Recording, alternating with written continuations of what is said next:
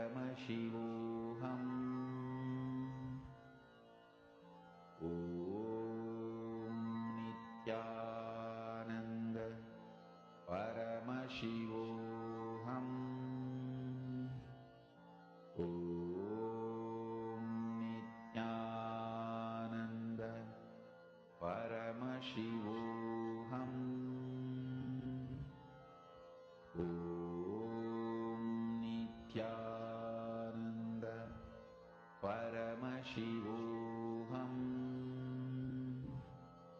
Om Nithyananda Paramashivoham. Om Nithyananda Paramashivoham. Om Nithyananda.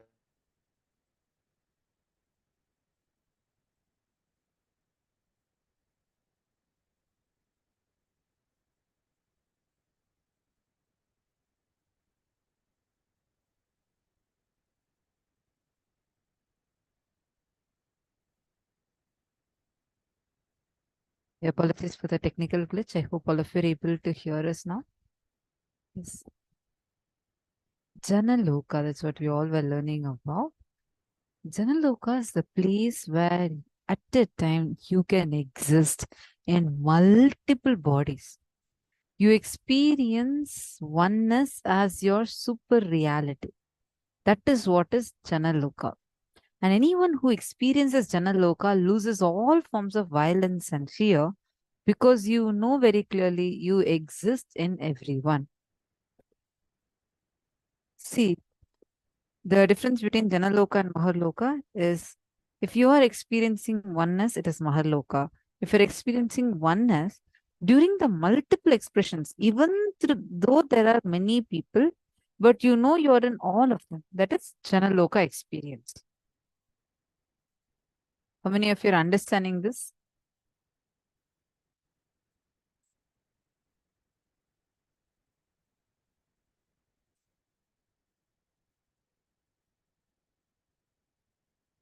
Janaloka is a space where absolutely no conflict, no protest, no fight.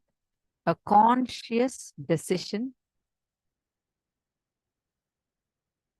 a conscious existence without any patterns, a conflict-free system. Understand? There is no traffic rules, but no accidents. Understand, in human society, in Buloka, we all have so many traffic police, traffic rules, and whatnot. But in Janaloka, there is no traffic police. In Buloka, even though we have so many traffic police, what's happening? Accidents happen. But in Janaloka, absolutely no conflicts, no accidents.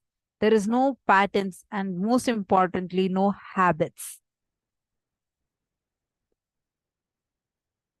No traffic signal, no traffic lights, no traffic rules, no traffic police, no tickets, but no accidents.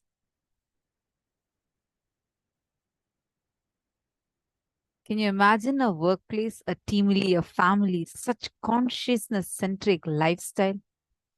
That is literally Janaloka lifestyle.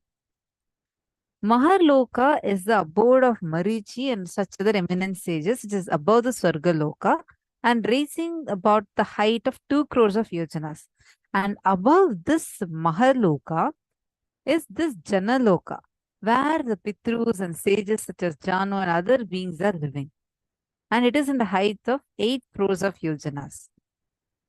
The Tapoloka that we learned about yesterday is above this Janaloka.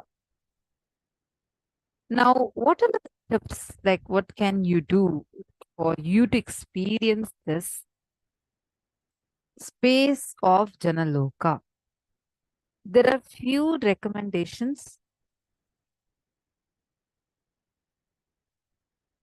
One meal a day lifestyle, and bring oneness as a scale for everything. Oneness as your core strategy, knowing clearly what you feel as good, bad, right, same way people all feel. If you want attention, people too want attention. If you want to be loved, people also want to be loved. If you want to be celebrated, people also want to be celebrated. The kind of a vibe you attract your tribes around you in multiple levels as per your personal understanding, as a strategy to relate with others, as a strategy to relate with God, as a strategy to relate to ultimate. Use oneness. Use oneness as a strategy. I just wanted to check how many of you are understanding this so far. Actually, now what Swamiji is explaining was is a really a powerful explanation and understanding that Swamiji is giving us, because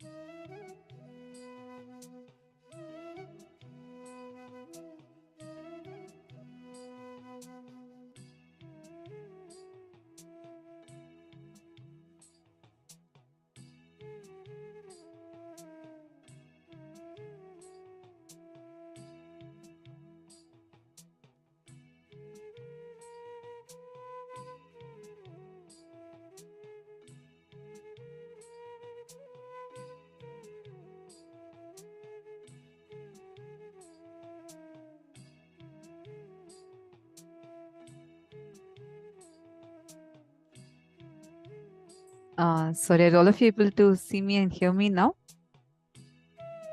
If you're able to see me and hear me now, please let me know. Okay, wonderful. Thank you. See, really beautiful session this was. One of the most important things is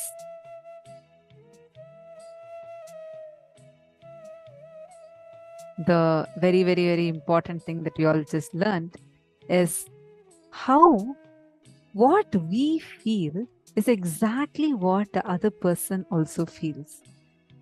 We might have heard about putting yourself in another person's shoes and seeing the situation, understanding the situation. That works to one level. But understanding the situation, seeing the situation, and simultaneously also cognizing inside of you that what you want in the situation is exactly what the other person wants. For example, if you are in a particular situation, you will want that person to actually just give you some attention. You don't even want that person to solve your problem. You actually are not looking for solution. You just want that person to give you some listening. Then be very clear that's exactly what that other person also wants.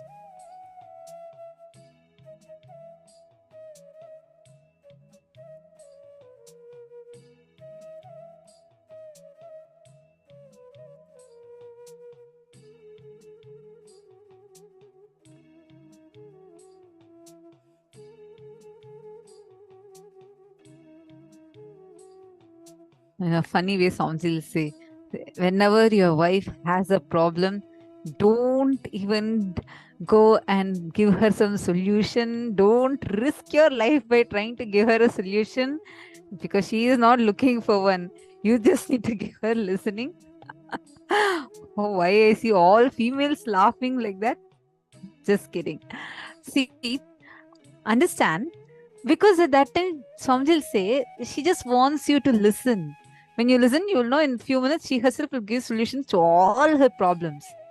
See, many times you try from what you want to tell the other person. You try to say, okay, why this person is like this? Why that person is like that? This is how we talk.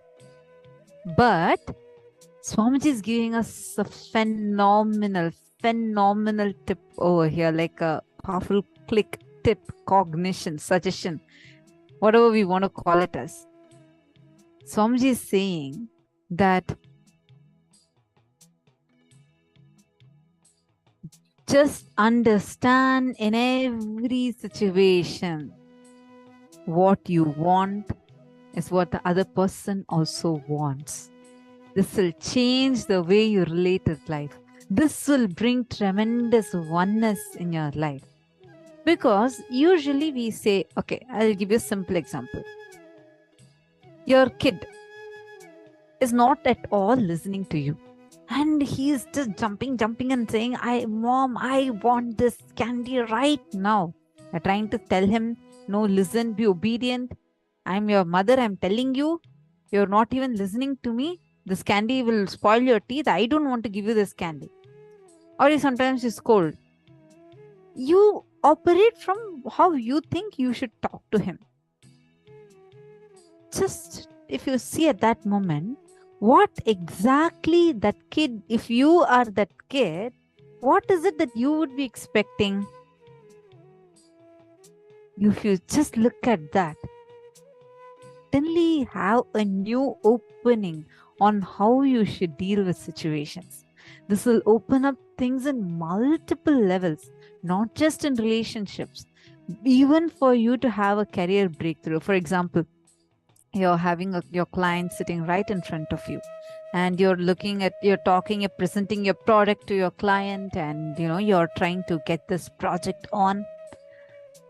If you are talking from what you want to present, you may or may not be successful. But if you are looking at what will I want, what will I be looking for, it's actually much deeper than just putting yourself in that person's shoes. When you put yourself in that other person's shoes, you only think to the level of what that person will be going through, what that person will be feeling. But Swamiji is not stopping with that. Swamiji is saying, look in, go deeper. What would you exactly be wanting? That's the same thing the other person also wants. If someone is being cunning with you, be very clear. That is how you are operating with life in some other aspect. Life is a huge mirror. It's just going on, reflecting. This is a good news for us because you have the ability to change it. You have the power, ability, possibility, strength to change it. You just need a decision. If you just understand, you will take this as an opportunity to be able to look in. Why? Why am I reflecting something like this in my life? What is it? Why am I having this reflecting? You would look in. You would start seeing inside of you, why are you manifesting life in a certain manner, in a certain fashion? How many of you are clicking with this so far? Are all of you understanding? And all the male participants, if any of you have any questions, I request all of you to share that, like post that on the Facebook, and we will see your posts on the Facebook and be able to answer your questions.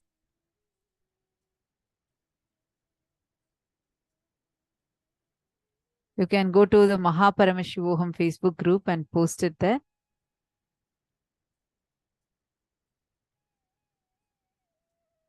All the male participants, please take a few minutes. Any questions you may have or a click you want to share, go to the Facebook page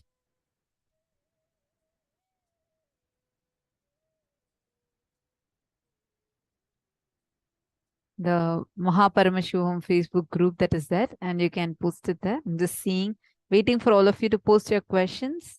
The male participants, if any of you have any questions, you can go here and post it.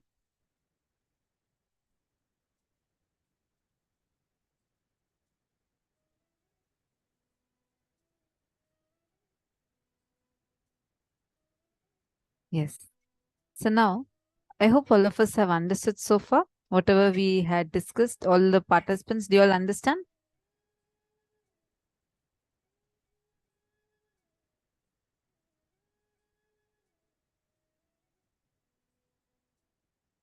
Ma Geeta Devi is saying, just now I was thinking to share this exact problem with you, Ma, and you're giving that as example.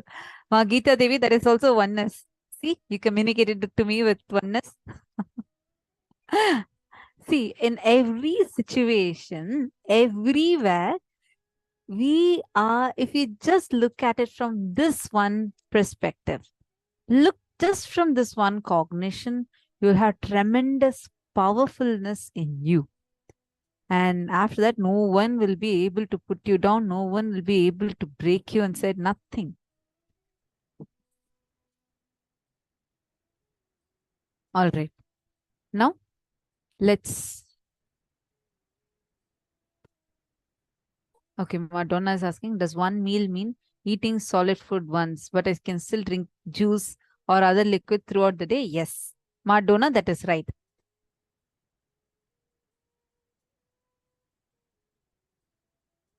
Carol Mawine.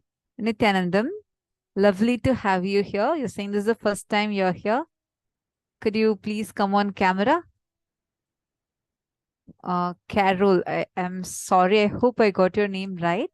I apologize if I did not pronounce it rightly. Can I request you to please come on camera? Carol. Where are you from?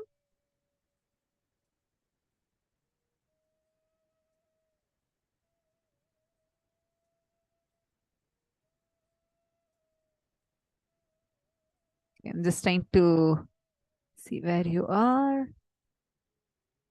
Okay, lovely to have you here. Nice to see you. Where are you from? Where are you logging in from? You can type it. I don't think you'll be able to unmute and talk. You can type it in the chat and post it, no? This is the first time you're coming. Welcome. And how did you get to know about the program?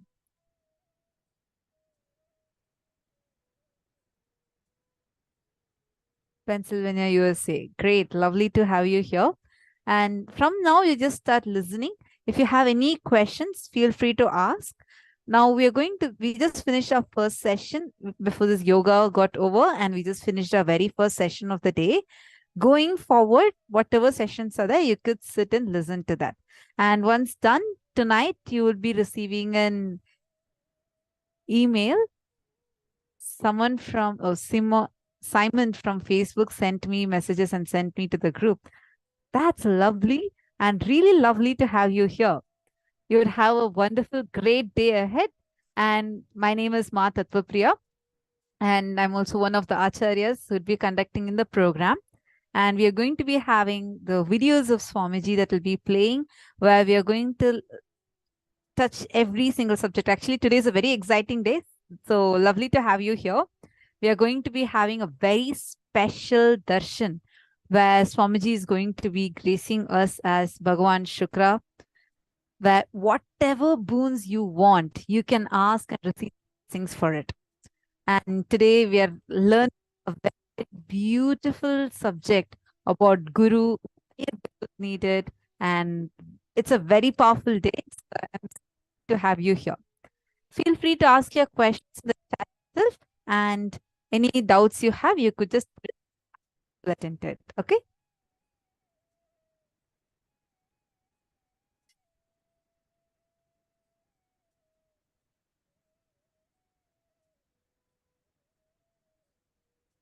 Ma Kalyan is asking the reflection. How do we complete a past incident, and how do we? Nityananda, Ma Kalyani, nice to see you here. Ma Kalyani, see, understand, I'll give you a simple example. See, What you are carrying in you is what is as life outside of you. In multiple situations, you just need to analyze it, you will be able to catch it. How many times have you seen the same type situations keep getting repeated again and again and again? Like you will see there's like a certain type of situation keeps the same problem. You find the same solution and you're stuck with the same problem. How many times are you able to relate with what I'm saying? Have you seen this happening? Like this is, you may try attending to once, like for example, let's say that you all that time somehow you really want to avoid conflicts, but you keep getting into conflict with your friend. And then you said, okay, come on, I'm good. Now it was in your college, and then you moved on to your, you got married, and then you thought, okay, now I'm no more with that friend. Probably I won't get into conflict. But then you're seeing the same your husband, and you feel the insight. What might be different, but it's the same. And you wonder, hey, why is it repeating again and again? The reason is because what is inside reflect. If I have a wound on my and if my forehead is bleeding, I go of the mirror.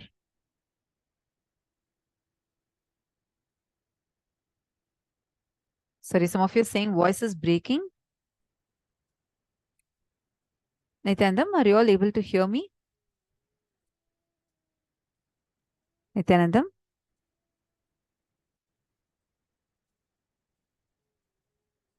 Sir, is this better?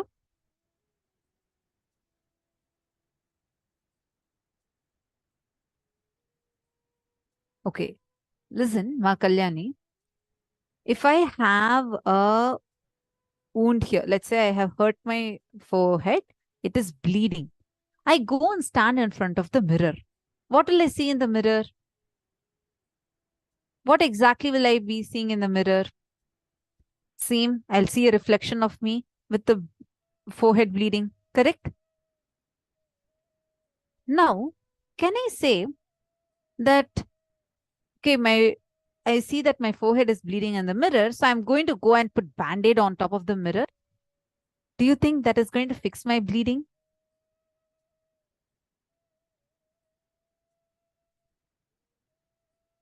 No, right?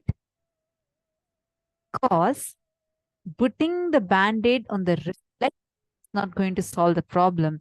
I need to attend. Where do I need to put Band-Aid? Here.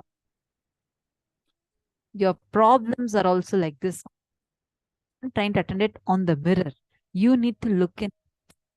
It is getting reflected. You're asking, then how do I do completion? This is you actually to do the completion, because now you know your problem, the why the issues happen. If my kid is not listening, Kalyani is having some issue inside her. Why to me? Not because, yeah, she is not listening. It's reflecting from within me. That is why she's not listening in.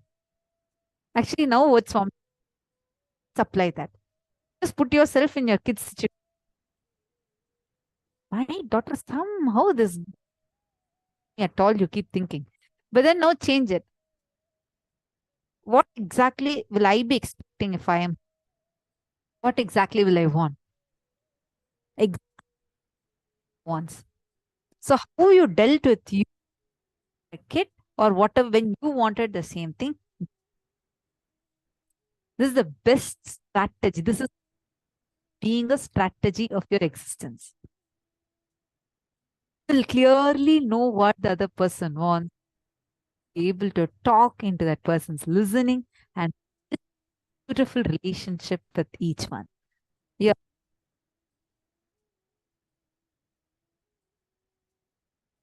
So now, first have understood. If the male participant, I just want to tell again, you can go to the group and post it there. We'll take it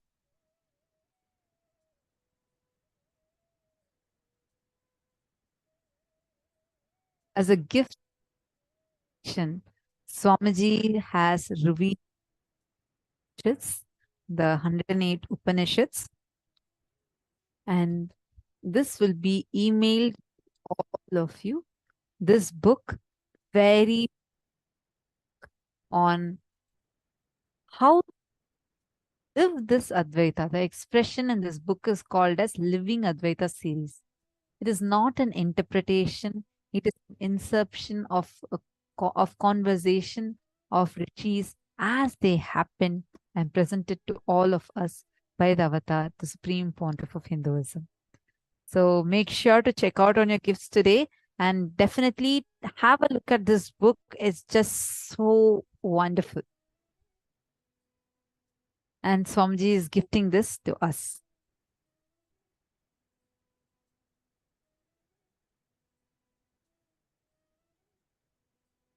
Let's all enter into the power manifestation session. We're going to be having Manitya Shambhavananda conducting the power manifestation session for us. All the participants that are new, like a completely, just wait till today's initiation, and we are going to be having the initiation into third eye and initiation into the power manifestation. After that, you'll be able to manifest powers. Ma Carol, you got that, Ma? Right now, you just listen. This power manifestation, right now, you may not be able to do because it requires the initiation from Swamiji. Okay? You can just listen in this session. You can do all the exercises that we will be guiding for. Okay, now let's all enter into power manifestation session.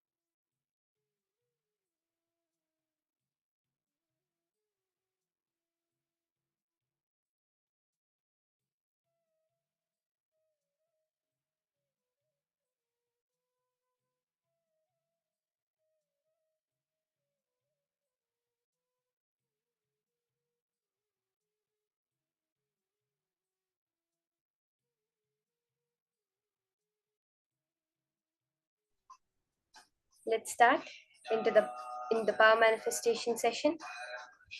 In that beautiful space of understanding that anything in our reality is a reflection of that Advaita space, that oneness space that is happening within us.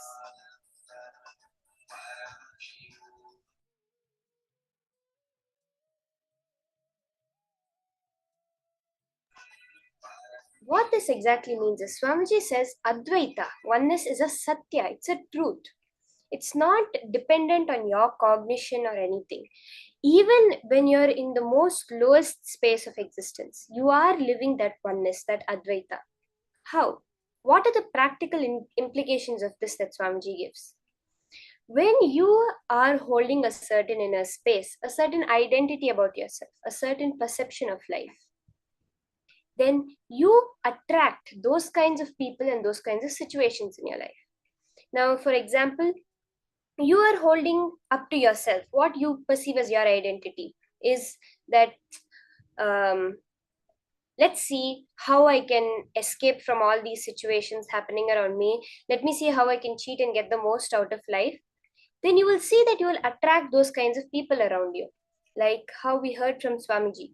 When you are holding the space of let me enrich, then you find people around you who will only enrich you. Exactly what you want is what the people around you want. Because you are in the space of oneness. If you are holding a cunning mindset, you will be in the space of oneness, manifest people around you with the cunning mindset. If you are in a liberating mindset, then the people around you, the oneness that you manifest will be the liberating mindset.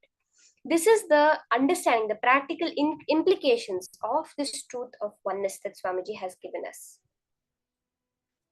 So let's start with the power manifestation session. When you are holding the space that I am Paramashiva, everything in life will respond to you as Paramashiva.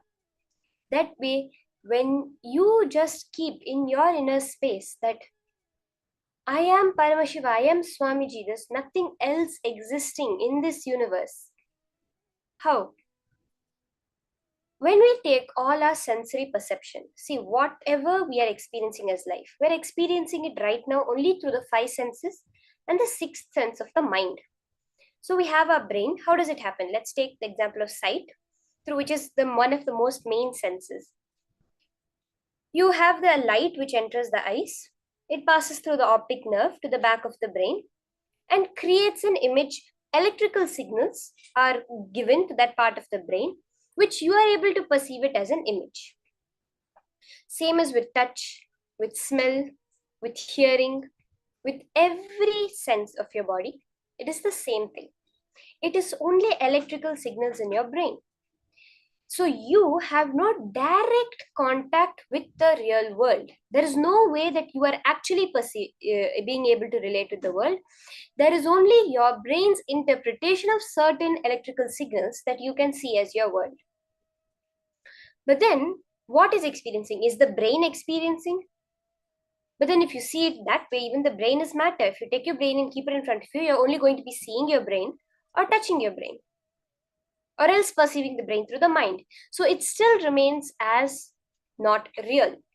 But what is it that's experiencing? The only thing that's real, that is the existential reality, existential experience, is your Atma, your soul, the Paramashivatva within you. That who is it that is seeing? That is the most fundamental question. When you look at that, then you're able to very clearly understand why is it that this world is not real.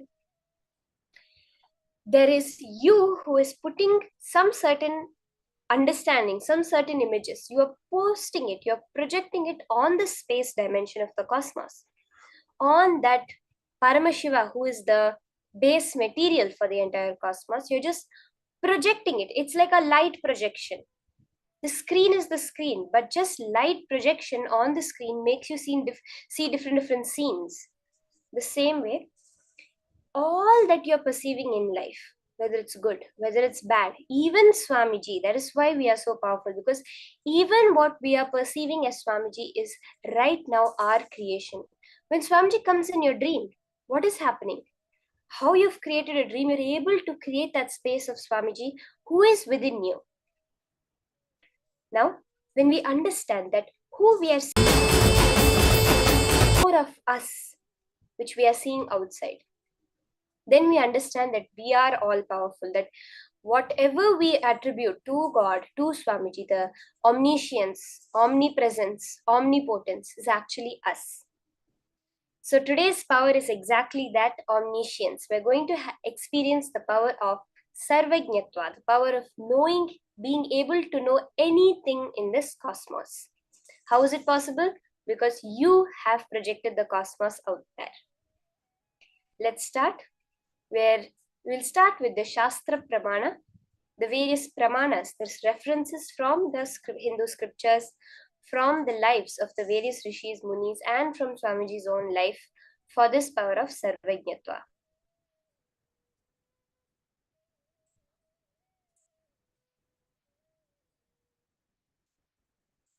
The Shastra Pramana for this power is from the Sarvajnanottara Agama, verse 15. It says, Evamekatmabhavena samsthitasya tu yoginaha sarvajñatvam pravarteta vikalparahitasya tu. Bhagavan Paramashiva says, within such a yogi who establishes himself in absolute non-dual oneness with Lord Shiva and who keeps himself free from all sorts of differentiating notions, the exalted superpower of all-knowing, Sarvajñatva, gets unfolded in all its fullness. When you keep yourself in that non-dual oneness, in that space of Janaloka from which all power manifestation happens, understanding the whole world is your creation. Because there is no world out there. If you actually dig, even assuming in the beginning that physical matter exists, when you dig to the source of it, to the depth of it, there cannot be such a thing as a physical matter that you're perceiving. It is a pure projection of pure creation of your own self. The Apta Pramana for this power is from the life of Chaitanya Mahaprabhu, who was born in 1472. From an early age, he was a very intelligent boy, and everyone would just melt for his words. With no formal training, he would just chant any mantra, whether on Sri Krishna, Shiva, Muruga, he would just know it all. At the age of 16, he started a Gurukulam to teach people and children.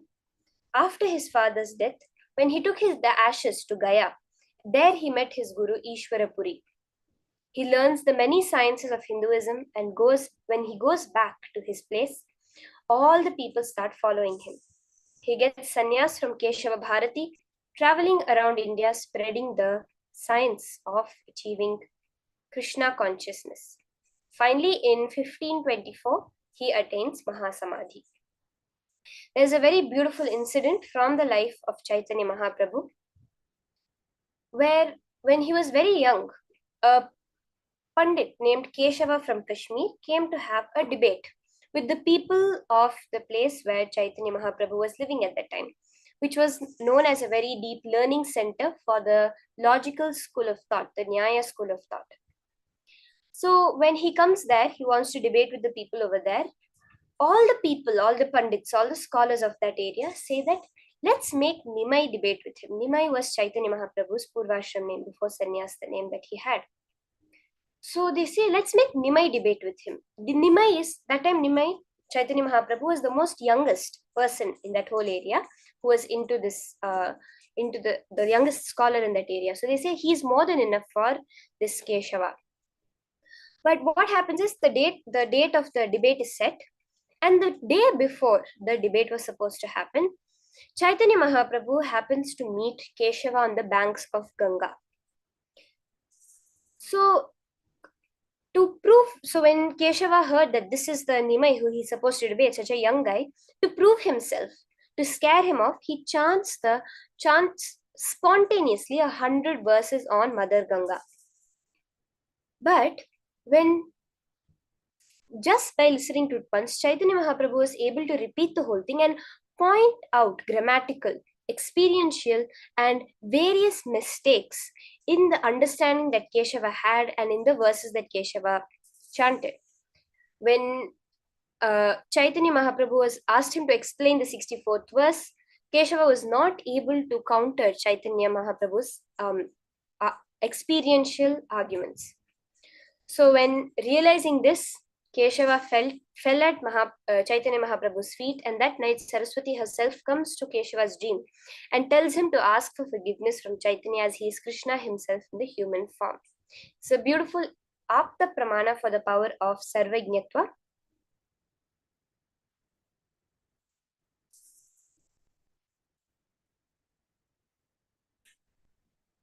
Swamiji himself very beautifully shares in many places how he experienced this power of Sarvajñatva. He demonstrated as a Leela the power of Sarvajñatva to his devotees, to his family, even as a very young child, when he was asked a question by his friends, something that nobody knew. He was asked the question about what the main shrine, the main deity of a certain temple was by the son of the priest of that temple. So that temple was very famous for its Muruga shrine, for its Muruga temple. And for all the Muruga festivals, people would go there. So when this boy asked, everyone thought, okay, it's a Muruga temple. But when Swamiji clearly saw through his third eye, through the power of Sarvajñatva, he said, no, it's an Ardhanarishwara temple. This boy was really shocked because literally nobody in that area knew that it was actually an Ardhanarishwara temple, because the Muruga shrine was bigger than the main shrine of the temple, which was the Ardhanarishwara shrine. But his father, as a priest of the temple, knew it, and he knew it. So this was how even Swamiji experienced and expressed this power of Sarvajñatva as a young boy. Let's now enter into the power manifestation. All of us are now going to be experiencing this power. Any information that exists is because you already know it. There can be nothing in the universe that does not already exist. There can be nothing coming under your perception that you don't already know. This is a basic science of life. Scientific studies have very clearly proven that your brain knows what is going to happen 5 to 7 seconds before it actually happens. They have done very precise experiments on people, very precise studies, which very clearly prove that your brain knows what is going to happen 5 to 7 seconds in advance. Understanding that? So when if a question has come in front of you to which you don't know the answer, which you think you don't know the answer, that is not possible. You know the answer, and therefore you have projected the answer to the question outside you. So let's do this power manifestation. Understand you are Swamiji. When you are seeing Swamiji in your outer world, it means you have brought that component of you, that intense seeking of you that's constantly raising yourself to the higher level, has brought Swamiji over there. There was a very great master, Nisargadatta, who within just a few months from being a common beedi seller on the streets became an enlightened master. He says, when his disciples ask, if the whole thing is Maya, if you don't have a mind, how are you here in front of us? He says, who said I am here?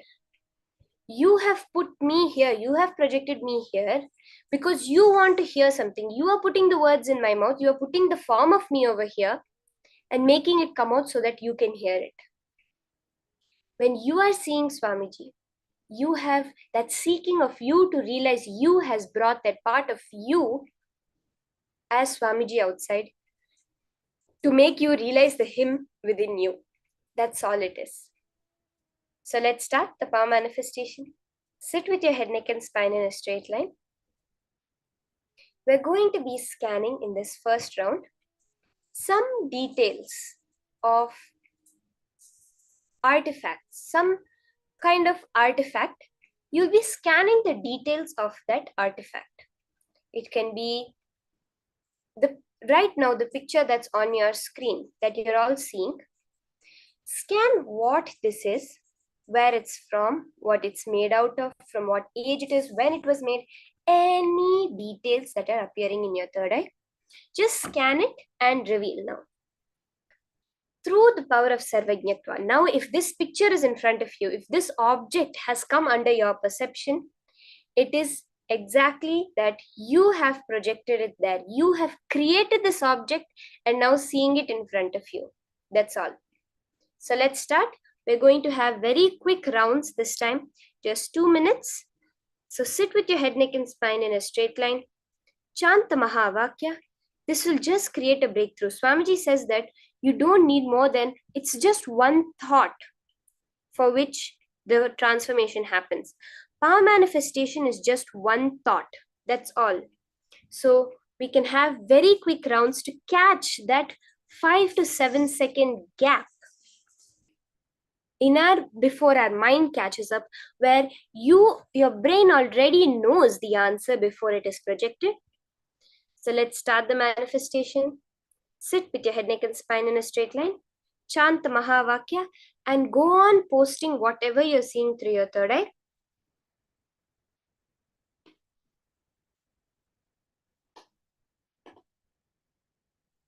Time starts now.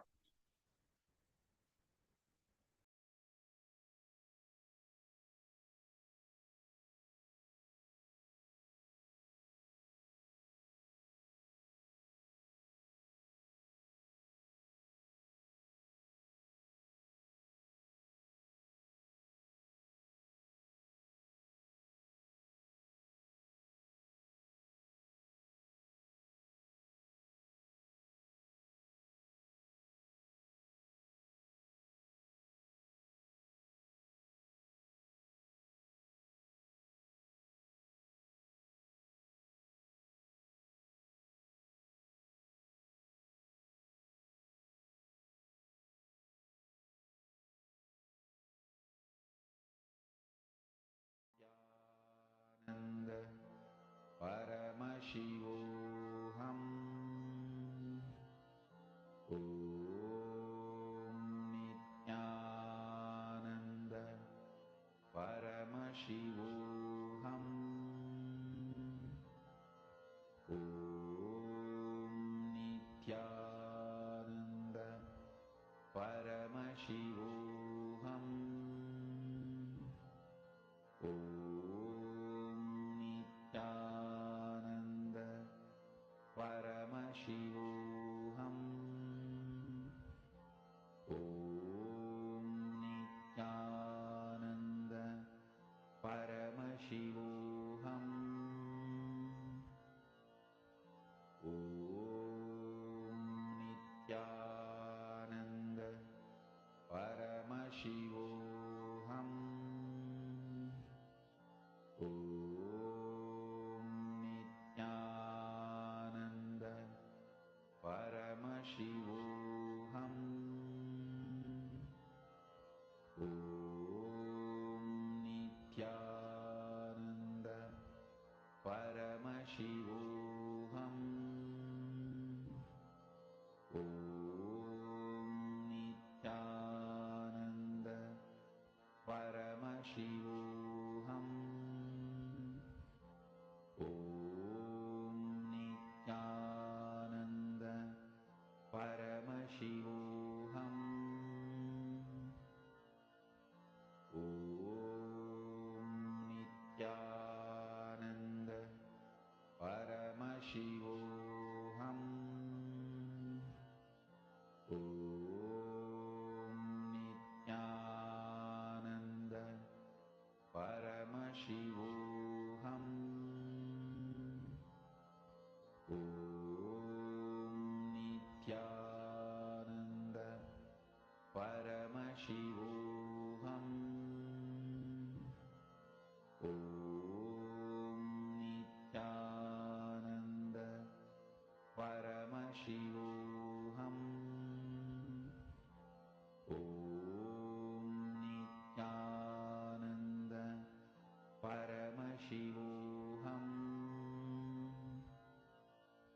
Om Nithyananda Paramashivoham. Om Nithyananda Paramashivoham. Om Nithyananda Paramashivoham. Om Nithyananda Paramashivoham. Om Nithyananda Paramashivoham. Okay, you can post your answers in the chat. Post it on Facebook. I request all the participants, you can go to the Facebook group, facebook.com/groups/Mahaparamashivoham, and post your answers, whatever you were able to see through your third eye. It's preferable that you go to the Facebook group and post so that we don't miss any of the various posts that are coming up. Any of the answers that anyone has to post?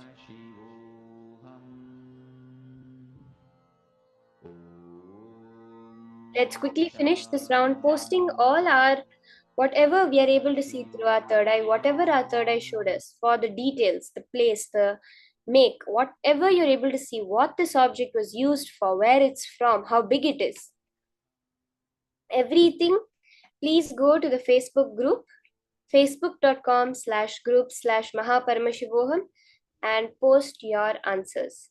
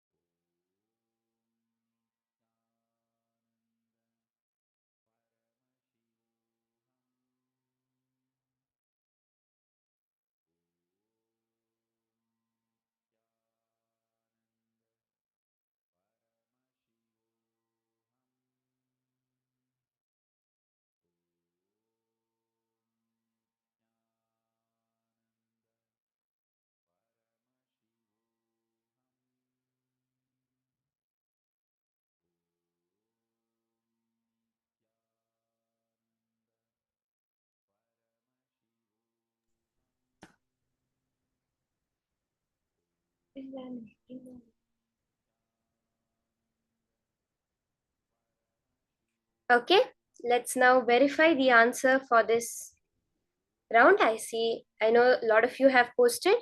Let's see what the answer is. This is called a Roman dodecahedron. Roman dodecahedrons is what it's called.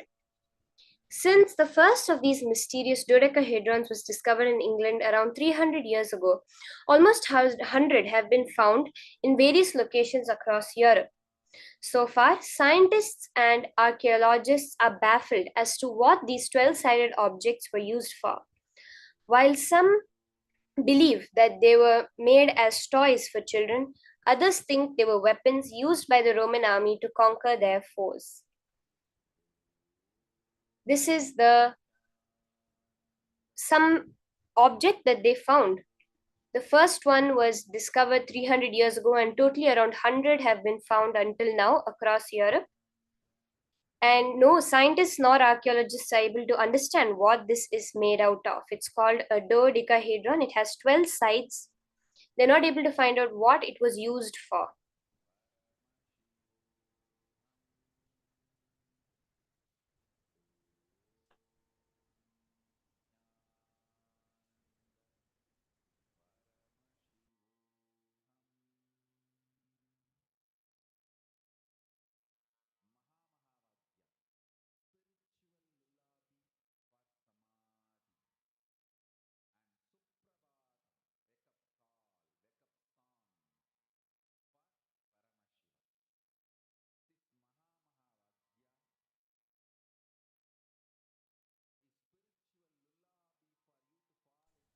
So this is the next object that we are scanning. Let's do a much quicker round this time, just 2 minutes.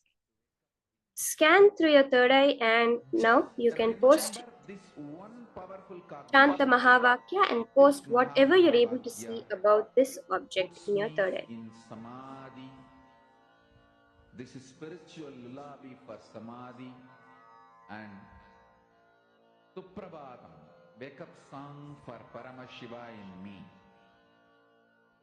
for Paramashiva to manifest.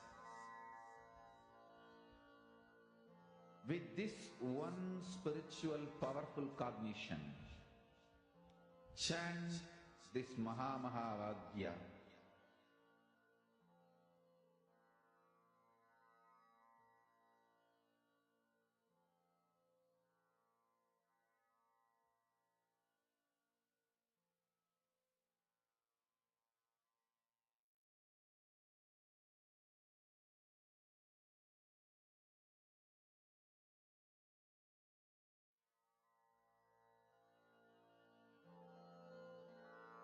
Mahavagya, spiritual lullaby for Samadhi, and Suprabhatam, wake up call, wake up song for Paramashiva, for Paramashiva to manifest.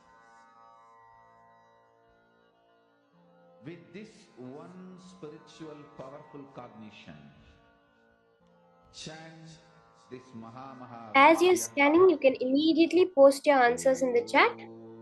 Just 30 seconds left for this round. Ma Jessica, Ma Swatantra, Ma Amsakala, Ma Stephanie, Ma Christine, all of you can post whatever you're seeing through your third eye. Ma Rajamma, Munusami, Ma Amrita Vandini, Ma Nivedita, all of you can just post. Immediately, whatever is appearing in your third eye, you can just post it in the chat.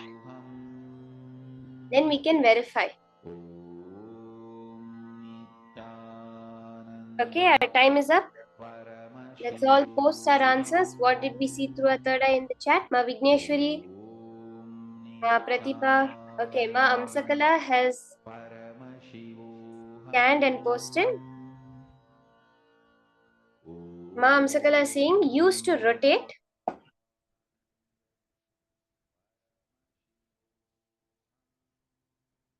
And moving some object. It has iron content in it. Okay.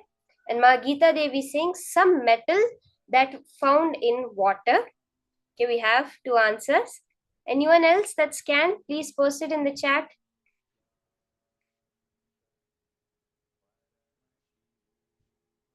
Ma Christine is saying that she saw a door, something to do with water. From a Roman water system, Ma Susan.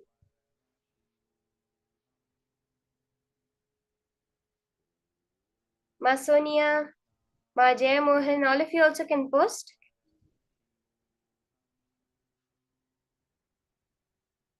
Okay, let's now see what the answer to this question is. What that wheel, that whatever the image we just saw on screen, what exactly is it? Let's see the answer now.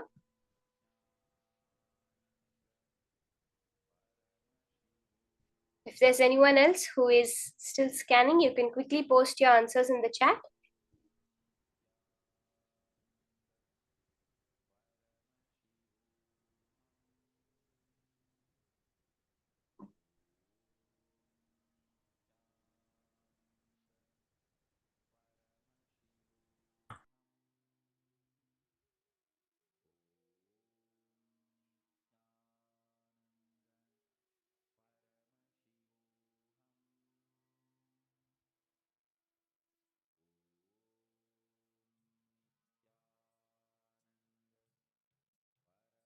Hima Mui Fan Ang is saying something sink in the sea. Okay. Hong Li Wang seeing Ma sea navigation. Ma Virupaksha seeing an object from a plane. Okay. A lot of people are seeing their things related to water. Let's verify the answer now. Okay, Nilaya saying he saw a Vimana.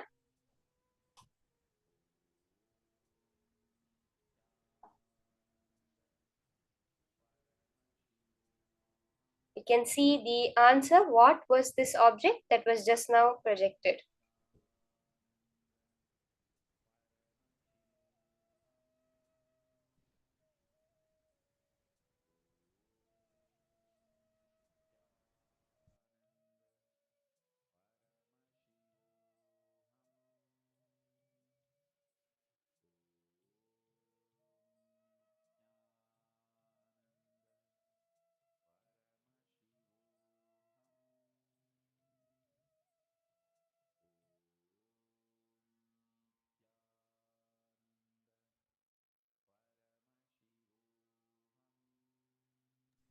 Let's now see the answer for this round.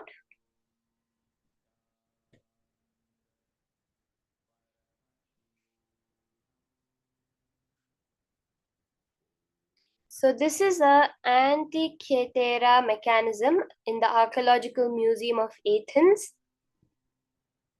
It's an ancient analog computer. It was recovered in the 1900s from the wreck of a Roman cargo ship. So many of you saw from which sea navigation, something sunk in the sea. So many people have seen this. That's beautiful. It was recovered from the wreck of a Roman cargo ship that sank near the Greek island of Antikythera. And the Antikythera mechanism might possibly be the world's earliest known analog computer, estimated to have been built in the late 2nd century BCE. It was probably used to track the paths of the sun, moon, and planets. However, because some key parts are missing, we may never know what its exact function was. This is what they think to be as the oldest analog computer in the world. So beautiful. So many people saw water. That's awesome. Ma Mui Fan Ang, you saw something sunk in the sea. That's exactly what it is. It is an ancient analog computer that was found sunk in the sea.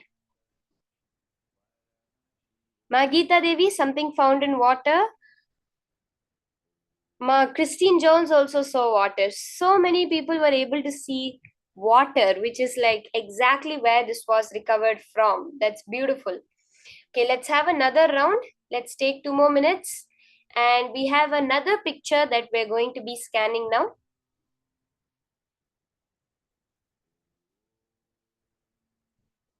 See, the minute that this has come under your attention, the minute you have seen this picture, that means you already know it and you have projected it out there. We have the next picture being shown. I request all of you, you can start the scanning process. We'll have a quick 2-minute round. Whatever you're able to see in your third eye, you can immediately start posting in the chat.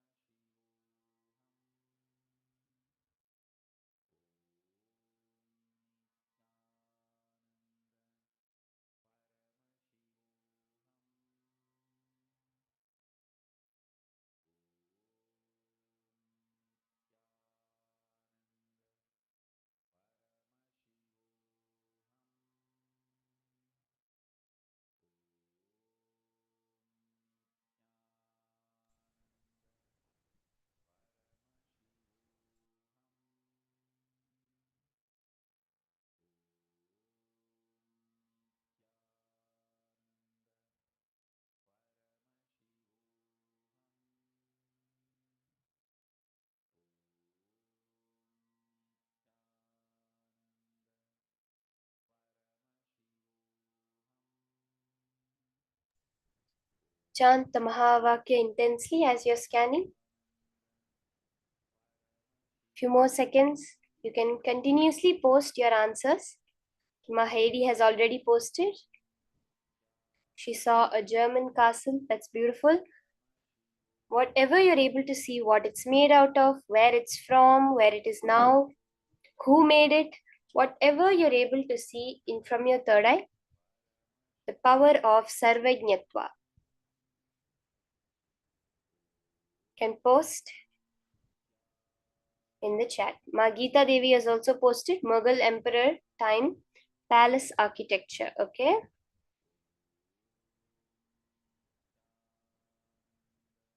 Okay. Let's have anyone else. Well, let's verify this round now. Okay, Ma Diana is seeing it's in a church or a cathedral. Keep going. Anyone else? Palace Versailles. Okay. Ma Susan. Ma Christine is posting decoration from old building, wall decoration. Okay.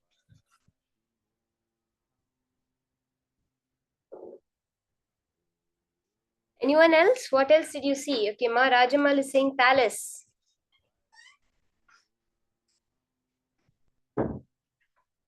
Ma Amsakala, placed in a palace, wooden architecture covered in a shining material.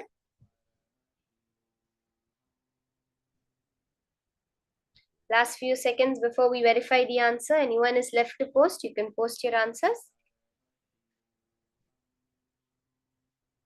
Palace in a kingdom, Ma Ananda Sagara.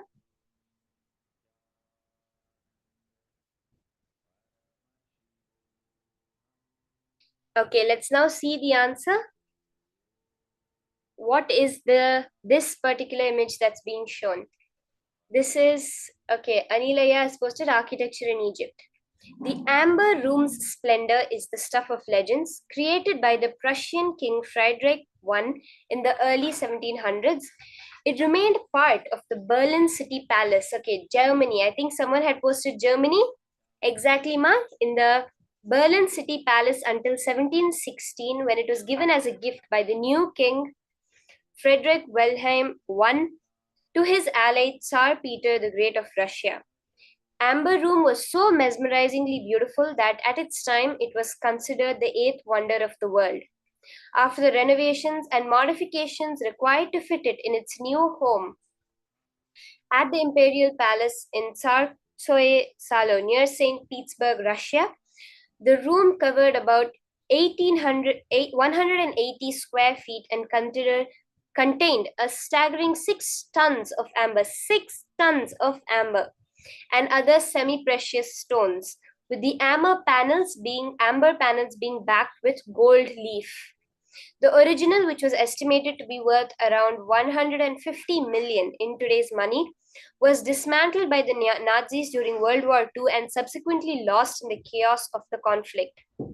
A reconstruction started in 1979 and completed in 2003, which cost only 11 million, can be currently seen at the Tsarskoye Selo. Yes, Mananda Sagara saw Germany. So beautiful. Many people were able to see some people saw it was in a palace, which is exactly, it was part of the Berlin City Palace where it was first created.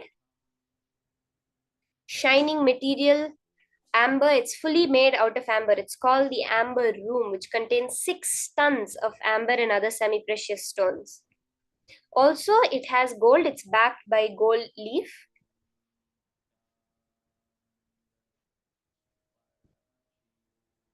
So beautiful.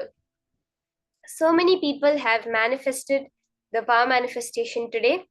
And further going, you will see how that space, that group space that we're all holding for the manifestation to happen, will make the manifestation just exponentially increase in all of us. So are we ready for this? The grace of the Guru, Dakshinamurti, which is showering on all of us today. That is why we have Swamiji in our life. And who is this Dakshinamurti? What does he represent? And Wow, how blessed are we really to have the Guru in our life. Let's now learn about Bhagavan Dakshinamurti from Swamiji himself.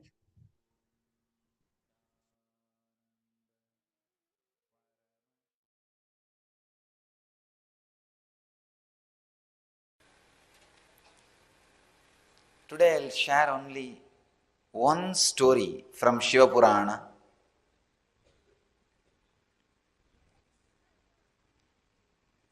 Story of Dakshinamurti.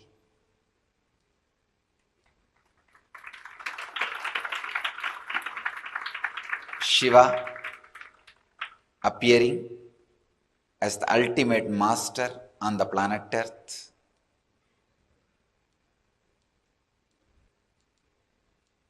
Long, long ago, once upon a time,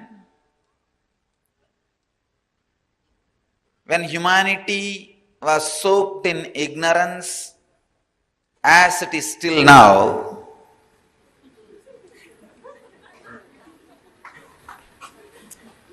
there were a group of people who were very successful in whatever they want to do through different powers. They had almost all powers. Anything they want, they can make it happen. This group of Chennai,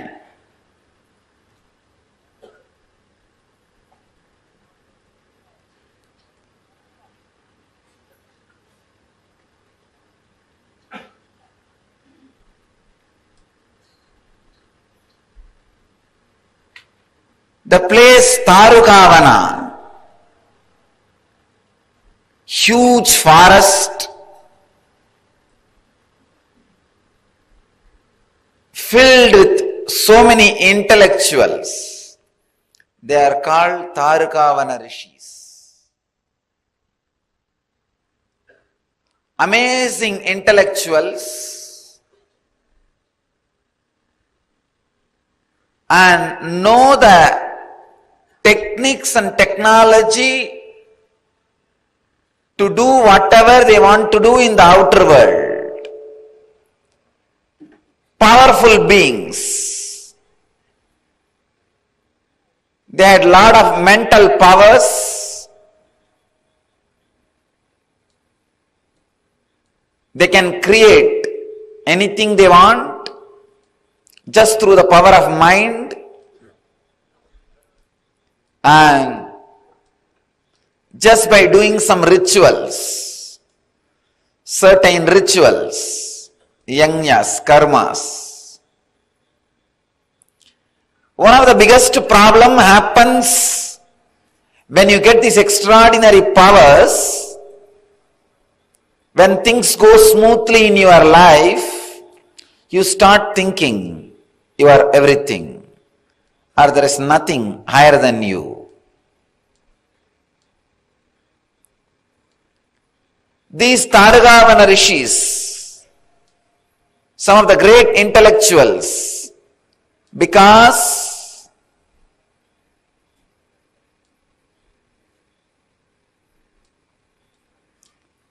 they felt they can do anything they want through the power of yajnas, yahas. They started experiencing or feeling the subtlest problem of life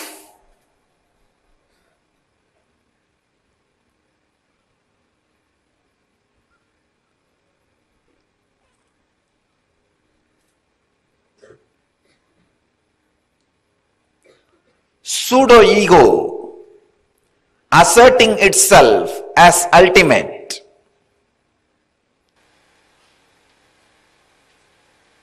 The foolishness of the intellect or arrogance of this atheism has gone to the extreme, and they started becoming arrogant and a threat to the society. Usually, when atheism settles in you, when you are not ready to respect anything higher than you, your intellect, you are a threat to society.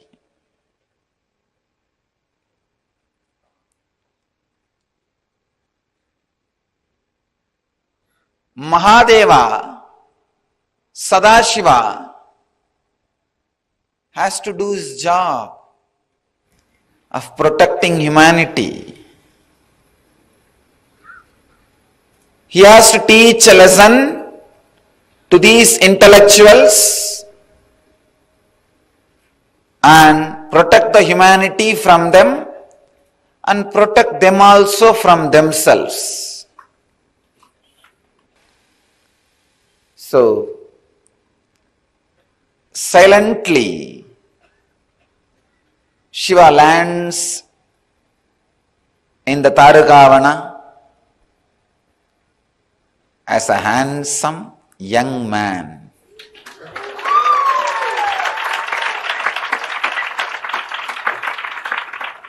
And the extraordinary glow and the energy which is beyond skin, the extraordinary radiance, tejas, beyond the skin color, extraordinary attraction beyond the size of the body, he manifested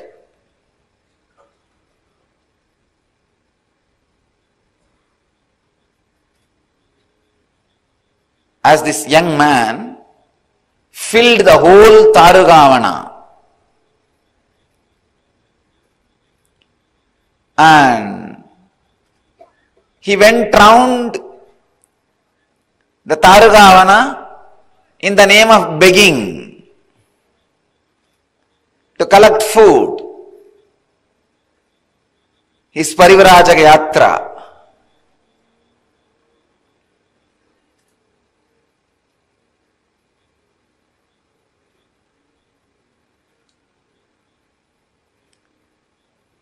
All the wives of the rishis saw this extraordinary charismatic energy expression. Fortunately, they were not bitten by the snake intellect. They were not caught in the arrogance. They were not caught in the pseudo-ego of their husbands. So with these Tarugavana intellectuals, rishis, they were really doing something wrong. So the understanding the women carried helped them, saved them from that pseudo-ego.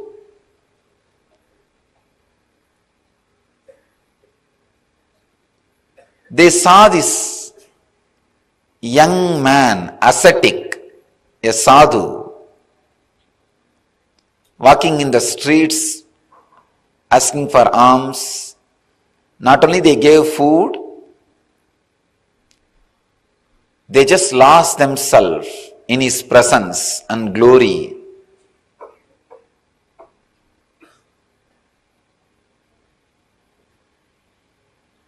All of them have started spending time around him, started listening to his teachings.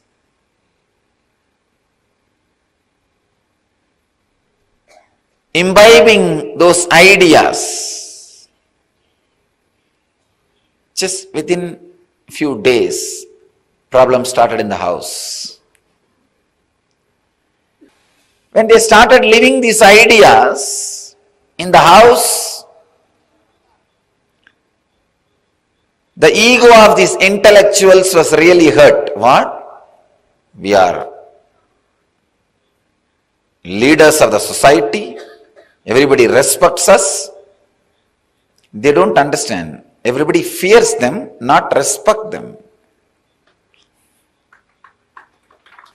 Within 2 days, there was a meeting of all the intellectuals, big discussion, how to stop this young sadhu going around and begging and giving lessons and teachings and taking classes.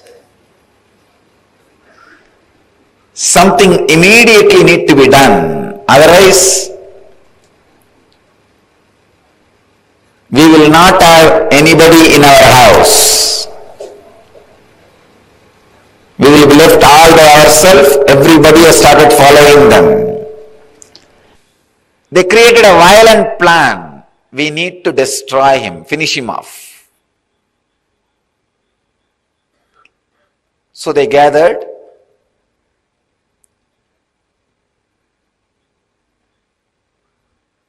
Started spreading waves.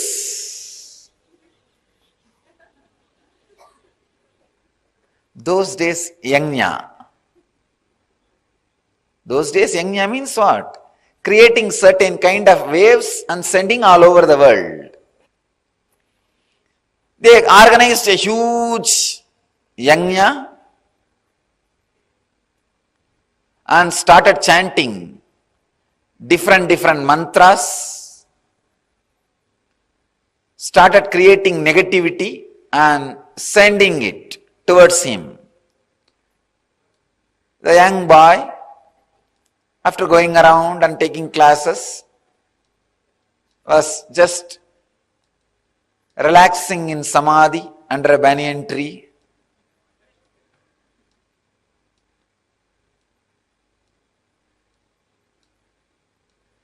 First, those intellectuals created a damaru, which was creating an intense sound.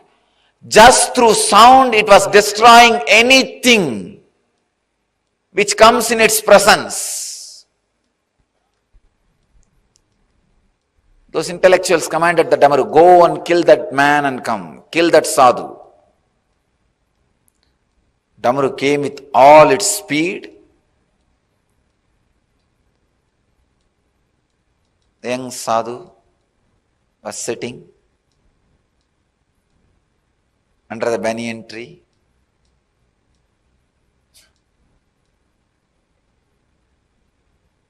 The light smile,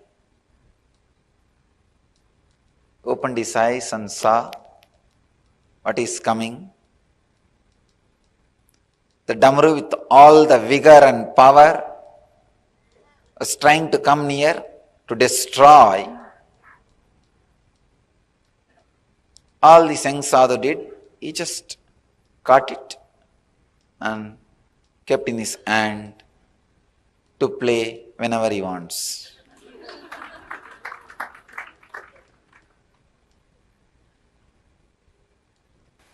Then they thought we should do something more. They created a deer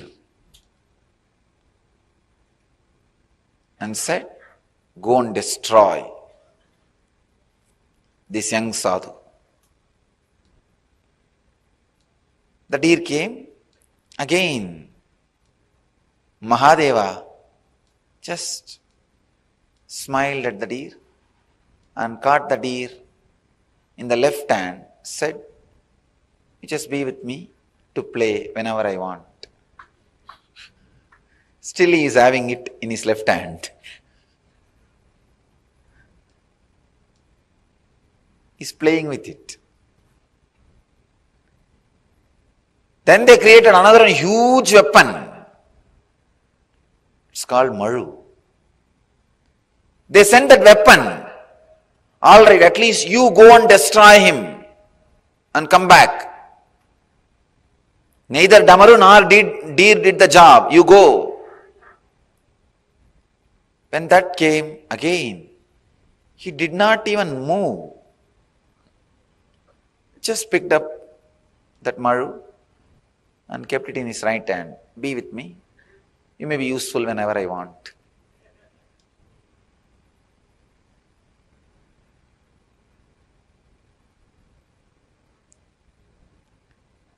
It's too much.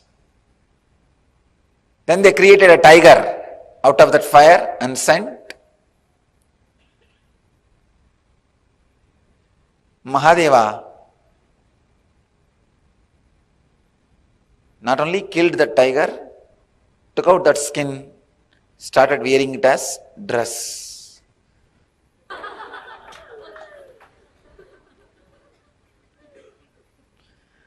So he started wearing it as dress.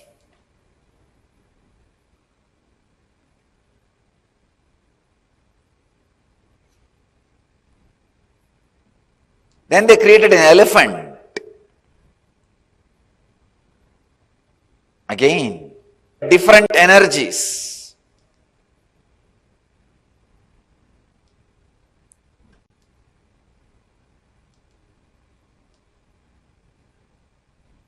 Finally created a asura, dark,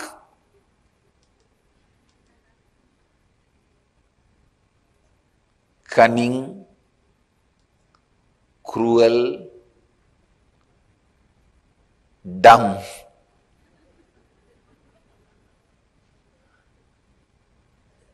Muyalaka.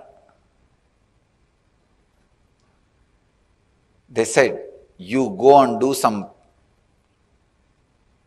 conspiracy, create some problem, destroy this young sadhu. Shiva did not even bother. He just picked him up and put him at the feet. He was dead. But these asuras are dangerous. Even if they are dead, you have to always keep one foot on them so that they don't come back. He puts his feet.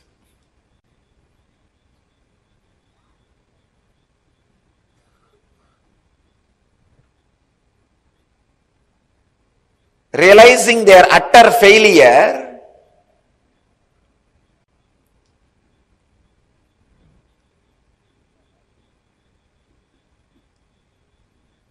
they tried to do all possible things.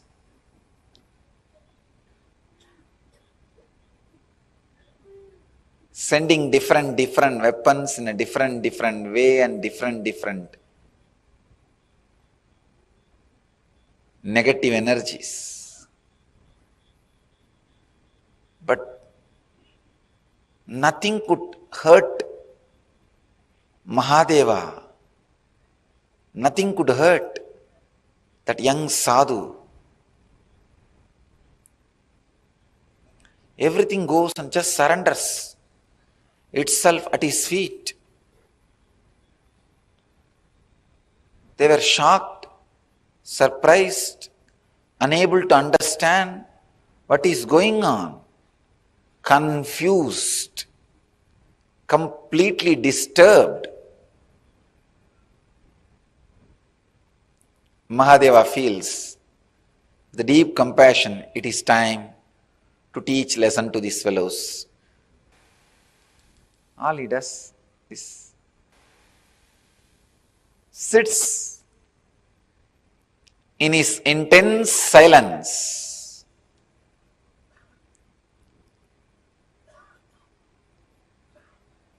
Just by his intense silence and presence, those rishis forgot all the extraordinary techniques and powers they had, the technology to create new weapons and new negative energies. So they decided, before we lose everything, let us do our final try. The very fire, Agni, in which they do the homa and create anything they want, That very fire they commanded, come on, it is time, you go and destroy him, or we will be destroyed. The fire comes in full speed. That's the last weapon they had.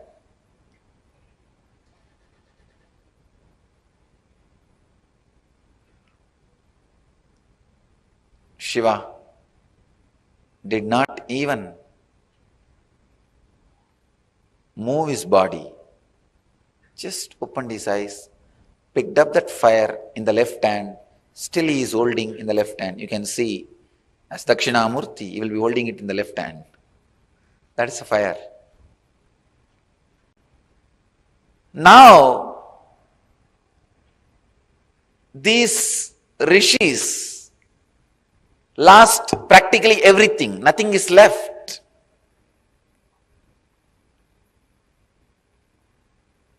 It is too much, too strong lesson for them.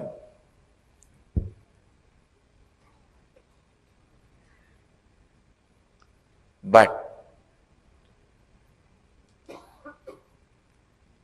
even though they were thinking about this young sadhu to destroy him, but continuous thinking about him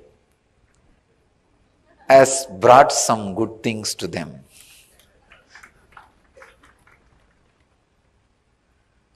Those rishis are fortunate. Maybe the layer of negativity they carried was very less. Just because they were constantly thinking about him, they finally decided, if there is somebody who can stand all the negative things we can do and still be calm, composed and continue what he wants to do, then he must be extraordinary power. They had little intelligence also along with their intellect. Fortunately, they went and surrendered at the feet of Mahadeva. Because they surrendered, Shiva gave knowledge to them also. Not only he saved humanity from these atheistic intellectuals, because they also surrendered, he saved them also from themselves. Understand this story.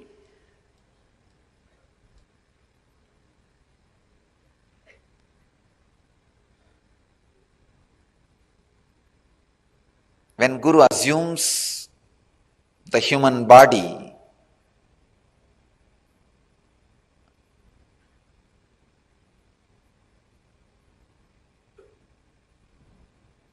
when he comes down to the human frequency to save humanity from atheistic intellectuals and save themselves from themselves, save them also from themselves. The extraordinary silence he radiates itself is power.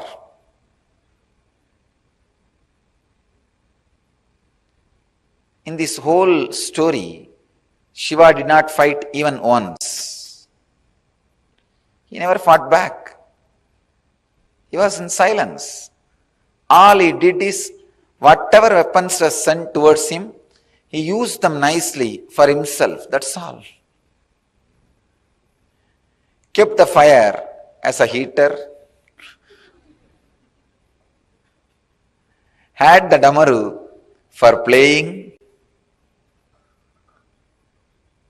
had the tiger skin as a dress, had the elephant skin as the blanket. Whatever negative energy was sent towards him, he beautifully used.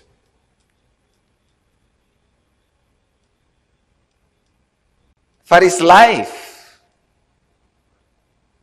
He knows how to use any negativity, turn it into positive and use it for his life.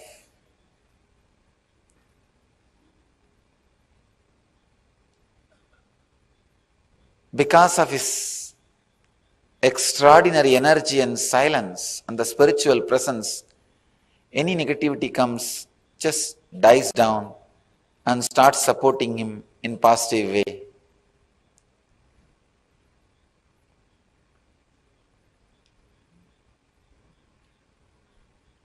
After all that, after all this attack, still he is sitting silently in the banyan tree, radiating his presence.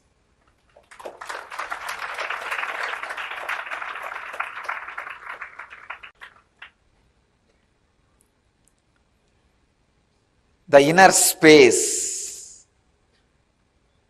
continues to radiate the extraordinary silence. An intense presence goes on inspiring everybody to transform themselves. First, he destroys all the negativity thrown towards him and turns them into positive energy. Then he transforms the very people who are trying to throw negativity towards him.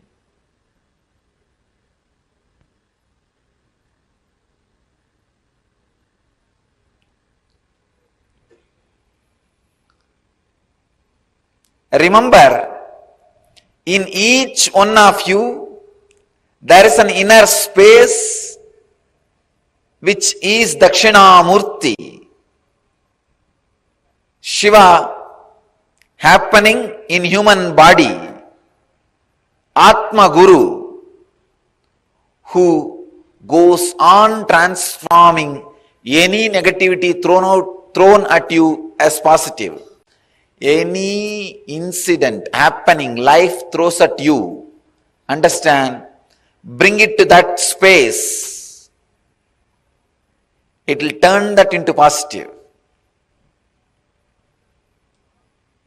If life is throwing fire at you, bring it to the Dakshinamurti.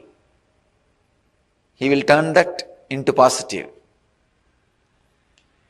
Anything brought to him turns positive.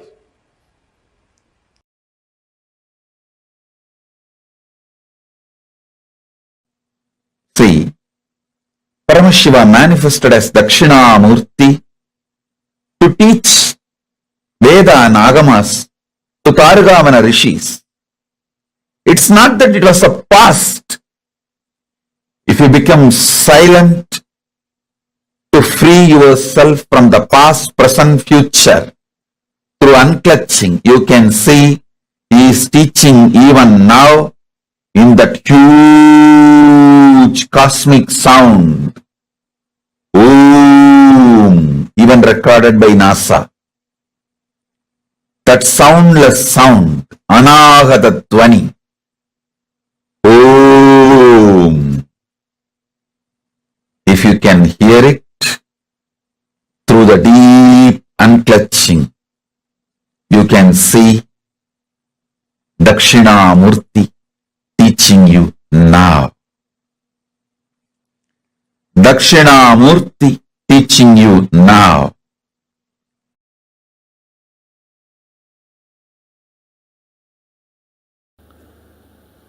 Then Mahadeva withdraws Adi Shakti into himself. He sits as Sadashiva and Adi Shakti together. That is what is Dakshinamurti form. That is why in all Rajeshwari temples there will not be Shiva. In all Dakshinamurti temples there will not be Devi. Because in Dakshinamurti form he is both. In Rajeshwari form he is both. When the male component is sucked into the female component, he is Rajeshwari. When the female component is sucked into the male component, he is Dakshinamurti. In no Dakshinamurti temple, there will be Devi.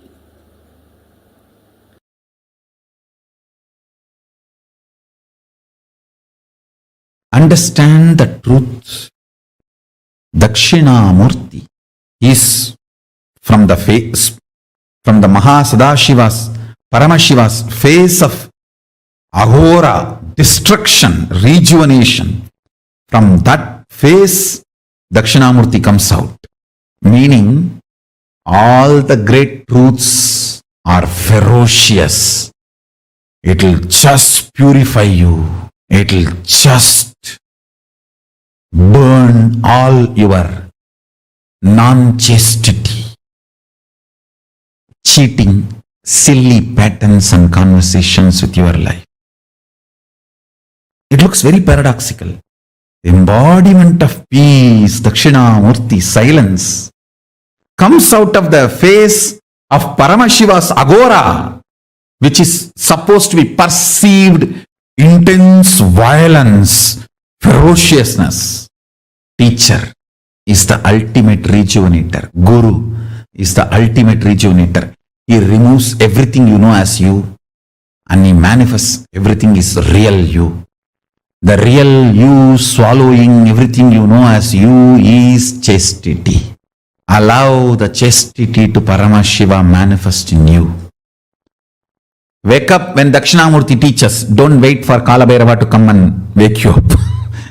And you need to know both came out of the same face, Agora. Maybe Paramashiva always tries to show Dakshinamurti of his Ahora face. And if you don't listen, then only he has to allow Kalabhairava to manifest. Chastity will never create conflicts. It will bring tremendous fulfillment. If there is a conflict outside, look in, something need to be attended inside.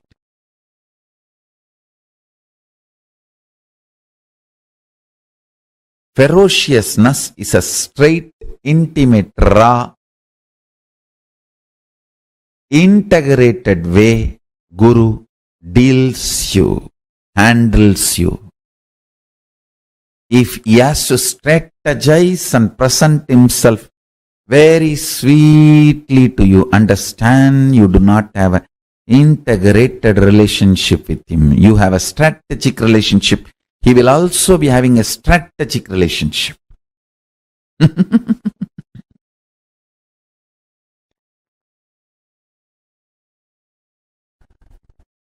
Ferociousness is Paramashiva dealing you with his own hands. With his empty hands, bare hands, he will never kill you. He will only hug you. Anything you see other than ferociousness, all forms of sweetness, is handling you through a strategy, means some weapon. The weapon may be looking very comfortable.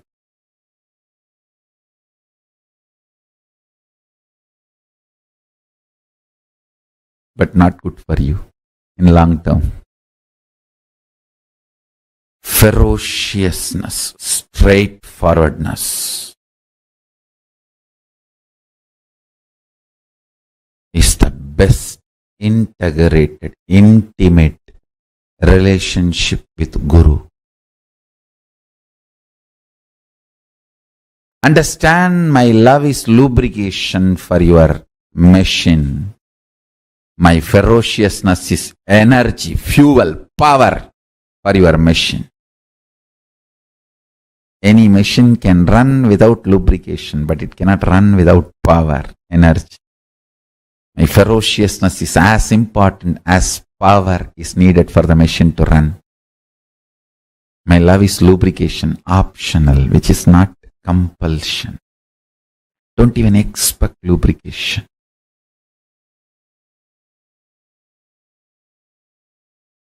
Listen to this clearly. Sound of Dakshinamurti and silence of Dakshinamurti need to be understood in reality. See, the silence of Dakshinamurti is not the soundlessness.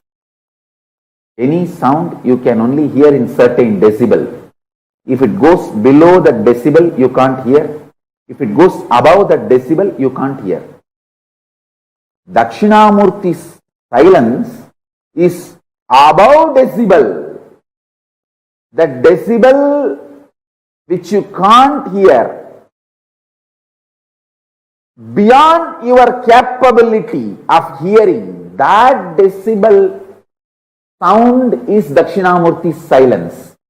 So Dakshinamurti's silence is not soundlessness.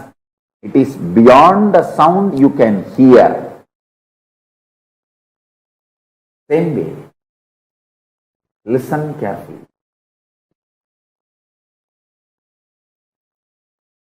Dakshinamurti's silence is not soundlessness, it is beyond the sound which you can grasp, perceive, hear. The human here has a dynamic range of the threshold of 120 to 130 decibel. You can neither hear below 120 decibel nor you can hear above 120 decibel. Sorry, 0 to 120 to 130. I can say 0 to 130 decibel. Listen carefully. Human here has a dynamic range of 0 decibel to 130 decibel. If something is below the 0 decibel, you can't hear. Something is above the 130 decibel, you can't hear. Dakshinamurti's silence is above the 130 decibel. It is not soundlessness. It is the sound which is beyond your capability to perceive, beyond your range. Same way, Dakshinamurti's visual silence. See, Dakshinamurti's verbal silence is the sound which is beyond your perception. Same way, Dakshinamurti's visual silence is not darkness where nothing exists. No, it is supernal effulgence where all your ability to visualize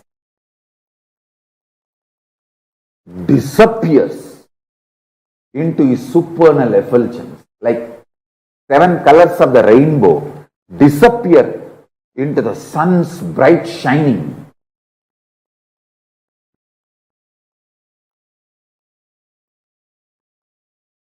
Your ability to visualize dissolves, disappears into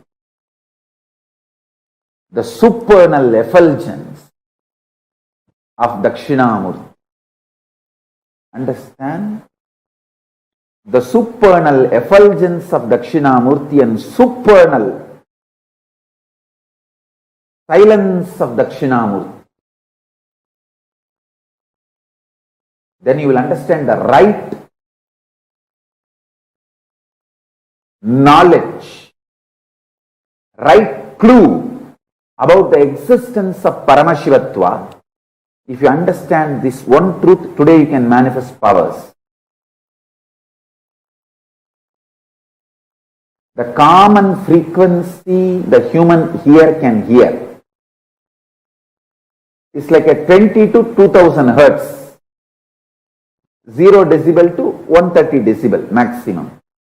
20 to 20,000 hertz or 0 to 130 decibel. That's it. If it is below 20 hertz, you can't hear. If it is above 20,000 hertz, you can't hear. Dakshinamurti's silence is above 20,000 hertz.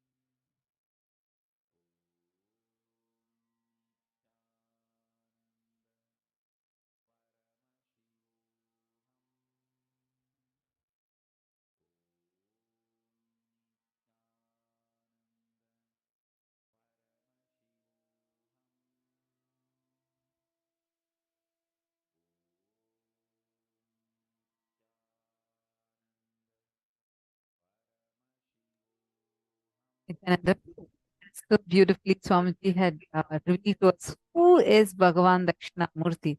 We all, when we learned about this Navakhanda Yoga Samadhi, we understood how the visible frequency of light and the audible range of sound, visible range of light and audible range of sound matters to us because even beyond that, things exist.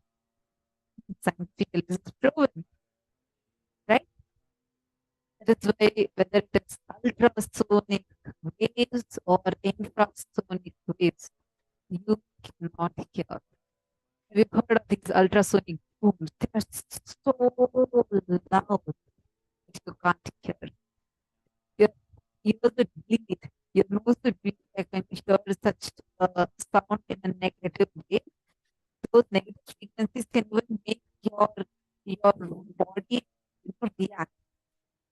Things can even break, but you will still not be able to hear them because beyond the audible range of human hearing ability. And these are the sound waves, like for these ultrasonic sound waves are the sound waves which is beyond the 20 kilohertz, right? And these sound waves, you even like all these sound waves, we can't hear it. For examples, we have these ultrasonic cutters, polishers, right? Which is like so loud that we'll not be able to hear it. And we also have these, for example, bats. Bats are having ultrasonic sound waves. Another example of this is the ultrasonic scans that we have.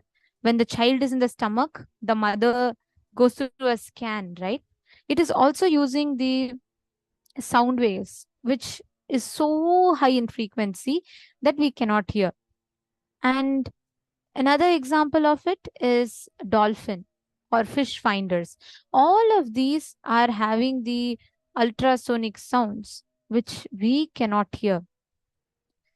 And we will not be able to hear that frequency, and we will have the impact of it, but we can't hear it. That's why they say blue whales and dolphins make such loud noise, which actually is so loud. It is so loud that we can't hear it. So that is a definition of an ultrasonic sound wave. You're understanding? Okay. So Dakshinamurti, the frequency that Dakshinamurti exists, is in this frequency. He is in silence, but his silence is so deep that human beings cannot hear that silence. You can only experience it. That is the power of Dakshinamurti. He sits. When he sits, right, it will just be that, like, he's just completely quiet. There's no sound. But in that silence, he transmits petabytes and petabytes of information to us. Now, how many of you want to experience what does it mean to hear those ultrasonic sounds? What does it mean to hear those sounds? See, there are some ultrasonic sounds which are good in nature. Like, for example, the sounds of certain frequencies that is in the temple, that vibrates in the temple. These sounds are so good for us because the patterns of these sounds creates the right effect in our inner space. The sounds have an impact in the matter. Now, Dakshinamurti can be experienced just by meditating on words, meditating on silence, taking your sounds from sound to silence. That is what all of us will be experiencing right now. We all will be experiencing this exact aspect, moving from sounds to silence.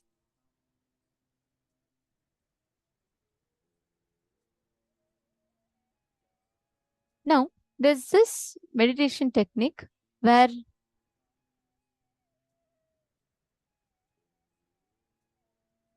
this meditation is where you will visualize a word like love, joy, bliss.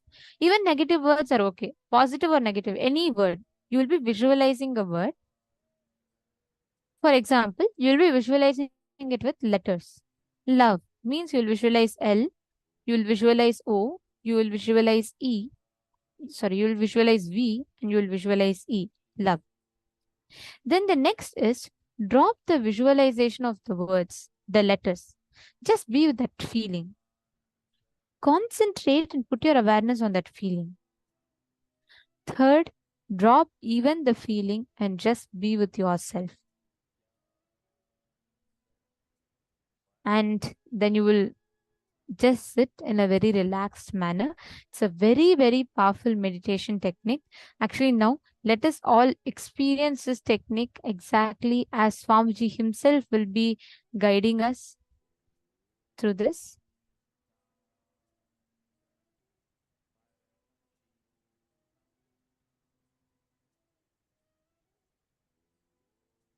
I request everyone to please sit straight. Sit with your head, neck, and spine in a straight line.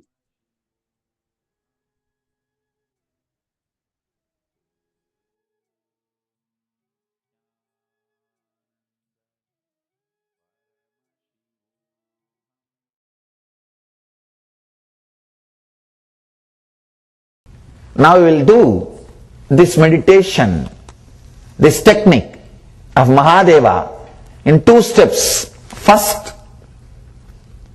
let you look into yourself for 5 minutes and try to pen down, not for anybody else's sake, just for your sake.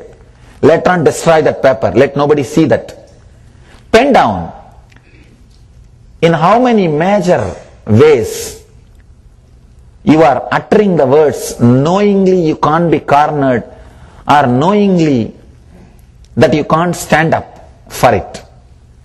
Let you take few minutes to upset, to burst all the balloons which you are having in your inner space, ugly, dirty, cancerous growths. Touch all of them and poke all of them. Let the pus come out. Then, second step, the technique itself. First step is like washing your clothes. Second step is like ironing it. Second step, visualizing some word. Then staying with the feeling of that word. Then relaxing even from feeling. Even to do this technique, honestly, you need to understand how many ways you associated lies around every word. If you have uttered 10 times I love you to somebody without having the honest love, that word has lost its meaning for you. Afterwards, even you try to love somebody, that word will not have meaning or feeling. You have lost the great dimension or the feeling of loving somebody. That very possibility is dead in you. That's the worst thing can happen to you. People come and tell me, I know I should be devoted, I don't know how to bring devotion. Means what? At least 100 times you would have uttered the word devotion. I am devoted, I am devoted, I am devoted, knowingly that you don't have that. Then, mind has lost that very aspect of giving meaning to that word devotion or feeling the experience devotion. You become dry. Do not utter the word knowingly you can't stand behind it. If you utter, you lost that dimension in your life. You are done with it. You are done with it. If you utter the word I love you without loving that person 10 times, you lost the dimension of loving somebody from your life. Every step, the lies which you created has reduced you, has cut your dimensions. It has made you handicapped, psychological handicapped. physically being handicapped is also not so worst. At least others will know, you will have a sympathy. But psychologically being handicapped is the worst thing. Much more than psychologically being handicapped, it is spiritually being handicapped. If you can remove all these lies which you uttered and created your personality and purify yourself, this is what I call tapas. Flooding yourself with the truth. Whatever can be washed away, let it be washed away now itself. The earlier they are washed away, better for you. Let you know, at least in your inner space, how many buildings you built on lies, how many ways your foundation was a lie, how many dimensions was lie. At least look into yourself, to flood yourself with the truth, to come out as a new being. Now we will enter into the Mahadeva's technique, 2-step. If you have paper and pen, take it. Why I am asking you to write for yourself, otherwise you will not remember. If you don't have paper and pen, at least sit and count so that you will remember how many places, how many spots. Just 5 minutes of looking inside to clean your inner space.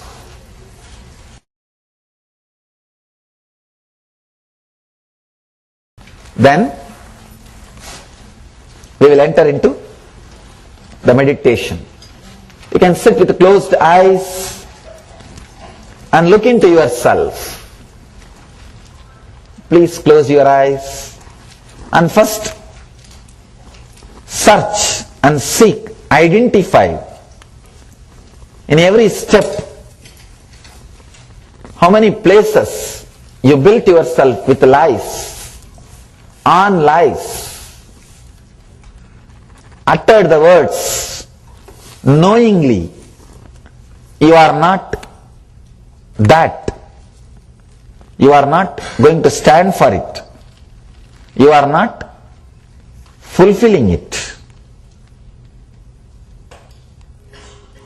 Just close your eyes and look into yourself.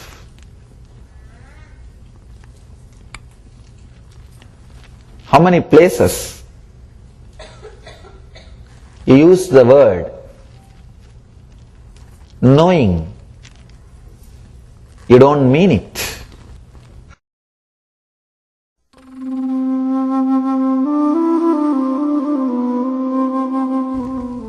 It may be painful, it may be little suffering, it's okay, go through. See the truth, at least let you know.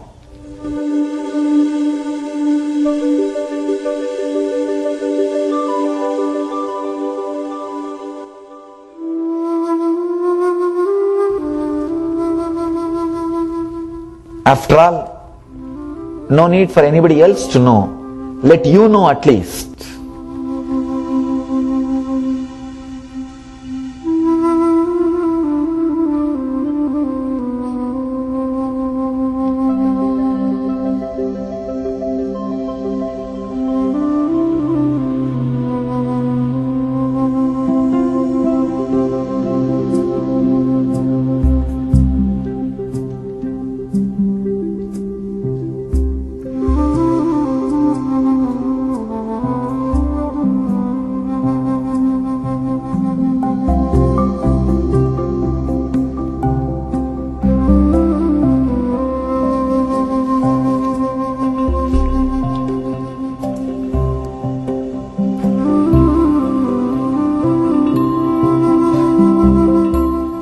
Even if it was painful, it is painful.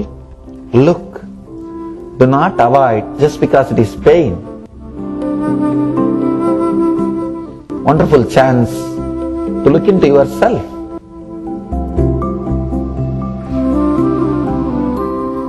At least know in how many places you built your life, your identity based on lies.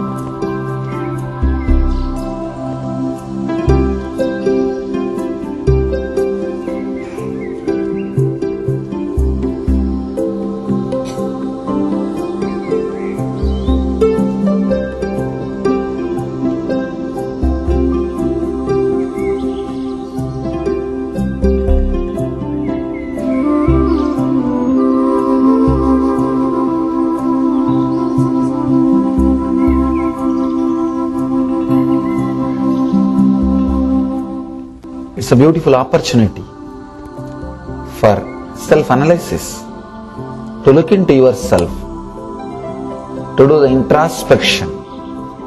Look, don't miss this opportunity.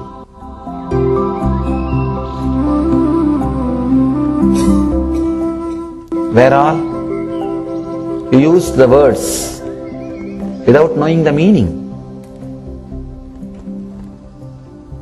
without meaning it.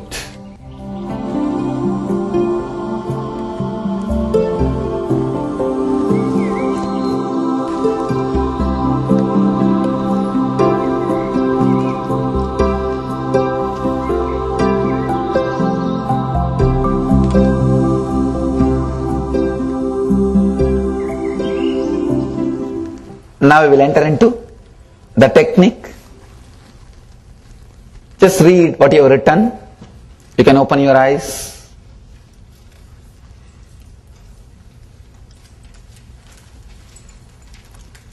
Just wanted to give you a few minutes to look into yourself. Try for next 21 days not to use any word which you do not mean. Do not use any word knowingly that you can't stand for it. Knowingly, just because nobody can pin you down, nobody can corner you. Never use the words. Then this technique will work on you. Now we will do this technique just to learn. But this technique won't work on you now unless you clear your inner space. Learn so that you can start doing it after 21 days. Let me teach you the exact technique. Visualize a word like love, or joy, or bliss, Even the negative words are okay, whether positive or negative, any word. Visualize a word. First visualize it with a letter. Love means L-O-V-E. Then next, drop the visualization of the words, letters. Just be with that feeling. Concentrate, put your awareness on feeling. Third, drop even the feeling and just be with yourself. Step by step, if you do, you can do it beautifully. I'll guide you. We can start. Please close your eyes and sit. Lights off.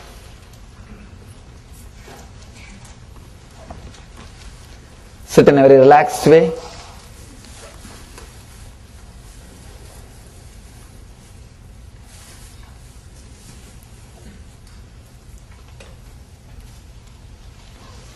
Remember any word, love or bliss, whatever word you may want, you can choose.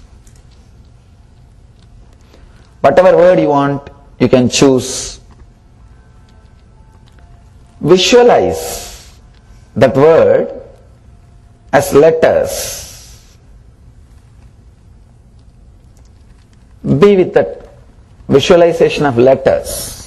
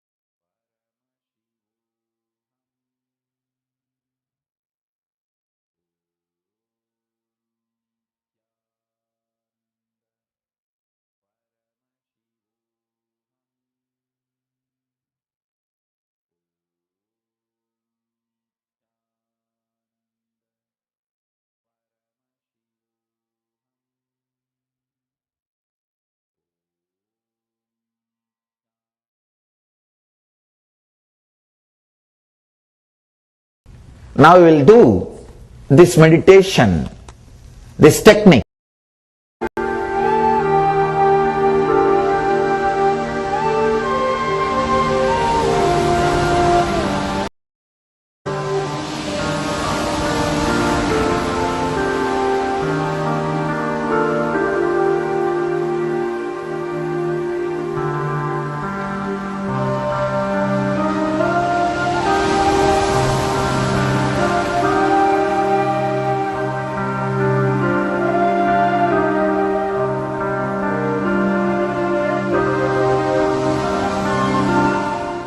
Now,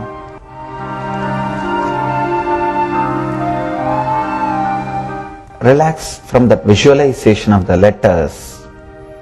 Just feel that as a sound, just as a sound. Repeat that word just as a sound, not as letters, just as sound.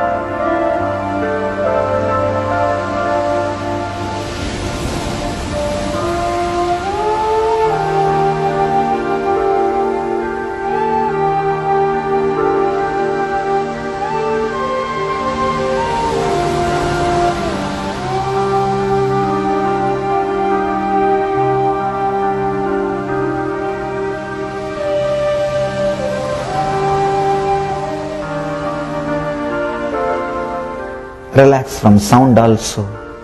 Just be with that feeling. What that word means. Just remember only the feeling. Neither the letters nor the sound, just the feeling.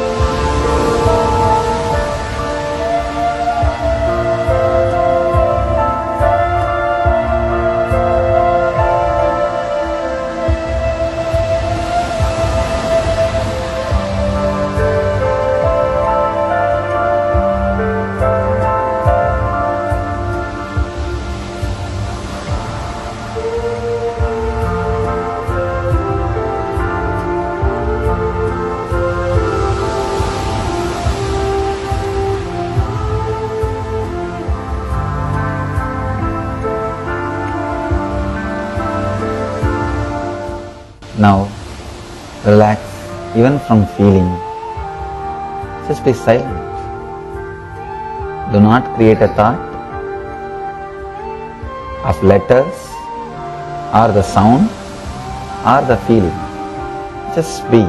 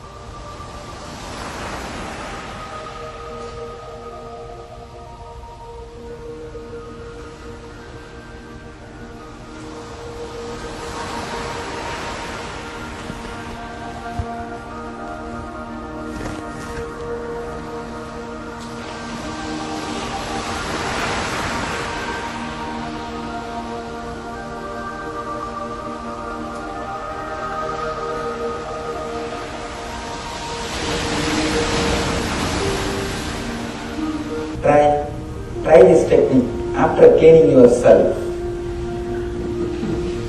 at least for 21 days, live with the truth, and after you clean yourself, try this technique. Such a powerful technique, it can straight away transform you and put you in silence and bliss. As Shiva says, be free, be liberated. When you are liberated, life is celebration. Let your life become liberation and celebration.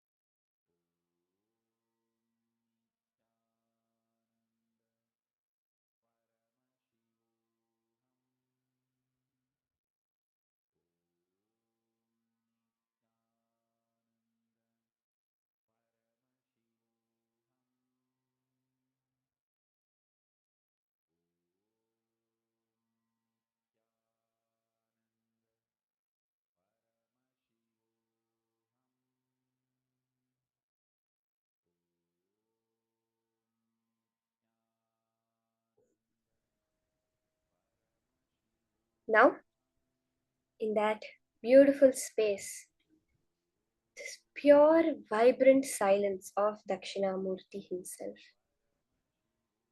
reverberating with that, let it expand. Let it be the pure space into which anything can fill. And let's enter into the power manifestation. That space of Dakshinamurti, of pure, vibrant silence. Let's now receive that prasadam as power manifestation. We'll continue as we were doing the previous round.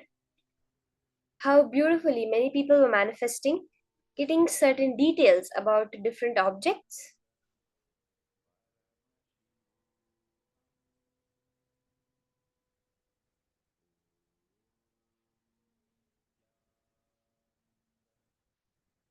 Now, right now you have another object that has been put on screen for you. You can start scanning through your third eye. We'll have very quick rounds. Just let your pure silence, that pure soundlessness be your inner space. Because then you are in the space dimension. You are in your original form as Swamiji. And from that space, there can be no information of the world that is hidden from you. Start chanting the Mahavakya. And very beautifully, you will see the shift now in your power manifestation. How beautifully all the information about this object will get clearly revealed to you.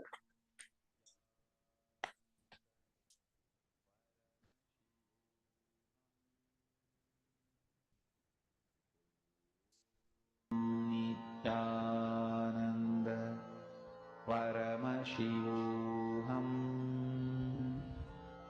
Om Nithyananda Paramashivoham.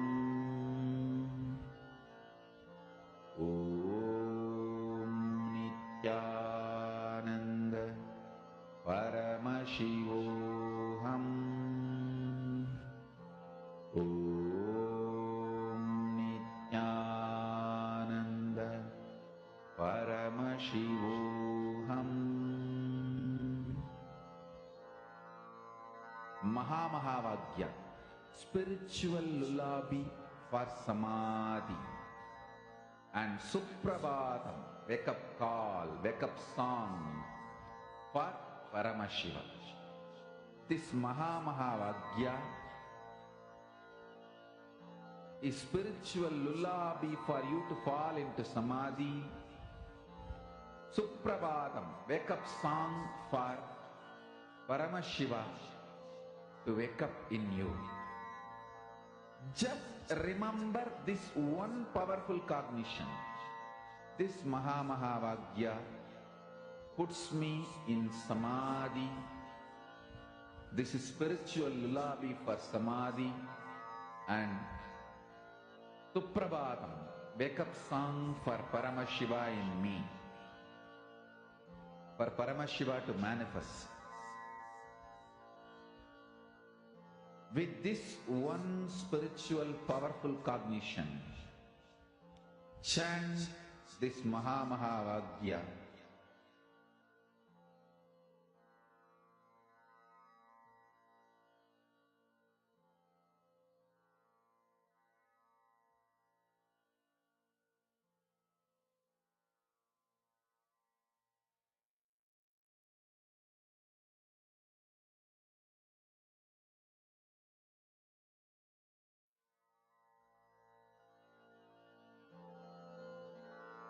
Mahamahavagya, spiritual lullaby for samadhi, and Suprabhatam, wake up call, wake up song for Paramashiva, for Paramashiva to manifest. With this one spiritual powerful cognition, chant this Mahamahavagya. Om Nithyananda Paramashivoham. Om Nithyananda Paramashivoham. Om Nithyananda Paramashivoham. Om Nithyananda Paramashivoham. Om Nithyananda Paramashivoham. Relax. You can now post your answers, whatever appeared in your third eye view, in the chat. I request all the participants, you can now post in the Zoom chat or on the Facebook whatever you are able to see through your third eye. Okay, Ma Anand Sagara saw a stone bull. Interesting. Cannonball of a ship cannon, my Heidi Schlack. Sorry, Ma Anand Sagara saw a stone ball. Okay. Ma Susan Sanders saw Neptune. See, when you do the thing, whatever comes in your third eye, you put it. Don't let your logic interfere in any way that, oh, it looks like this, it looks like that, it may be this. It's the texture and the color is like stone. No. See, if the same answer comes in your third eye, that's perfectly all right. But let the answer come from your third eye. Be very clear that if the mind tells me anything, I'm not going to listen. Not just during power manifestation. During everything in life, everything which you're doing, whenever a question comes up, don't go for your mind's answer. Immediately look through your third eye and go only for that answer. Okay? Okay, Ma Anasha saw a relic. Ma Diana Spilav saw a moon. Details of a known construction. Ma Sonia, okay. Stone ball in a fountain. Ma Nisha. Let's have anyone else who's yet to post quickly post their answers, and then we'll move to verifying the answer.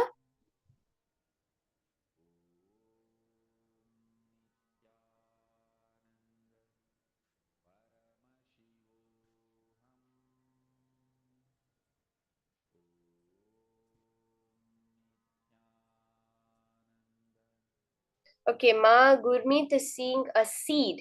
Interesting. So now we have the answer on screen. It's called Decrease Spheres in the National Museum of San Jose. These beautiful but mysterious objects were uncovered in Costa Rica when the United Fruit Company began clearing the land. Thought to date back between 700 CE and 15,030 CE, experts have no idea what these perfect stone spheres were for or why they were made. Many people saw stone. In the further rounds, remember to put the dates, the timing of the place, the what dating of the object is, and where it was found. Okay, so beautiful. Many people manifested. You saw stone balls, spheres. They don't know why it is. So, Ma Sonia, you may be seeing something. Ma Nisha, you also could be seeing something that is not yet known to the people, that it was used in the ancient time in a fountain, in some ancient construction. But right now, modern day experts are not able to figure out what this object was used for. Okay, let's move on to the next round. We'll have another quick round of 2 minutes. Your object is being seen on screen by you now. Just scan. Remember, don't just put what the object is. Put some details of the place that you're able to see. You can always ask your third eye. See, when you get one answer, you can ask your third eye. Give me what the place that this object was found is. What's the timing of this object? Why is it special? What do scientists say about it? So you can always ask your third eye all these questions and it will reveal the answer to you. Let's start. 2 minutes starts now. The next round of the power of Sarvajñatva.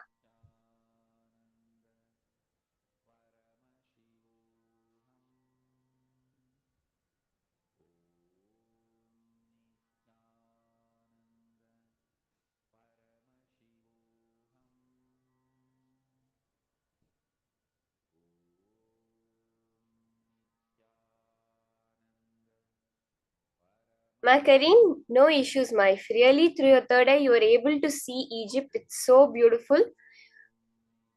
That means you're able to see, Ma, understand all of us when we're doing the power manifestation. Never feel like the answers are coming wrong. Celebrate that Paramashiva is showing you. See, never feel the answers are wrong. Whatever Paramashiva shows can never be wrong. Somehow we are not tuning in to the right answer. That's all. Somehow we are not able to see how the answer is correct. So just pray to Paramashiva. Paramashiva, please let me go beyond the mind and let me see the truth about how my answer is correct. That's all. Because see, what these artifacts are many things that modern sciences do not have any answers for. So very much possible that what you are seeing is the truth about those objects. Like Markarine is saying that she was in Egypt for some reason. You never know. These could have been made in Egypt and then transferred to San Francisco. There are so many things that are possible. So never doubt yourself. Always understand that it is Swamiji's manifestation. Okay, let's start posting. Whatever you are able to see through your third eye, post it in the chat. You do not need time for this power manifestation. Don't feel like there's very little bit time. Even one thought gap is enough for Swamiji to manifest through you. You're just tuning into the vibration of the cosmos that carries all that information and bringing it down to this level and telling it. Okay, I see Ma Anand Sagara. Ancient Hindu or ancient or Egypt or Roman door used in battles to protect a castle from enemies entering. Manasha seeing a meteorite. Okay. I request all the others. Okay. Keep seeing a train. Ma Christine. Interesting.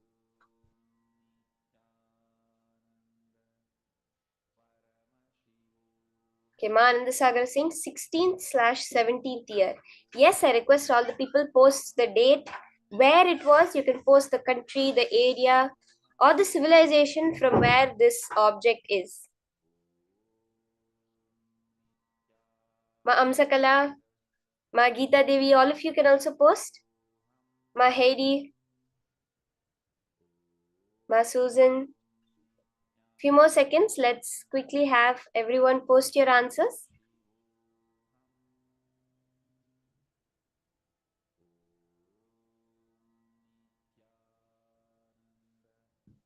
Okay, Ma Diana is saying she saw a rock that attaches to something to make it work.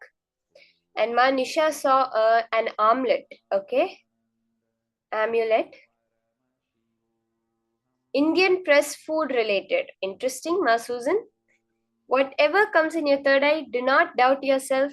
You never know what it is that Paramashiva is trying to tell you, is showing you. Mexico, Ma Anasha. Don't use your logic. See, don't try to look at it and tell what it may be. Like, oh, it looks like a stone. It has something black on it, so it might be attached to something else. Don't follow any logical thought trend. That's why when we do the power manifestation, we do the pure unclutching space. Because you're only in the present moment will the information come to you. What your logic tells you is 0.0001% of the truth. Even if you're able to see it as a stone, the complete details of it will surely appear when you ask your third eye. Just use your third eye. Ma Shanshan's house or stone steps. Okay. Let's now verify our answer. Okay, Ma Heidi Schlack has also posted characters not deciphered found in Mexico. Mamsaka Latin, rock with some olden language letters having some details. Okay, some people have seen inscriptions, door, mechanical, food related. Let's now verify our answer.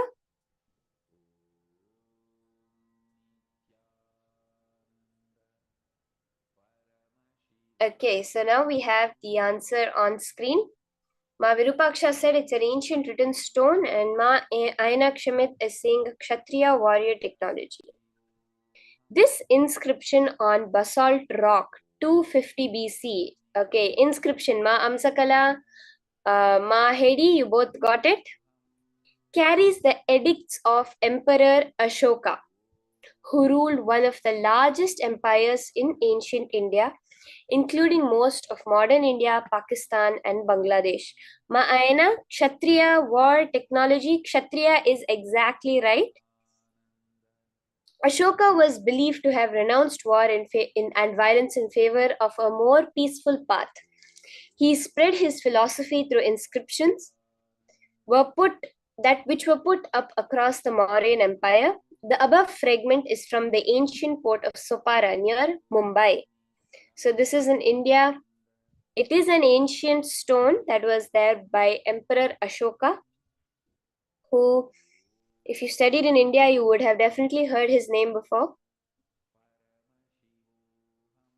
This is an inscription of his edicts that he used to rule his kingdom.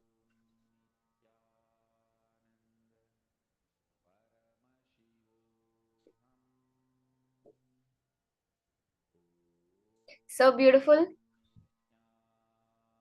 Ma Virupaksha, Ma Ayana, actually you got it very close actually because you saw Kshatriya. Very clearly you saw Kshatriya. And he was a Kshatriya of the Mauryan Empire. Ashoka, was his name. And so many people have manifested. Let's move on to the next round. We'll have another artifact, the final round. So beautiful. Let's all celebrate. When you have manifested, when you have seen, that means Paramashiva has manifested. See, whatever it is you saw through your third eye, Paramashiva has shown that to you. Means what? He is manifesting. It's not a joke to be able to get the word Kshatriya. Maena, you had no idea, but the word Kshatriya, being able to very clearly see even the Sanskrit word, it's not at all a joke. So awesome, so awesome. Celebrate your manifestation. Next round, you're going to get it completely right, okay? All of you, in this next round, you're going to get the details of the object perfectly. Again, remember, don't go into the logical side of it. Hold it to your third eye and let you tell only what your third eye is telling you about this object. Your eyes are telling you it's a stone, that's okay. But only scan what your third eye is telling you. Okay, we have the next object on screen now. Scan and describe through your third eye the details of what is on your screen now.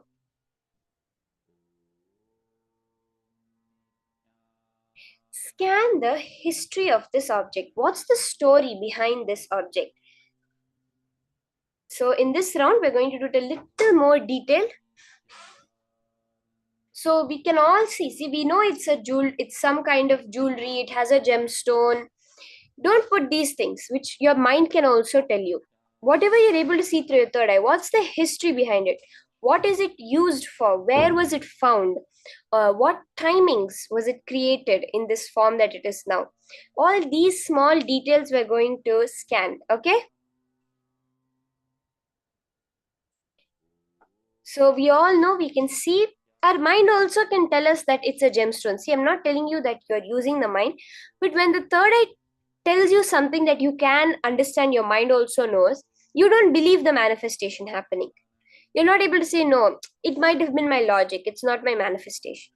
So because of that, in this round, don't post things like jewelry, gem, scan where it was made, why it was made, its whole history in detail, all the hands it passed through, all the places it went, what are the different happenings associated with this object, okay? Let's start. 2 minutes. Chant the Mahavakya. Sit with your head, neck, and spine in a straight line. Connect to Swamiji and let the manifestation happen.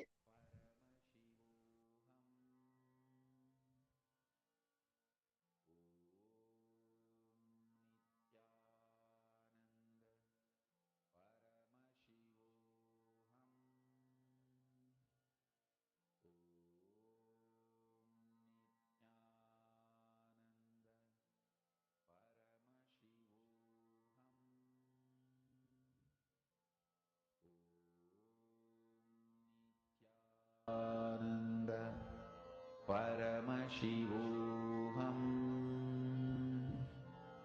Om Nityananda Paramashivoham. Om Nityananda Paramashivoham. Om Nityananda Paramashivoham. Om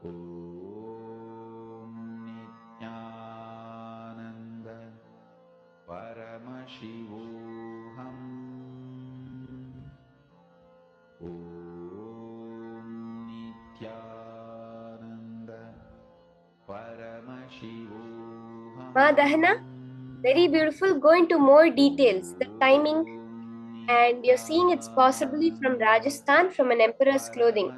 And Ma Anandasagara, amulet of a king, relic of a ruler ruling over a kingdom. Seashore, Britishers, uniform horses. Go into more detail. scan dates, scan the whole history. Literally, you're going to write a blog about this object through your third eye. Let's make it 30 to 50 word blog about this object. Let's make it a 20 to 30 word blog you're going to write about this object through your third eye. Okay? At least 20 to 30 words you have to write. Scan through your third eye and see in as much detail as is appearing. Nithyananda Paramashivoham. Om Nithyananda Paramashivoham. Om Nithyananda Paramashivoham. Om Nithyananda Paramashivoham. Om Nithyananda Paramashivoham. Om Nithyananda Paramashivoham.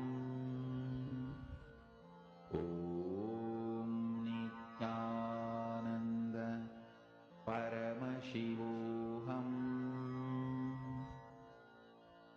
Om Nithyananda Paramashivoham. Om Nithyananda Paramashivoham. Okay? Let's finish posting up in the chat whatever you are able to see. Ananda Sagara saw Roman. Madahana saw worn on official occasions and now kept in a museum near Rajasthan. Mahedi Slag saw Shah 1957. Shah from Persia for his first wife hair clip. Madhyana Spilov saw it belonged to a king or a guru, wore it on the headpiece of some sort. It has been handed down through the generations. Okay. Knights Crusaders Nisha Bahadur has seen this. Bahadur. Quickly, anyone else who's left to post the details that are appearing in your third eye. Make it as detailed as possible. See, the third eye will show you so many colors, so many images. It will not just be black, Look into your third eye and whatever is appearing, those colors, even if it's just colors, if it's flashes, some scene is appearing, numbers, you just type all of it down and post.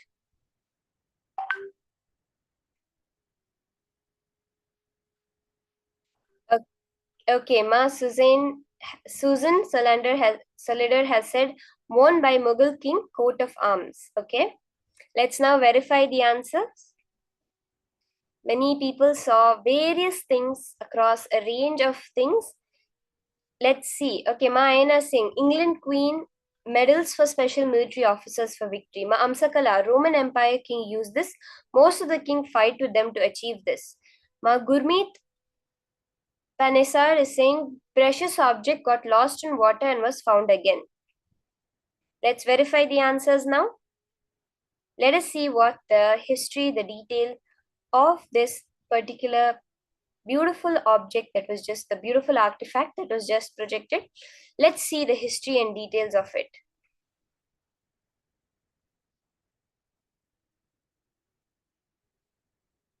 Okay, Ma Virupaksha Singh, object of the Eastern world being used as an assertive information. Let's verify the answers now.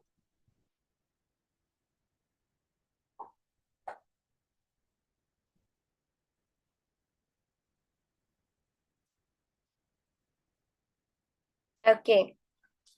In January 1944, I saw one of the Mas had posted 1900s. That's beautiful.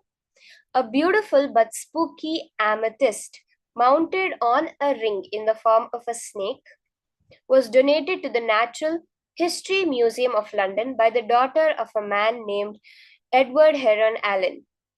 With it was a letter explaining the strange and alarming tale of the gem. It was looted from an Indian temple in 1855 and subsequently brought to England, where it was given to Edward Heron Allen. And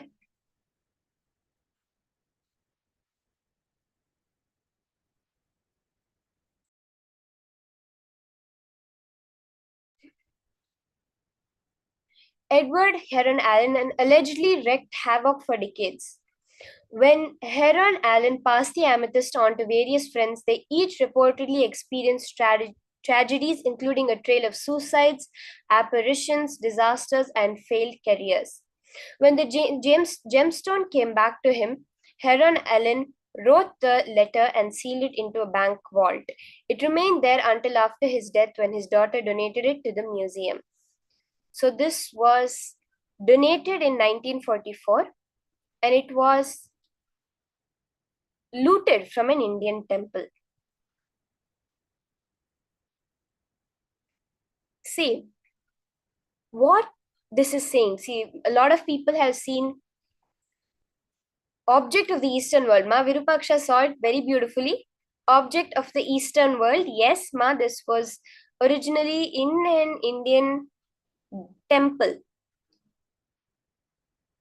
This is the power of our deity. See, it's not that the deities have cursed someone when it was stolen from the temple, that the gods got, that Paramashiva got angry and did something to them. No, it is the karma that comes back, the effect of what happens to the people who loot the offerings of the deities. When something has been offered with a certain, that is what is the economic chastity of Hinduism. When something is offered for a certain purpose, it remains for that purpose only. It does not change. So when the devotees have offered it to that deity, to that devata, when these nobody can handle that energy. It's infused with the energy of the temple for so long, and only the deity has that. Like we say Paramashiva, right? He drank the poison, and when he drank the poison, it remained in his throat.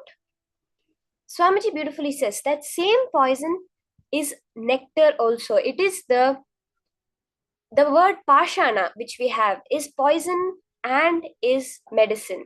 In the right person's hand, it becomes a healing, deep healing medicine, like a knife in a surgeon's hand. And when it's in the hands of the wrong person, that same energy, that same poison becomes a death agent, like a knife in a murderer's hand. The same way, that energy of the temple, of the bhakti, the devotion of the devotees, can be held as a positive radiation by the deities. But when it goes into the hands of the people with the wrong mindset, with the violent mindset, it will express that energy, but it will happen in a very violent way. That is what is we can understand as the science behind the whole thing that was happening. Like this, there are so many instances of various jewelry, various gemstones being stolen from the different temples across Bharat, across the Akhanda Bharata that was there. And we even know probably the very famous story of the Kohinoor diamond, which was stolen from Bhadrakali at Warangal. And no man, why is it on the queen's crown and not on the king's crown? Because no man can handle the energy of it. And its power is so much that if you see all the queens of England that have had had it in their crown have lived such long lives. So, but it was stolen from Ma Bhadrakali in Warangal. Various temple jewels, temple treasures was stolen and taken off during the whole loot and invasion of India. Next, the next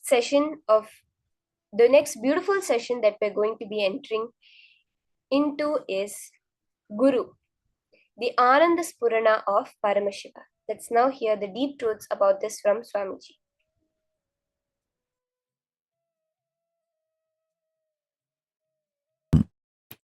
Shukra does not morally judge you.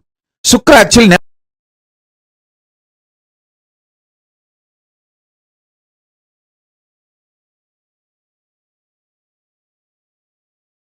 Guru's Brihaspati, Deva Guru dimension gives you all the right things you ask.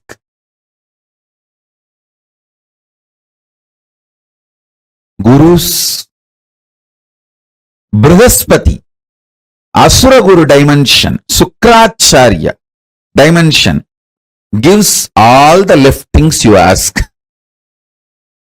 Listen, right or left, good or bad, socially accepted or not accepted. Whatever you ask,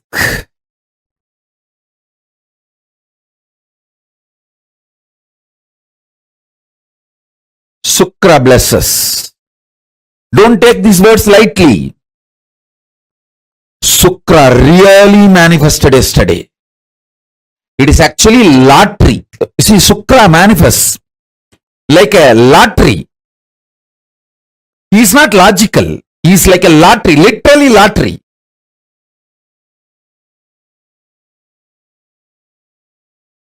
Many times people ask me, "Oh, Swamiji, I am so sincere. I follow everything you say, but I don't get blessed for money. This fellow is a drug addict and he does all the wrong things, bad things, but he is showered with wealth by you." He gets a Shukra's grace. What can be done? Shukra is like a lottery. He doesn't bother about good, bad, right, wrong. You are integrated, you are showered, over. Everything you asked yesterday is done. Because Shukra does not judge. Shukra does not see good, bad. Shukra does not see right, wrong. Shukra does not morally judge you. Shukra actually never judges you. Shukra is non-judgmental giver.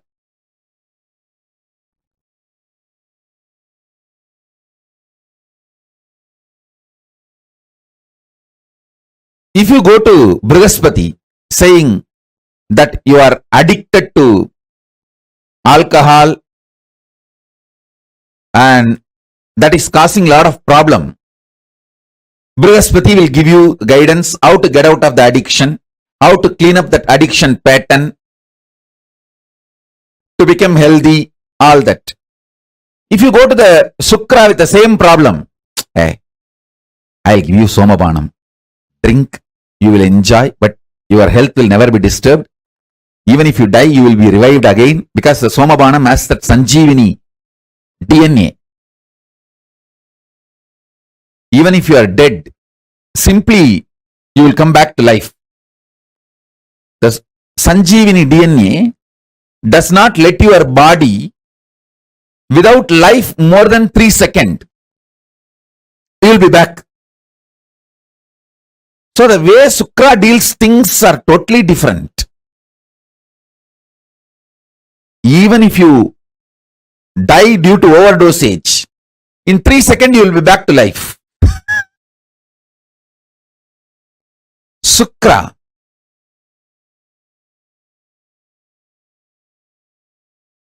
is pure giver. Understand? Paramashiva manifests as all three: Brihaspati, Shukra, and Dakshinamurti. Brihaspati is right hand, Shukra is left hand, Dakshinamurti is very core, himself. His Gurutva, his Guru Tattva is Dakshinamurti. Listen.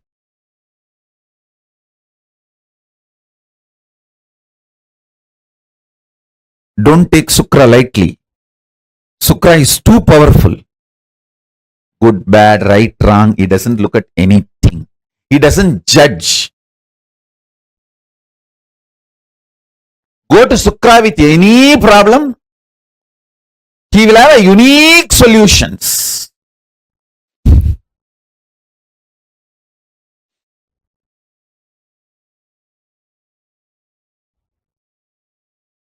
Brihaspati, he sails the socially accepted path, which is for the devatas, like organized living. Shukra is like a path breaker. He always finds path by breaking paths.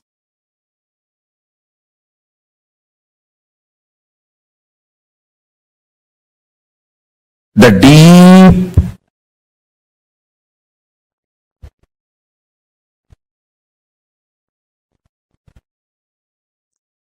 Ananda Spurana of Paramashiva means his ecstatic inhaling and exhaling, reaching to planet Earth is Guru, his own extension, his own amsa, his own manifestation, his own incarnation. Understand? Ananda Spurana of Paramashiva is inhaling and exhaling his prana pana vyanodana samana movements, his breathing space reaching out to the whole humanity is Guru, is his incarnation happening on planet Earth. His very space manifesting here on the planet Earth is Sri Kailasa. The way he wants to grace the planet Earth, humanity, each one of your life, he demonstrates his compassion by happening as Guru, manifesting himself as incarnation and entering your life. Understand? Recognizing Paramashiva himself is entering in your life as Guru is the most blessed thing you can achieve, the greatest achievement on planet Earth. Understand? Any award, reward, anything, he himself manifesting, entering in your life as Guru is the most blessed, beautiful, greatest happening and greatest achievement for you in your life.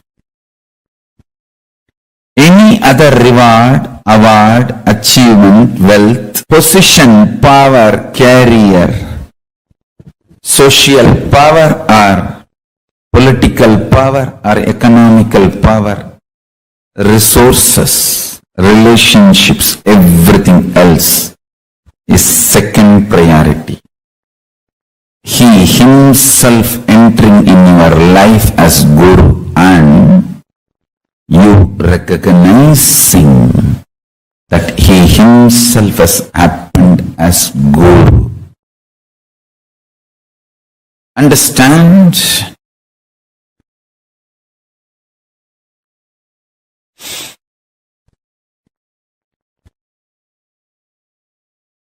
power, enlightenment, knowledge, extreme strength, power, enlightenment, knowledge, extreme strength.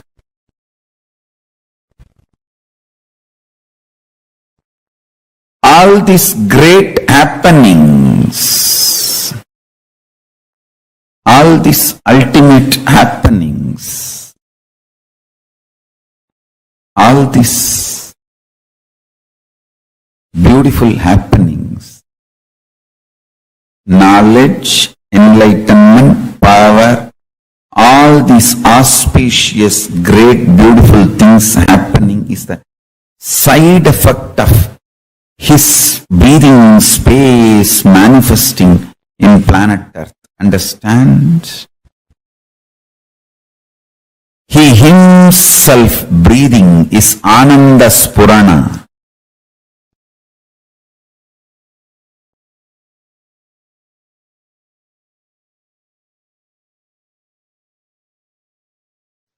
Paramashiva's two dimension.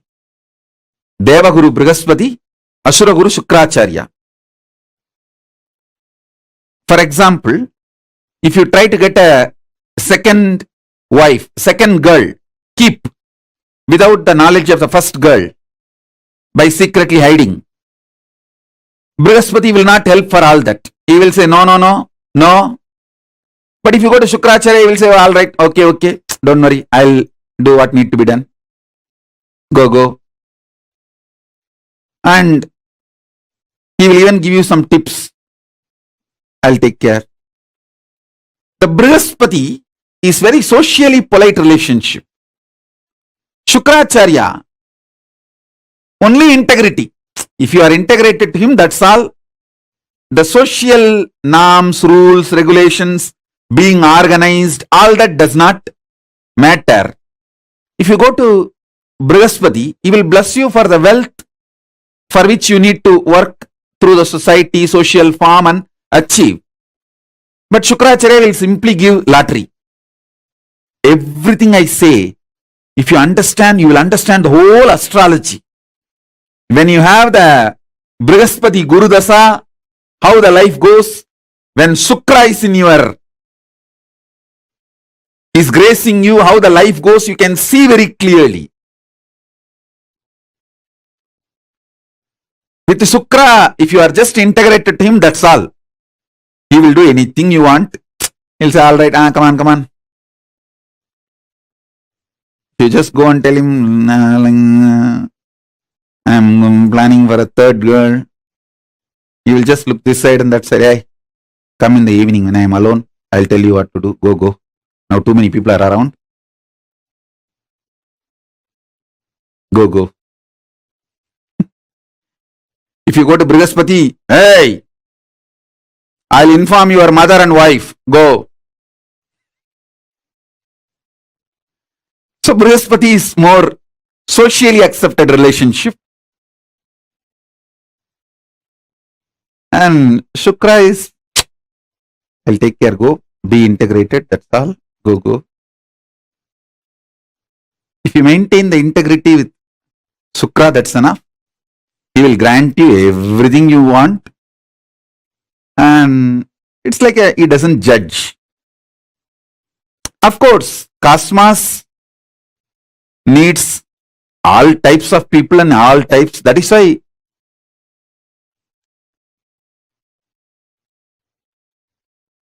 Paramashiva himself manifests as Brihaspati and Shukra both. Both are Paramashiva's own manifestation. It's not that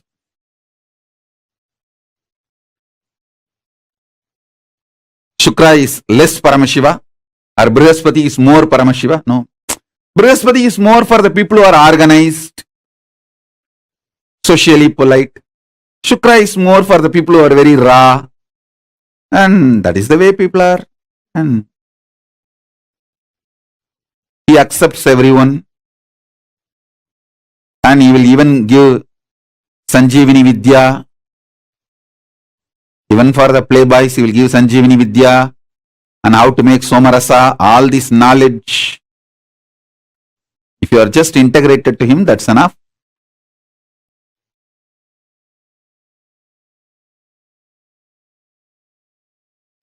Deva Guru, Asura Guru.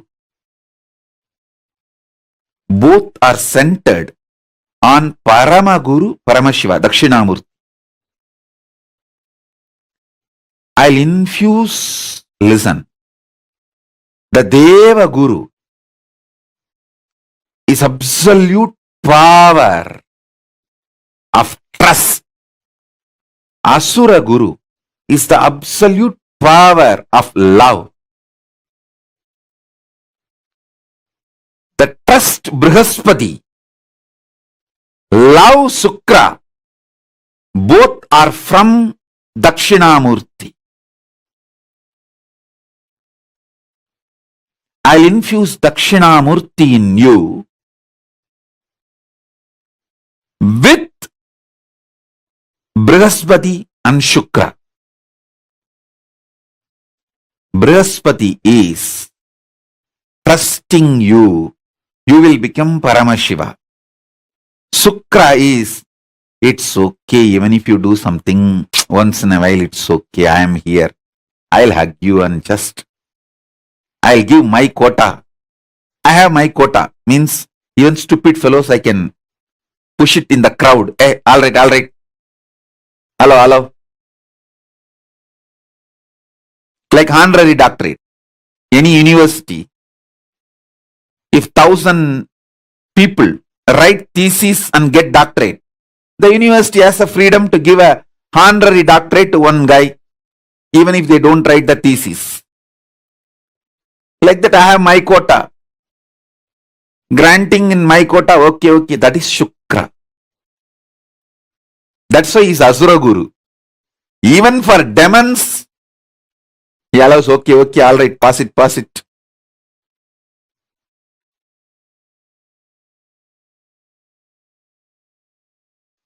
Shukra.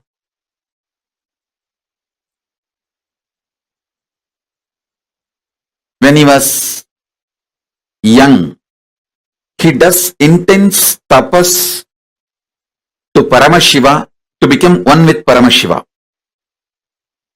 His tapas was so intense. Paramashiva appeared and asked him, what do you want? I want to become one with you, not only spiritually, conscious wise, whatever I carry, even this body should become one with you. Paramashiva said, what to do? He just swallowed him. He gave the boon, Paramashiva gave the boon and just swallowed him. Shukra went inside and started doing tapas inside happily. Inside the stomach of Paramashiva is the best place to live. He just lives inside Paramashiva's stomach blissfully. Not only achieves oneness with Paramashiva, his whole biomemory, everything becomes so powerful, empowered, he becomes literally Paramashiva. And then Paramashiva tells him, hey, you become literally so much me. It is time, when I am expanding and making this universe, you carry my energy and bless people. Listen carefully.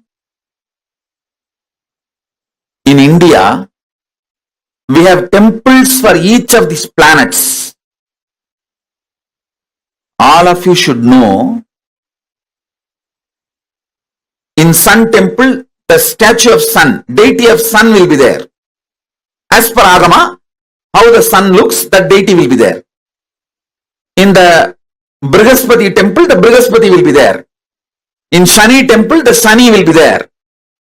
In Shukra temple, only Shiva deity is worshipped as Shukra. Shukra has no separate deity. Kanjanur is the temple which is under Madurai. The Kanjanur temple is under Madurai. That is a Shukrasthalam. There, the Shukran, deity, there is no separate deity for Shukra. Paramashiva will be hugging Parvati in union and he is manifesting the universe. That form is Shukra. Then understand the power of Shukra. And Paramashiva says,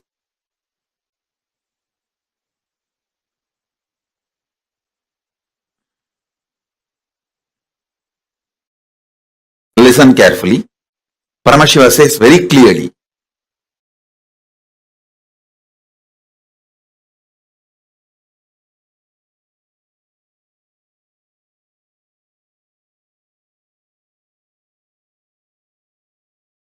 listen, these words are too important. He says, when I decide to expand, my passion to give, when you are in high peak, how you give. Paramashiva, if he is in high, that's the time he manifests this universe. So he doesn't see logic, he just gives. This is the Shukra. You can see very clearly, it is Shiva and Parvati. Shiva and Parvati, Shiva actually keeps his hand on the hip of the Parvati. This form is called Anaittandanadar. This is the Shukra deity.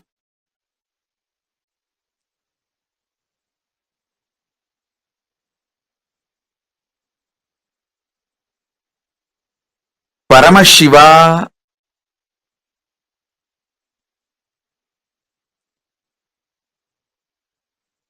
when he just gives without asking, without seeing the qualification, without judging,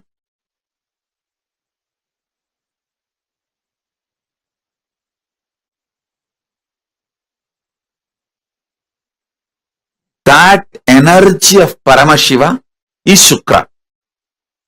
Shukla means in Sanskrit semen.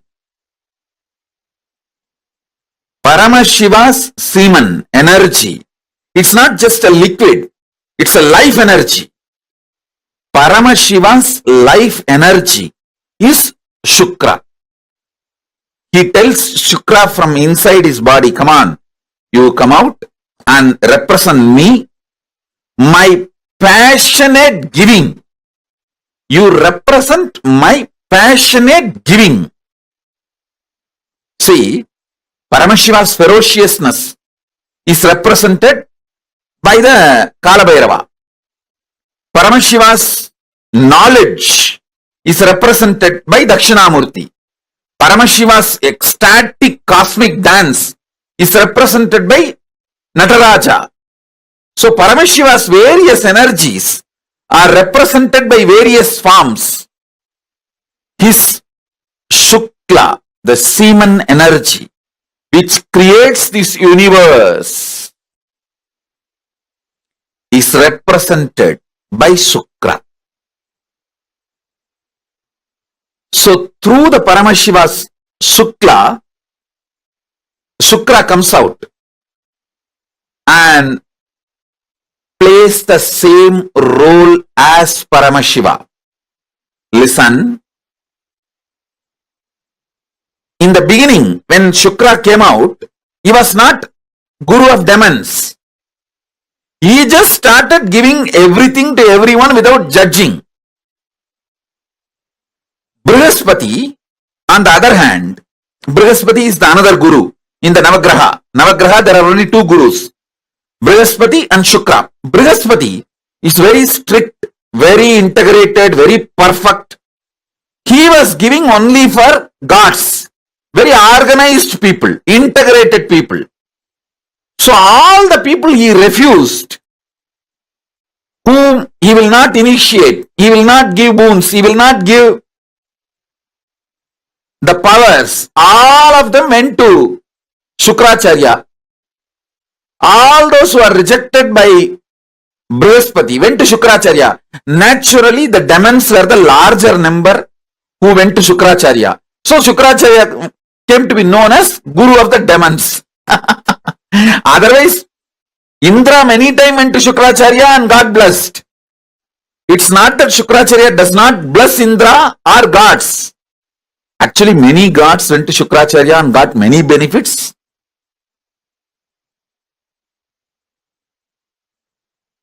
Even Skanda said to be received some boons and weapons from Shukracharya.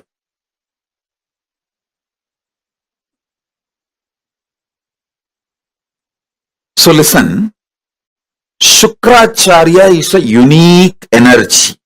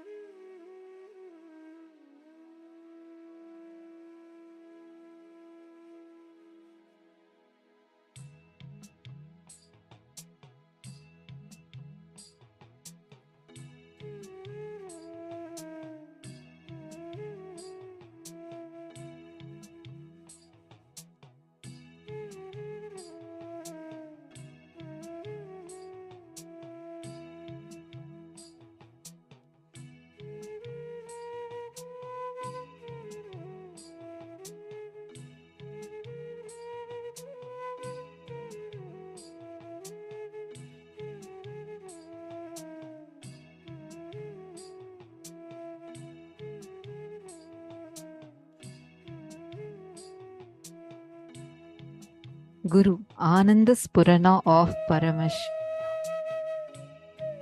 Wow, what a powerful cognition Swamiji had given to us. And this is the gift that all of us are going to be receiving today. The darshan of Bhagavan Shukracharya. How many of you feel like this is a jackpot that we all have gotten?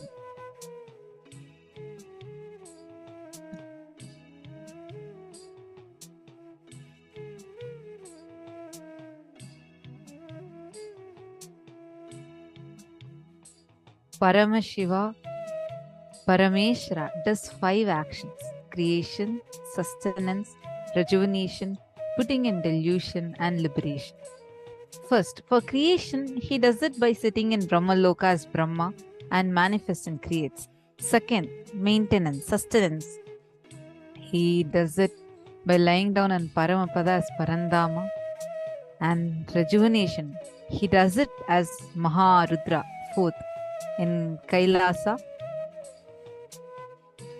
putting in delusion. He always comes down to the planet Earth. He assumes the human form. The form he assumes for liberation is Guru. Keeping liberation as a predominant activity, the form he assumes is Guru. You realizing the oneness with Sadashivatva, you realizing the ultimate, that is the success of Guru-disciple relationship. That is the purpose. The fundamental primary secret, Rajavidya Rajaguhyam, the royal knowledge and royal secret is to make Guru-disciple relationship successful is realizing by his state he is compassionate, all-encompassing, all-committed and non-demanding. No one can raise your consciousness other than your integrity to Guru, your integrity to Paramashivam. When the Shukra is in high energy in your life, if you gamble, buy lottery, you will actually win everything. You will get socially accepted or unaccepted. Right, wrong, anything you try, you'll be showered. He doesn't call something as good, something as bad. He doesn't tell, oh, this is good, something is right, something is wrong. Nothing. This is like a jackpot that we all have gotten in this session.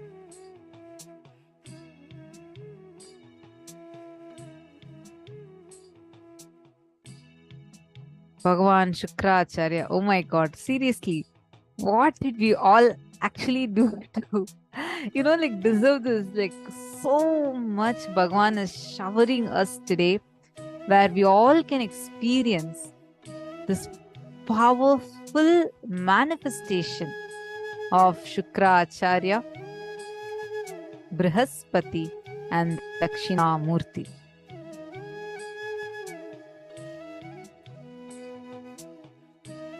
Participants, take a few minutes, write your understanding from this session, and you can make a list. You can shortlist what all you want as boons. Just make a short list. During the session darshan, actually, you will be given time to post the boons that you want.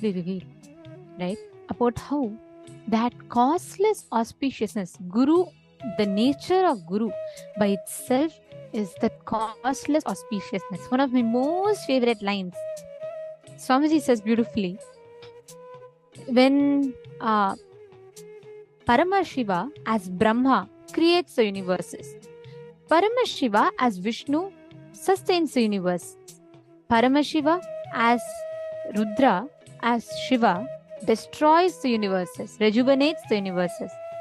Paramashiva as in his Maya, he puts people into delusion in his form as Paramashiva. But to liberate, Paramashiva has to come down in the embodied form as Guru.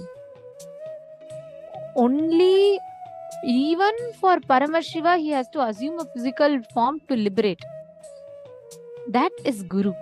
And that is the ultimate happening. The most compassionate action of Paramashiva is Guru.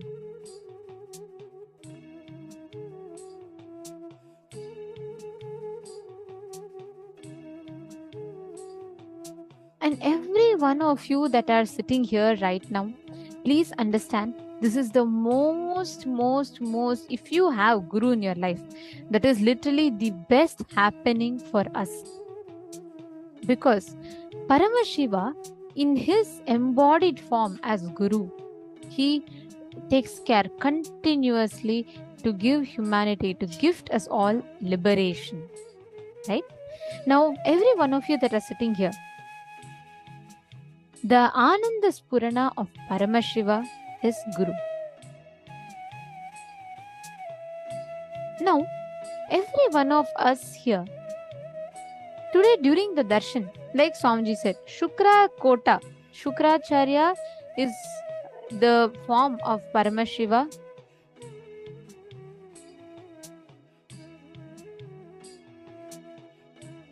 You will see how anything without any wants, knots, needs, everything, Paramashiva just showers us. Take a few minutes and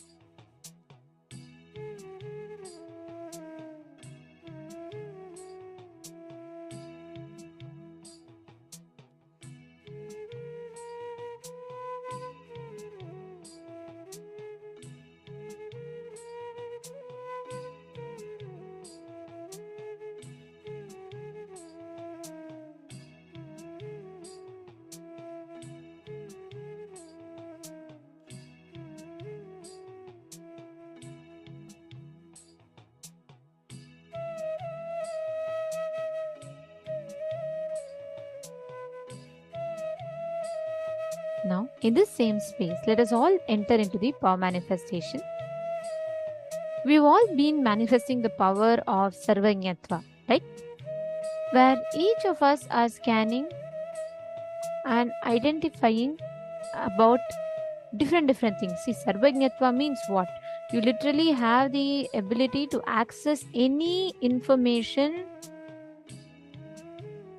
any this thing that you want to know, you can scan and access it. So now what we're going to be doing is, in this round of power manifestation, the power of Sarvanyatva, we're going to be manifesting the power to scan and identify the speciality of any place. Just by looking at the picture of a place, we're going to be able to scan and identify what place that is and what it is, why is it special. Shall we all start? Are we all ready? Okay, let's all do one thing. Okay, now I request all the participants, every one of you, as you see this place that I'm going to project to you all now, I request each of you to share with me what exactly are you seeing as the place, the details of that place. Okay, shall we all get started? All right. So I request all the participants, every one of you, to get ready, and I'm going to be projecting the question to all of you. You're all going to be scanning the question and sharing with me what exactly you see as the answer. Connect to Swamiji, chant the Mahavakya and identify what is special about this place. Nithyananda Paramashivoham. Om Nithyananda Paramashivoham. Om Nithyananda Paramashivoham.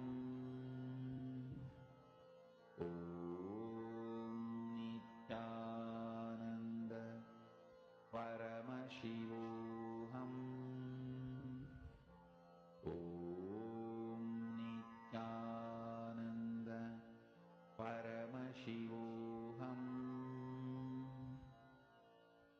Om Nithyananda Paramashivoham. Om Nithyananda Paramashivoham. Om Nithyananda Paramashivoham. Om Nithyananda Paramashivoham. Om Nithyananda Paramashivoham. Om Nithyananda Paramashivoham.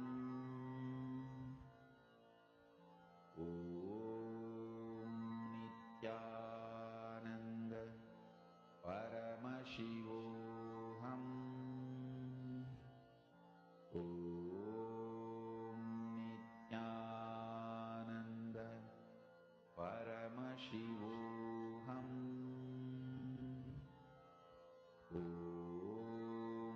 Nithyananda Paramashivoham. Om Nithyananda Paramashivoham. Om Nithyananda Paramashivoham. Om Nithyananda Paramashivoham. Om Nithyananda Paramashivoham. Om Nithyananda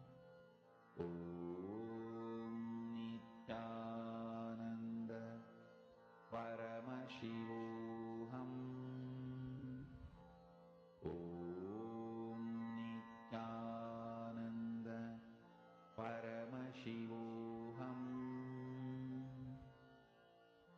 Om Nithyananda Paramashivoham. Om Nithyananda Paramashivoham. Om Nithyananda Paramashivoham. Om Nithyananda Paramashivoham. Om Nithyananda Paramashivoham. Om Nithyananda Paramashivoham. Om Nithyananda Paramashivoham. Mahamahavaagya, spiritual lullaby for samadhi, and Suprabhatam, wake up call, wake up song for Paramashiva. This Mahamahavaagya is spiritual lullaby for you to fall into samadhi. Suprabhatam, wake up song for Paramashiva to wake up in you. Just remember this one powerful cognition. This Mahamahavaagya puts me in samadhi. This is spiritual lullaby for samadhi, and Suprabhatam, wake up song for Paramashiva in me. For Paramashiva to manifest. With this one spiritual powerful cognition, chant this Mahamahavaagya.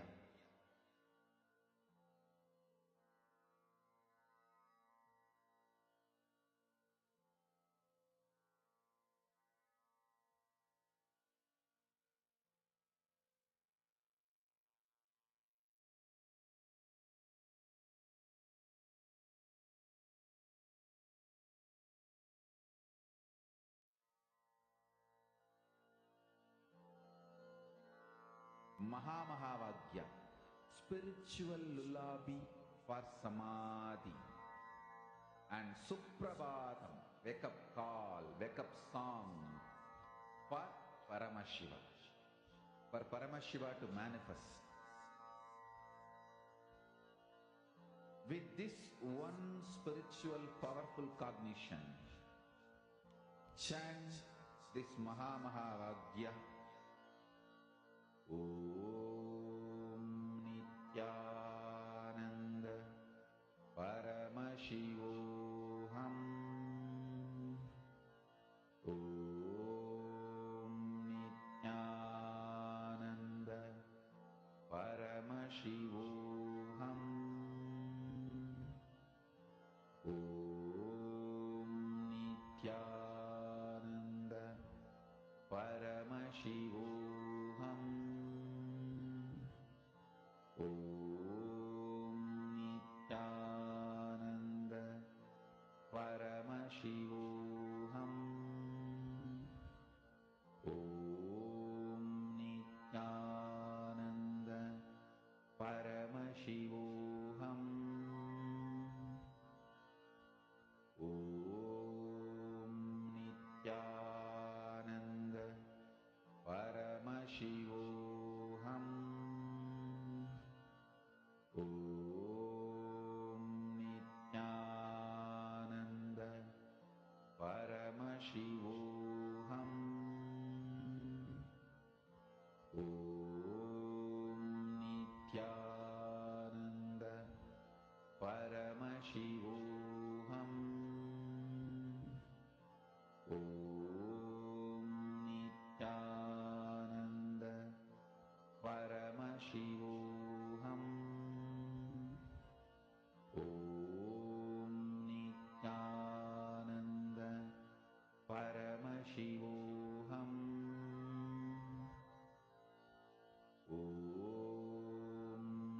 Nithyananda Paramashivoham.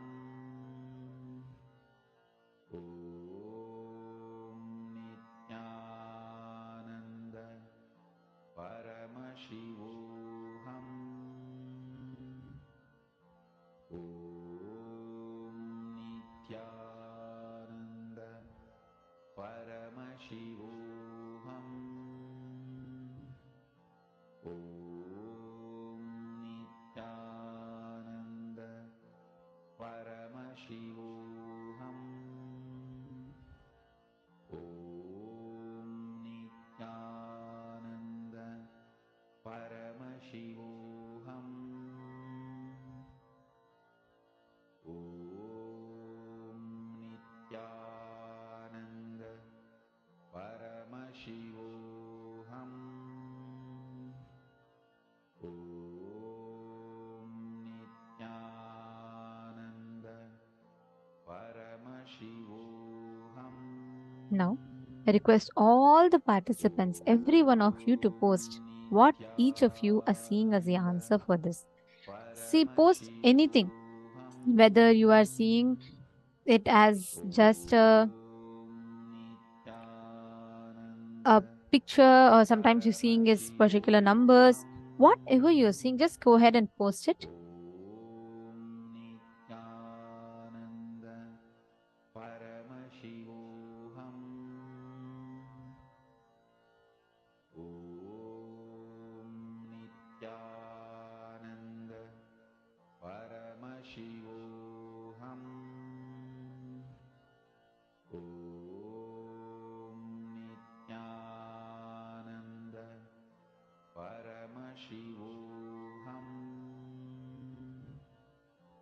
Om Nithyananda Paramashivoham. We request all the participants to post whatever you saw, and we will now be verifying the answer. Om Nithyananda Paramashivoham. Om Nithyananda Paramashivoham. So the answer for this place is Greenwich. This is a Greenwich village, which is in the southeast of London in England, and within the ceremonial country of Greater London. It is situated 5.5 miles, which is 8.9 kilometers east of the Charing Cross. Greenwich is notable for its maritime history and for giving its name to the Greenwich Meridian time, the longitude, the 0-degree longitude, and the GMT, the Greenwich Meridian time. So this is the Greenwich village. All of you can take a few minutes and verify your answers. Paramashivoham. Om Nithyananda Paramashivoham. Om Nithyananda Paramashivoham. Om Nithyananda Paramashivoham. Om Nithyananda Paramashivoham. Om Nithyananda Paramashivoham. Om Nithyananda Paramashivoham. Om Nithyananda Paramashivoham. Om Nithyananda Paramashivoham. Om Nithyananda Paramashivoham.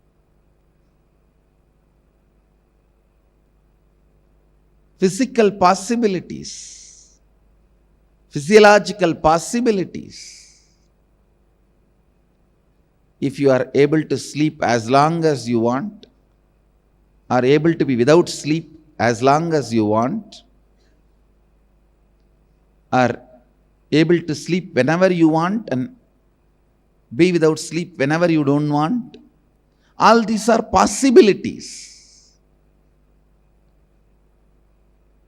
All the memories recorded in your muscles, like your day-to-day activity, from brushing the teeth, taking bath. I have seen yogis who never brushed the teeth or took bath for years. You won't find not even one small smell around them. I literally lived around them. No 1, 2, 3. I have seen yogis. But even all this is only possibility, not power. Understand? Anything which you can directly express it by your own practice, without the conscious intervention, without the need of the conscious energy entering into you, without the need of the enlightenment energy entering into you, is possibility. Whatever you do in the level of possibility, many circus people will be doing it. Guinness record holders will be doing it. That does not mean they become enlightened or they become spiritually aware of themselves or they have developed the spiritual cognition. No. They may not have, but it is not must. Understand? The spiritual possibilities need to be awakened. Spiritual possibilities need to be worked. Spiritual possibilities need to be strengthened. In the level of muscle memory, your ordinary possibilities are awakened. Same way, if you awaken the muscle memory and complete with all the unnecessary patterns and reprogram the way you want, you can jump unimaginable distance. You may be able to make your body heavy or light. All these are only possibilities.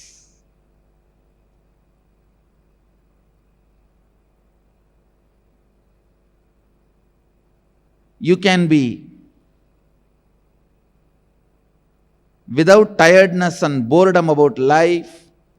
All these are possibilities. But that does not require a spiritual energy. Understand? Awakening your muscle memory and completing with whatever patterns you don't need and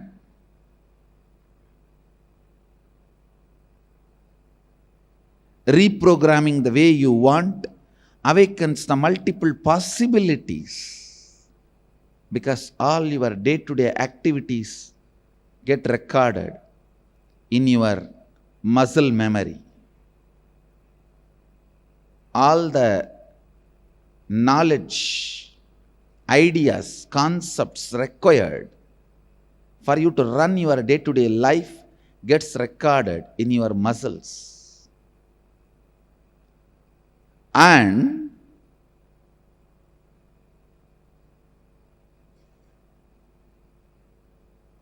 all your cognitions, cognition means based on which you make decision.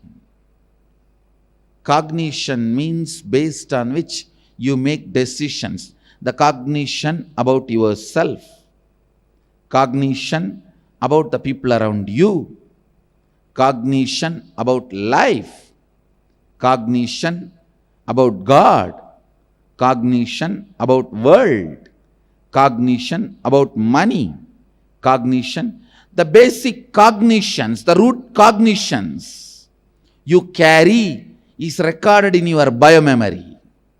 Understand?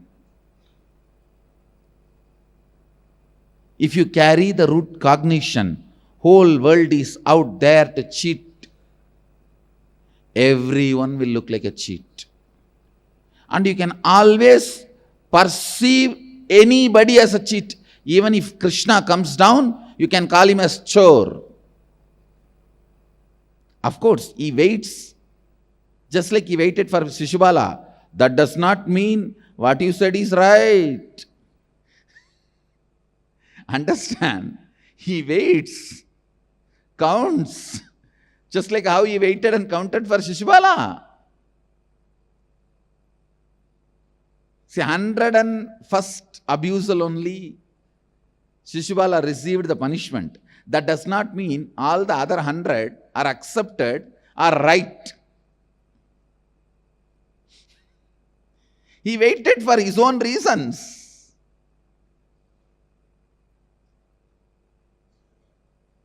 That does not mean Shishubala is successful. Shishubala is right.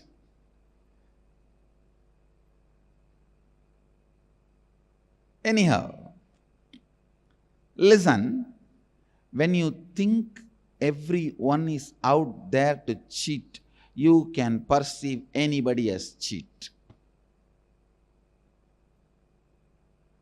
When you think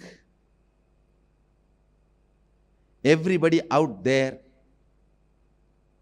only to support, you can perceive anybody as a great support.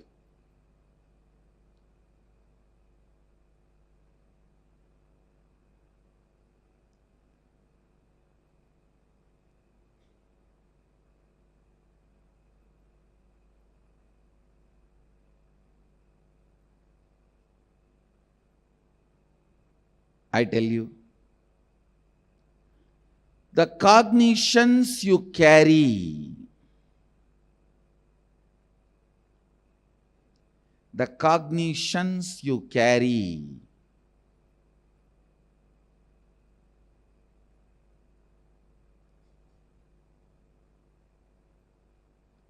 about yourself,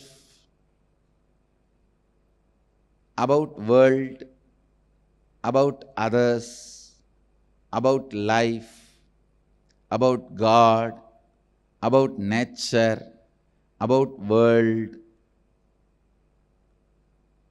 When those cognitions are completed, the limiting cognitions, which are called incompletions, when they are completed and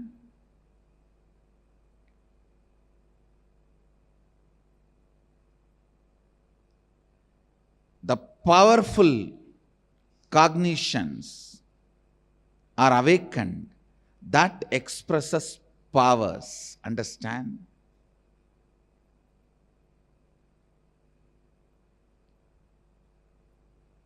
In the muscle memory, if your incompletions are completed, your possibilities are awakened. In the biomemory, if your cognitions are completed, your powers are awakened.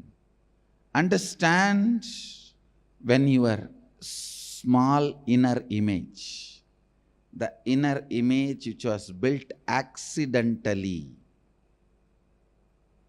is completed, right visions about you can be implanted. Please understand, always 99% of the time, your thought about your future will be just the fear of failure.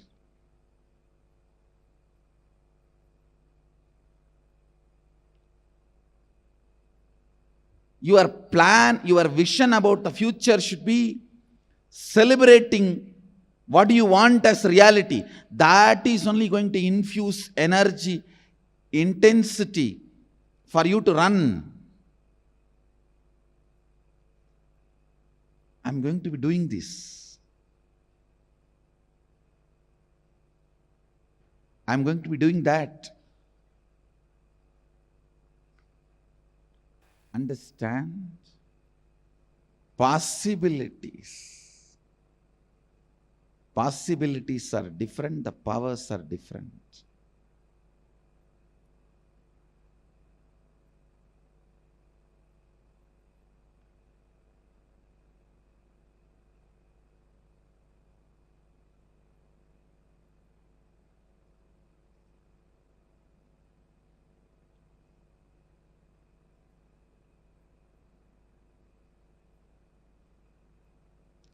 Your low self inner image will always make you think about your future only as failure. When you complete with your lower self inner image, you will start having a vision. Means you just know, I am living to make what I want into reality. Understand that.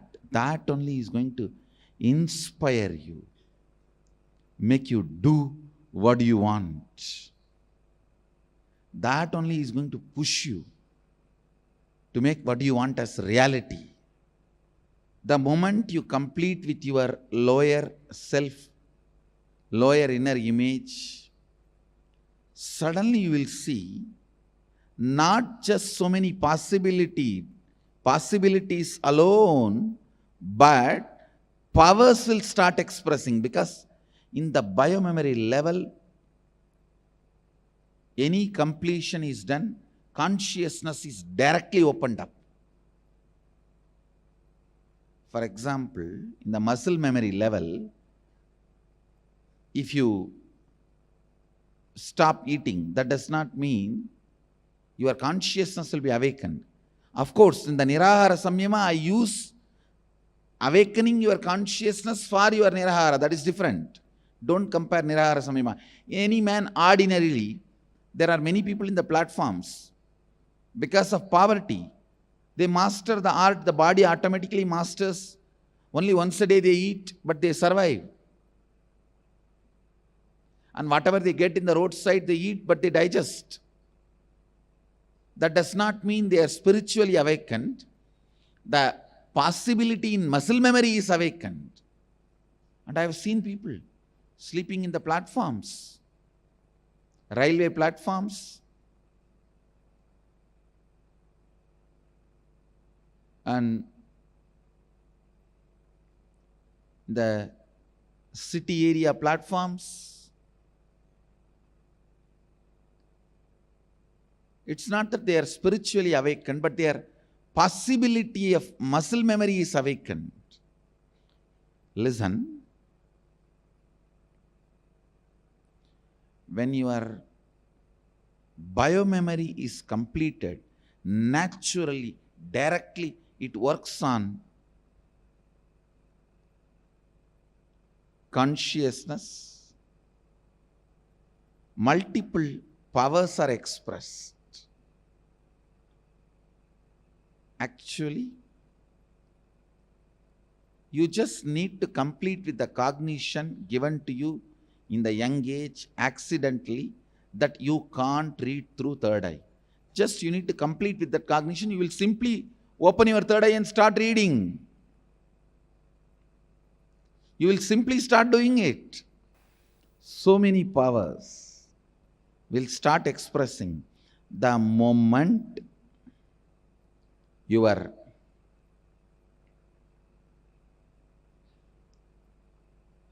biomemory is awakened. The moment the biomemory is inspired, the moment the biomemory is vision is inspired. But even awakening your biomemory awakens only your possibilities. But awakening your bioenergy awakens the God particle in you.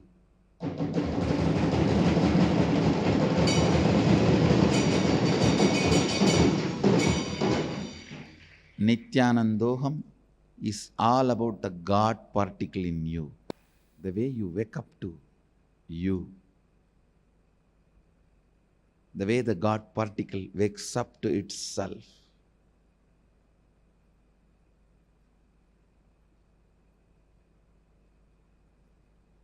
The way Sadashiva just remembers himself and his own existence. See, it's just like you had a nightmare, you saw somebody chasing you, 10 tigers, 5 elephants, 2, 3 snakes, and you wake up and you remember this identity. Wow, you are not in danger, you are safe. That identity was false. Way you wake up and remember, exactly the same way. When you wake up, how you feel relieved, exactly the same way you will wake up to your God particle.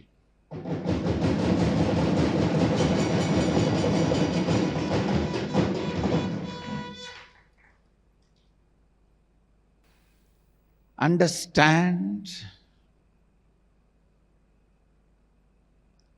when you wake up to the God particle, you won't tolerate even your own shortcomings. You won't tolerate even your own inefficiency. You won't tolerate even your own incompletions. That is life.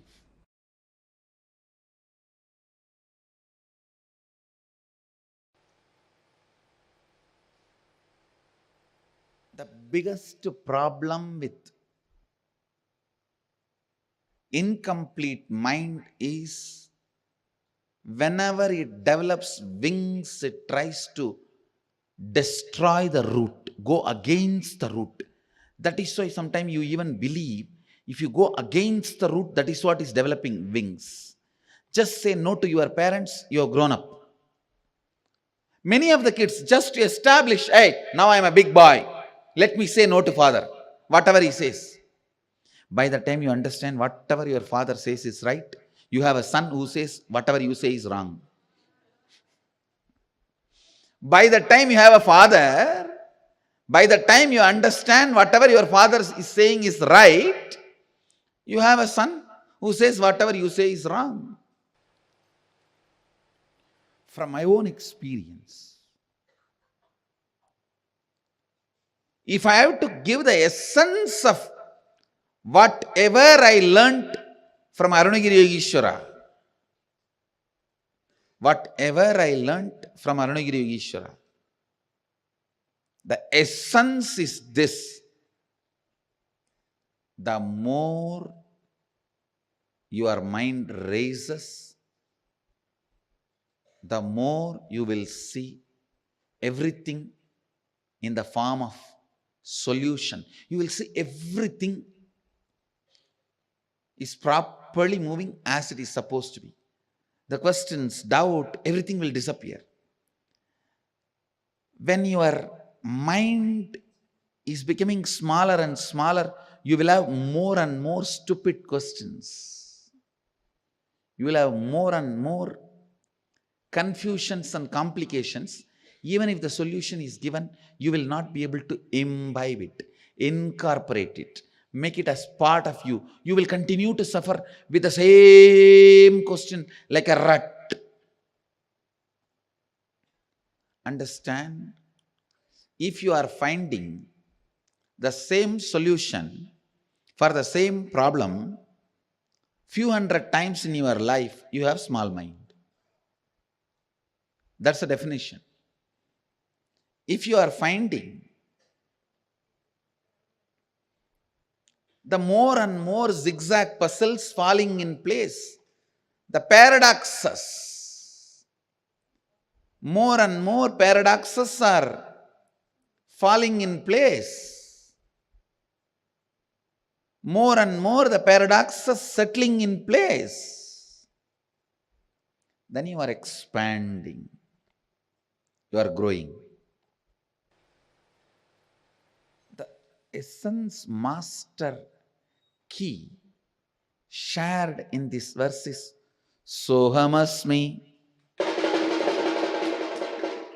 Yosavasau Purusha Sohamasmi Tejo Yatteru Bangalyanadamandatte Vashyami Yosavasau Purusha Sohamasmi. Even when I am relating with you, I am you.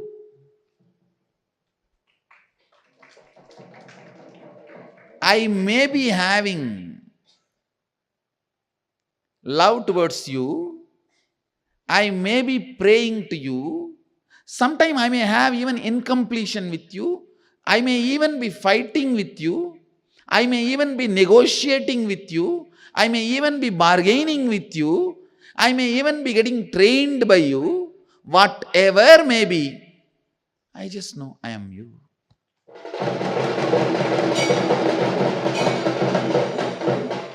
Sohamasmi.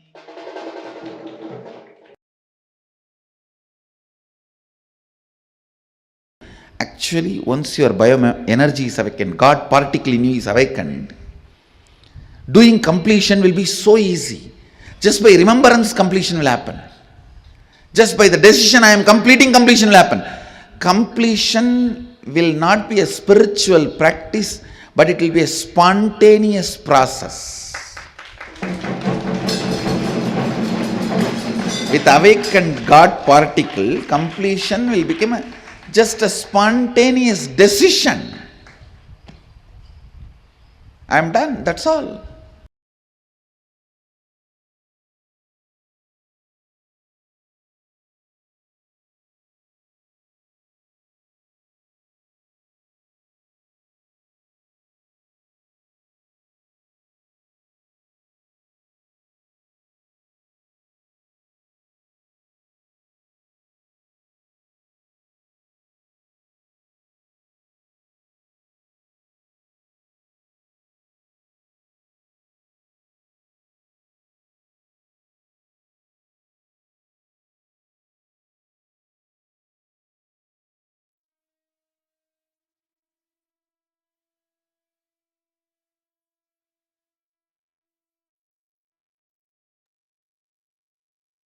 Shakti, the fundamental principle that governs the universe.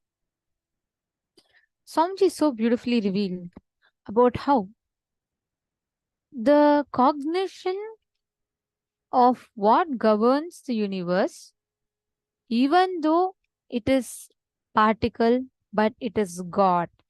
The God particle in us, something that is there, the Paramanu, that is more subtler than the most subtlest of atoms, and that's most powerful.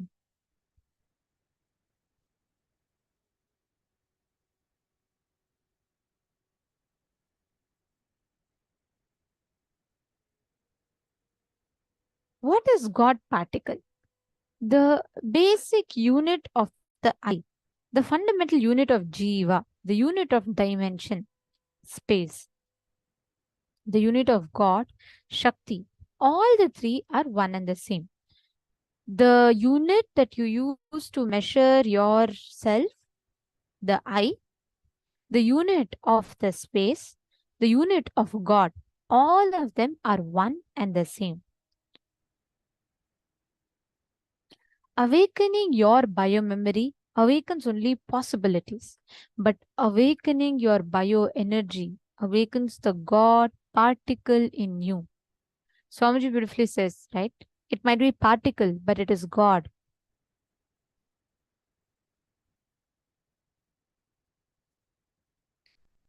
Awakening the God particle means reminding the God particle that it is God.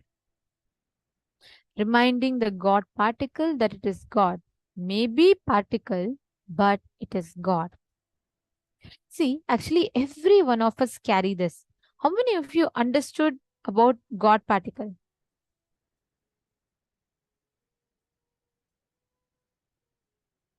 How many of you have understood about God particle? Can I request everyone to put in the chat?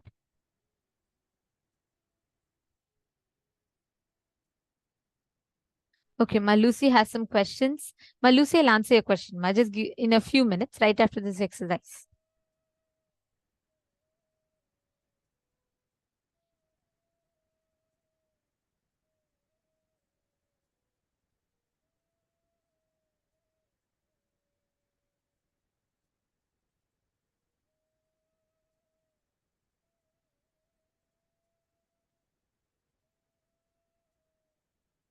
Great.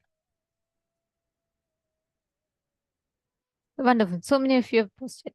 Now, this God particle, every one of us carry a God particle inside of us. Right now, we associate only ourselves as a particle. Means we just think, okay, I'm just another normal person, I'm a matter.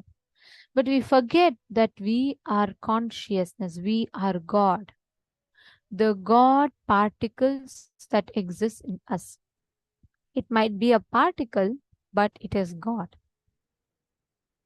All of us carry this God particle inside of us. Whether we understand or not, believe it or not, everything around me, including the worst conflicts and problems, life killings, even if it is life destroying problems, we are the source. Swamiji tells this is the exact psychology of the God particle. If you catch it, you will master it.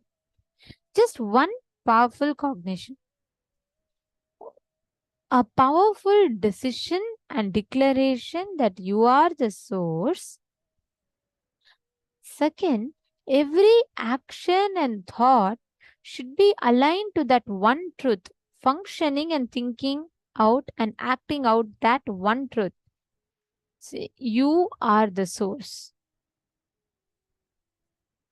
If you just understand all the physiological, psychological, neurological ups and downs are just to remind you your original state, the Sadashivoham. You will see continuously how all the ups and downs that you carry inside of you,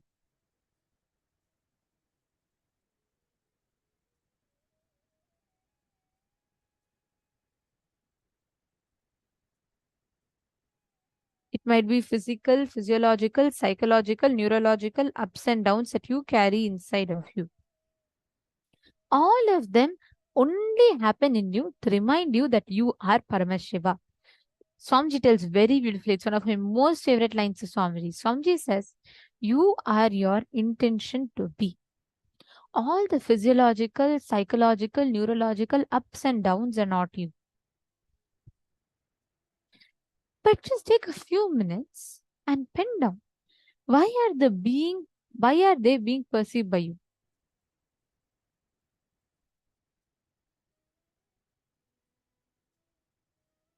Pen down few of the ups and downs that you experience. Like for example, every few days once, you experience a lot of loneliness in you. You really go through a down. You go through a depression. And you don't know how to even overcome that. Pen down. Pen down all the ups and downs you go through in life. Take a few minutes. I request everyone to pen down some ups and downs. It can be anything. It can be in relationships, wealth, health, business, job, any aspect it can be. Just pen down.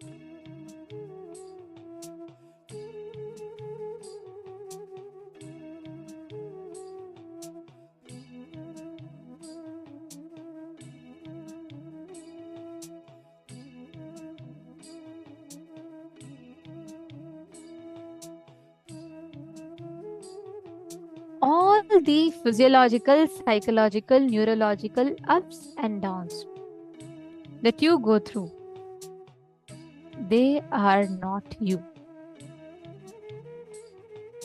You are just your intention to be.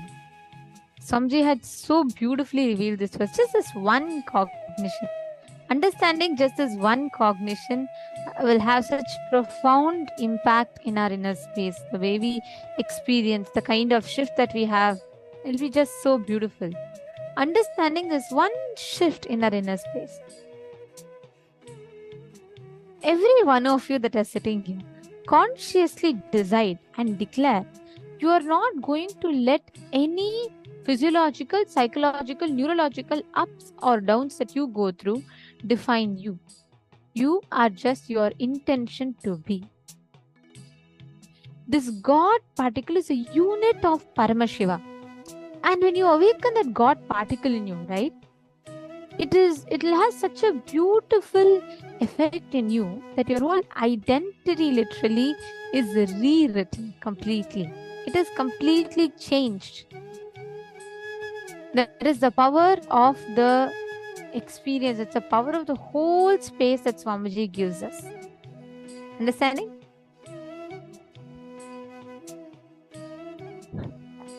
All right. Now, I request all the participants, every one of you, please take a few minutes and consciously declare inside you, inside your inner space, to not let any of the ups and downs affect you. You're constantly going to bring yourself to the highest principle where you're not going to let any ups and downs from the outside affect you, what you are, what you're doing.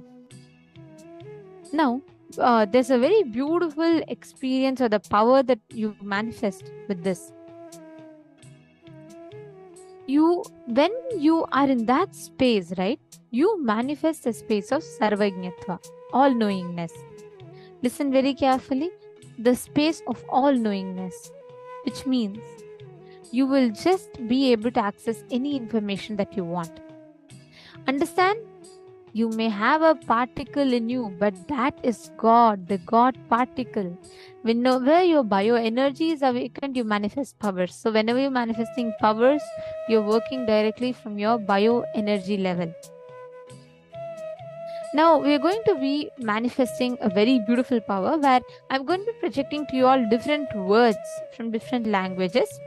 And you're going to be scanning and identifying the meaning of those languages.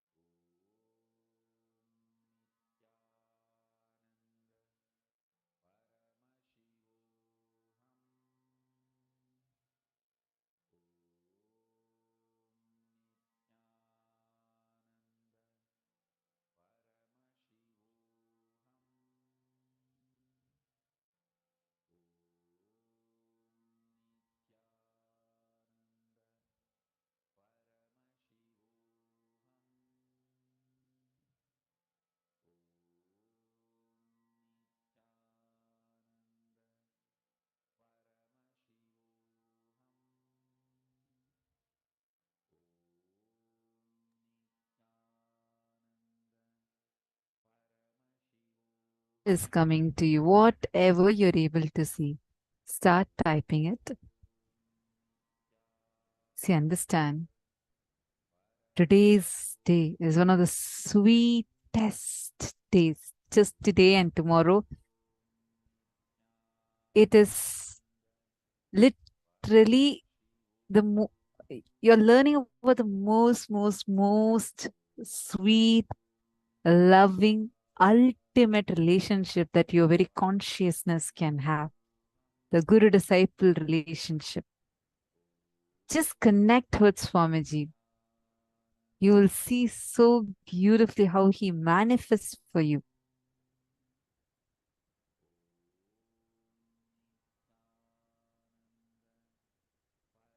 Masali Unions is asking, I am Atma, the God particle. You need to discover your God particle by asking yourself this question. That is why in Kenopanishad, just like the second Upanishad in Hinduism, it says, Kene shetam patati preshetam manaha. It asks a question, not that who am I, but by whom am I? What is the source of me? Or see, even when you say, who am I? You're already coming to a conclusion that you exist. But in Kenopanishad, it's such a powerful Upanishad that asks the question, by whom am I? Kena prana pranava praiti yuktaha kene shetam vachamimam vadanti. It asks the question, by whom is this speech even being enabled? How come the thinking is even starting? Who is it thinking? And by whom is this thinking even being operated?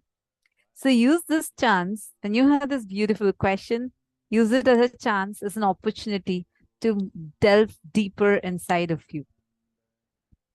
Ma Lucy has asked, can being granted a boon by Shukra, Asura Guru, lead to accumulation of bad karma or negative life consequence on the self or others, since he doesn't judge morally our prayers? Or is there a cap or delayed manifestation placed upon each one of us so that we do not go over the disbalancing the karma quota? OMG. This is literally how you can see in this one question the impact that society has had upon us, that we think, wait, is there a cap in this? How can something be so good? Too good to be true, but it is true because it's happening today and I'm going to experience it. So is there a cap? Is there a catch? Like some small fine print somewhere hidden? Or is there a disclaimer that I'm missing to notice? Malusi, don't worry. There is no disclaimer. There is none of those things. Understand one thing. Paramashiva gives. Shukracharya is a giver. He gives and gives. When Paramashiva is in the Ananda Spurana, when he's in that ultimate samadhi state, the semen energy of Paramashiva manifests as Shukracharya. Understand? He is the ultimate giver. He just gives. He just doesn't judge people. Literally, Swamiji. Really, if you see Swamiji, if you've lived around Swamiji, no matter what kind of a situation it would be, no matter how much of a mess or things you would have done, he will know your entire past, not just from this birth, from all the births together. He will not judge you, not give up on you. And see, there's this concept, right? Like you fail in the outer world. If you fail in something, let's say even 2 or 3 times, your manager is not going to trust you. I'm just in a very corporate environment. Even once you fail, you're sometimes even kicked out of the project. You're fired, and you're there to go looking for another job, or probably you're demoted. This exists in the human society. But at Swamiji, how many ever times people might fail, Swamiji has never given up. Never. Like, you would not understand the way Swamiji functions. You'd be like, God, like, why? Why? Is it like what question you're having right now? Like, is there a cap to this? Because you would see, he would not judge you, not give up on you, not hold even a slightest grudge against you. One of the once what happened, someone, a kid who joined Gurukul for a few days, and then she left Gurukul and she joined, like, she disconnected herself completely. And when that person, even though that person had just disconnected everything, we were thinking, okay, if she again wants to come back, why would she be allowed inside? Swamiji is saying, no, you guys don't know. Even if that person has given up on me or disconnected from me, I have not given up on her. I will never give up on anyone. Once they have come to my breathing space, no matter who it is, I have never ever given up on anyone, and I will never give up on anyone. You're like, why, Swamiji? Like, someone has even left and gone, disconnected, and they have sometimes even, like, they're completely disconnected from you.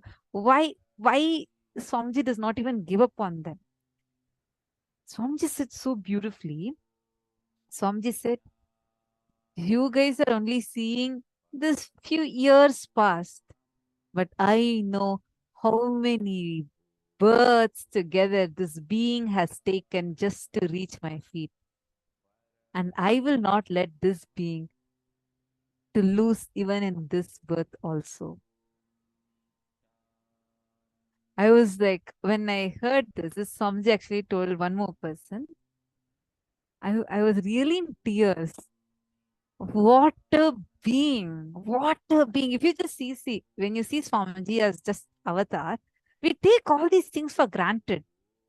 When you start even observing these things, you just, every time I remember Swamiji again and again and again, we just fall in love with the way he is.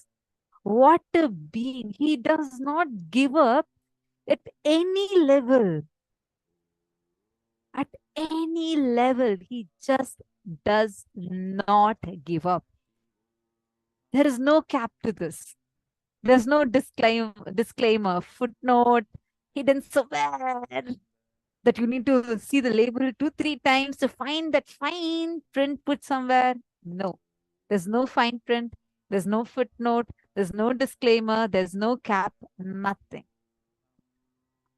Understand, that is living with Paramashiva. Like, it's something beyond your logic. It's just magical. No matter what, he will do the tyaga for you. He will do the tyaga. And on top of doing the tyaga, he'll sacrifice so much for you. And whatever comes good out of it, he'll give that goodness also to you. You will get all the punya. On top of that, he'll even give the credit also to you. You'll be like, Swamiji, I clearly know you did this whole thing. And now you're gifting even the credit also to me, not just the result. Understand, if you live around Swamiji, you would very clearly know Shukracharya. We are thinking this one day in one darshan, you're getting the Shukra initiation. Living around Swamiji, you will experience it 24/7. in a much, much, much deeper level. Imagine and see, he doesn't even judge you. How can someone be like that? Like, not hold a grudge against you. Even you would have given up on yourself. You will be like, no, Swamiji, I think I've like utterly failed in this. I don't think I can even do this. This is like impossible for me. Swamiji will say, hey, you are Paramashiva. It's just a decision. Till now, even 100 times you have failed does not matter. If you give up, now is the thing you're doing, you're declaring yourself as a failure. Stand up, do it. You can do it. Like, even see, really, logically, if you analyze, last almost 23 years, 27 years, whatever number of years, in this last 27 years, if Swamiji had spent this time, energy, everything into the media agency, advertising agencies, or like all the professionals doing it with the marketing companies, all of this. By now, every media would have like literally glorified Swamiji. They all would have been like glorifying it, glorifying Swamiji, and that's how it would have been. Even not even needed like all the 27 years of his energy. Even let's say even last 2-3 years, even that much small amount of energy, money, time, his life that he's pouring on each one of us, by now it would have been like such a strong empire in the media. But Swamiji does not spend that on any of those. He does not bother even about his own brand, his identity, nothing. Even if the people, even if the disciples who are sitting and doing are failing hundreds of times in the same project again and again and again, he still does not give up. Because Swamiji will say, I can give money to the other agencies or anything. They will do the work. But only those companies will get the enlightenment. I am here for enlightening you. You're not a number for me. You're a being for me. He just does not give up. Not just not give up. He does not even let a chance be missed for you, for your enlightenment to get missed. Even if you say, no, I can't do all of these, just leave this spirituality. This doesn't work for me. He'll still like, okay, I'll wait. I will still wait patiently without giving up on you. I will wait so that when you come back, again, I'll start from the scratch and enlighten you. This quality of Swamiji, something that everybody agrees, unshakable qualities. Swamiji does not give up on anyone. And most importantly, even before, see, Swamiji beautifully tells, even if you give up on you, I will not give up on you. Even if you give up on life, I will not give up on you. Even if you give up on me, I will still not give up on you. And that is what a guru embodies. That's the exact truth that a guru embodies. That complete non-giving up.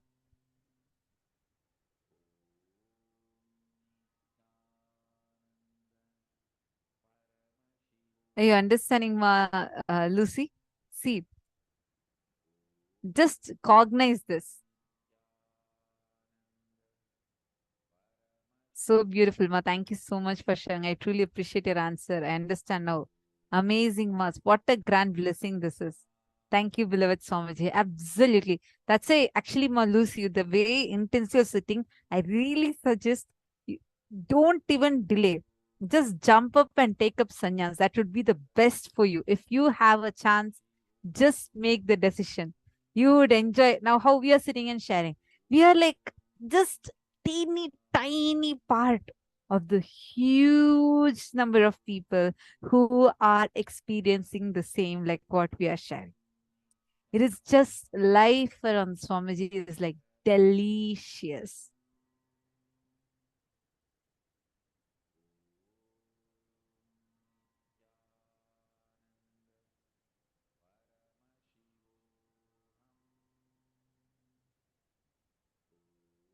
all of us will be able to experience this. See, today, whatever you're experiencing in Shukra initiation, see, Shukra initiation is such a beautiful space where you can be just you.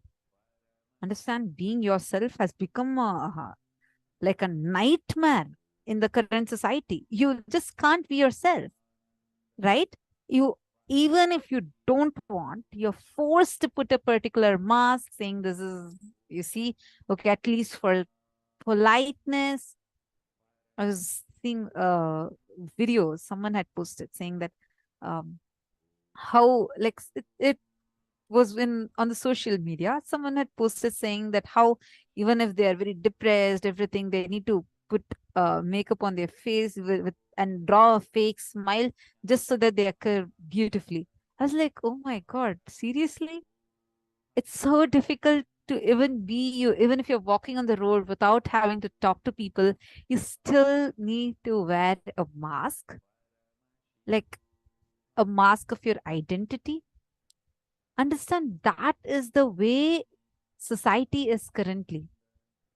But in Shukra Darshan, Swamiji gives all of us a great blessing to be unfiltered. Just be you.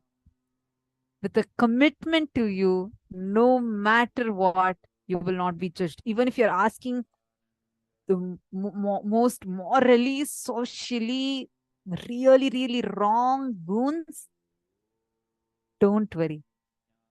Malusi, for addressing the very first part of your question, I just want to tell one thing to you. Do you think Paramashiva will bless you with something that will not be good for you? Never. He is the most compassionate, most compassionate. Whatever he gives is his Guru Prasada. Whatever he showers, even if you ask for something really bad, let's say it actually is going to cause a bad suffering for you, even if he blesses that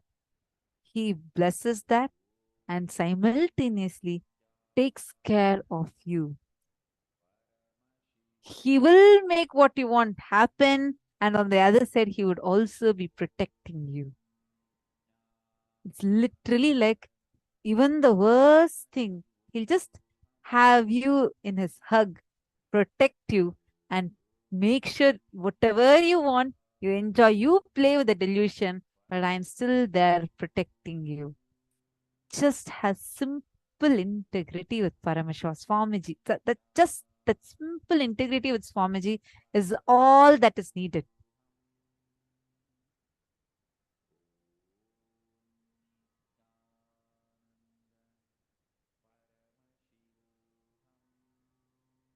How many of you are clicking with this? Just cherish this cognition in you. Just go on enjoying. Today's days to just relax from all the things you have and say, enjoy. Enjoy the greatest, sweetest happening of Paramashiva who has come down in this physical form for each one of us. And today, opening himself up such that he's giving you even a commitment, no matter what you ask, I will not judge you. You will not be judged. Instead, I'll shower you with much, much more than what you ask for. Guru Tattva. This exact principle, what a Guru embodies, this exact Satya is called Guru Tattva. Swamiji beautifully tells how Tyaga is Guru Tattva. Guru Tattva is Tyaga, means Paramashiva does everything in all his forms. He does the creation, he does the sustenance, he does the rejuvenation, and all the other forms. But for liberation, he comes as Guru. For liberation, Paramashiva has to come in the embodied form as Guru. And only that can help, that can lead humanity to liberation. The principle, the tattva that Paramashiva represents as Guru is Tyaga. Tyaga is Guru Tattva and Guru Tattva is Tyaga. Swamiji has very beautifully spoken about this exact principle, actually, where Swamiji tells about the Tyaga. And Swamiji tells what is the exact thing that pushes Paramashiva to incarnate on planet Earth, and what exactly is the responsibility of Guru. Let us now listen to that revelation. The space which literally makes the Maya shiver and breaks, takes you from the perceptional reality to the real reality. That space is called Guru Tattva. Listen. Listen intensely.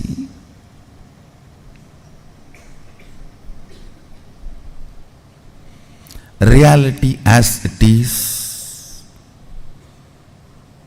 Sadashiva, because Karana and Karya can never be separated. Me and my actions can never be separated. You and your actions can never be separated. But you and your reactions can never be together.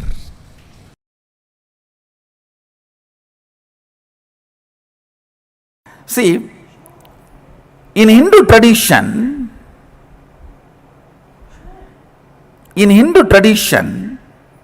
Guru Tattva is worshipped, not the individual.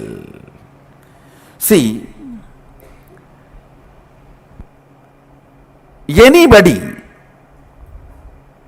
who has achieved that space, who opened up to that space of Guru Tattva is worshipped. You should know, very beautiful sloka from Agama.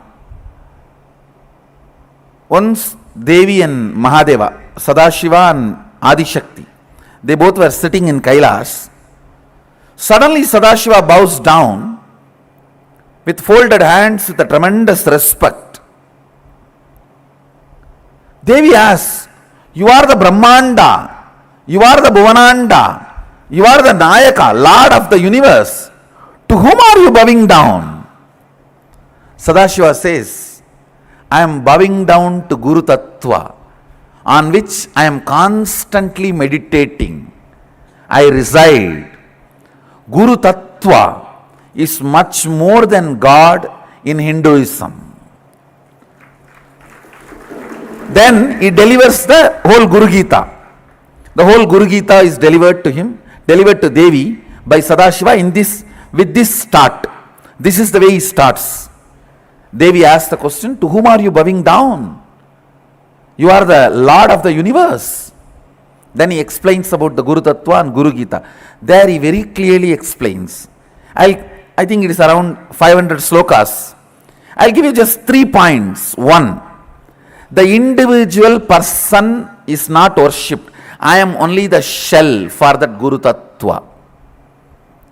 The principle is worshipped.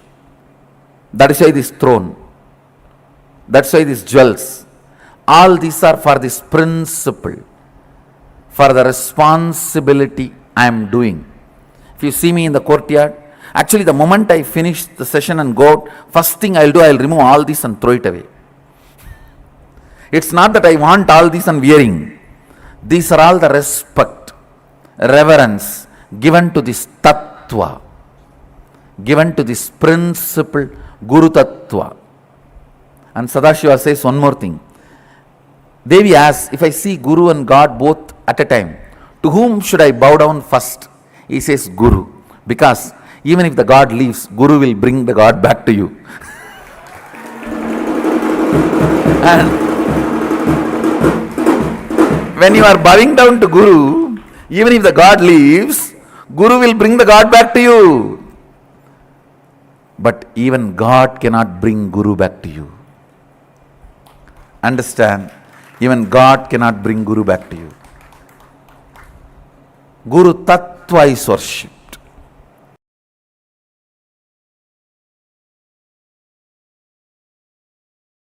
I'll start with one incident happened between me and Arunagiri Yogeshwara. Once, Arunagiri Yogeshwara, my guru, gave me an instruction. And then he asked, will you do it? I was shocked. Please understand. I used to use all my resistance, fighting, using all the bad words, everything with other gurus.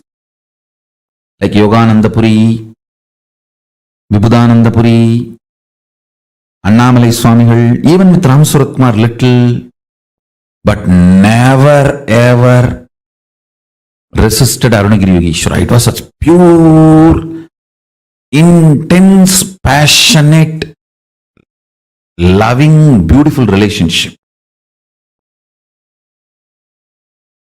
Never I resisted him or never I uttered a word or even had a thought against him or against his words. So I was shocked. I felt, what did I do? Even he had a doubt and he has to ask me, will you do it?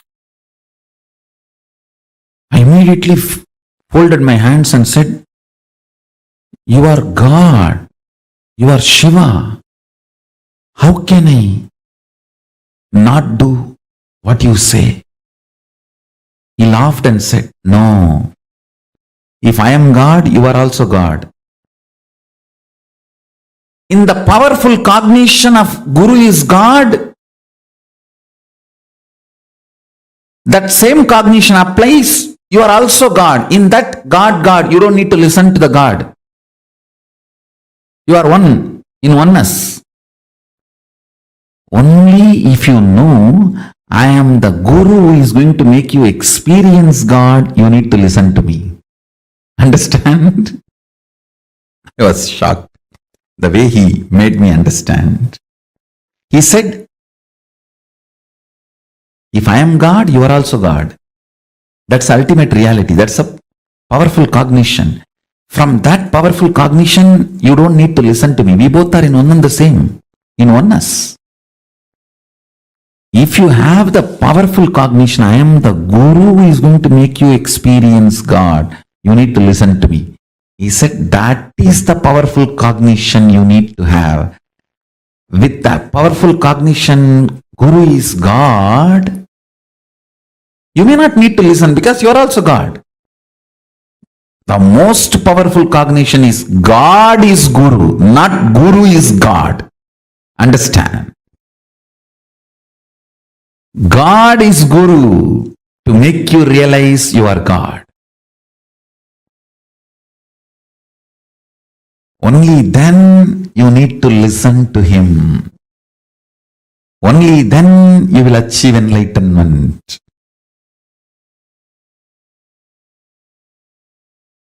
Surely it was a completely different altogether. Huh? Yes. Yes.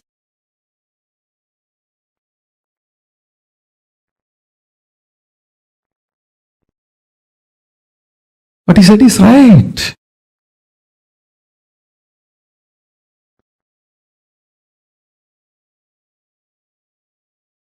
Not that God is Guru, Guru is God. The cognition I was having is Guru is God. But he shifted it to God is Guru. Listen carefully.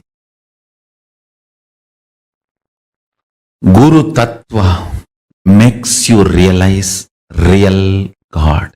Till then, you will not even have the right cognition about God. See, all the incarnations of Vishnu gives a breakthrough in DNA level. Like your DNA's natural selection process is pushed to the next level. Like amoeba takes a jump and becomes a fish. Fish takes a jump and moves to tortoise. Tortoise takes a jump and moves to pig. Pig takes a jump and moves to animal man. This big pushes the natural selection process is given a breakthrough by Vishnu's incarnation. Conscious decision process is given breakthrough by Shiva's incarnations. Understand? Great incarnations of Mahadeva, like Kalabhairava, Veerabhadra, Munishwara, Durvasa, all those beings give great conscious breakthroughs. Now we are in a position, the best evolved DNA and best evolved consciousness, the Chit Jata Granthi, the body and consciousness we have is the best possible form. We need to have the next breakthrough, the ultimate breakthrough. That is the purpose of my happening. Understand? Vishnu's incarnation gives breakthrough in the DNA. Shiva's incarnation gives breakthrough in consciousness. Guru gives breakthrough in both. When Paramashiva happens as a guru, he gives a breakthrough in both levels.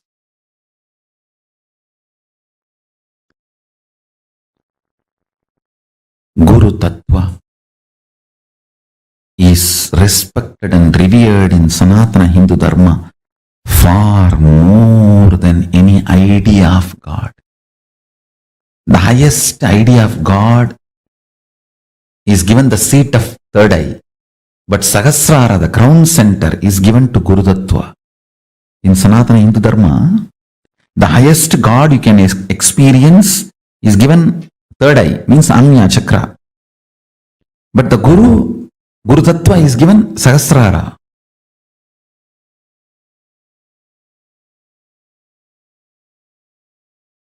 Listen. With tremendous compassion, deep love, I will reveal this truth. All words, teachings, philosophies, principles are only to lead you to, connect you to, inspire you to be with embodied Guru.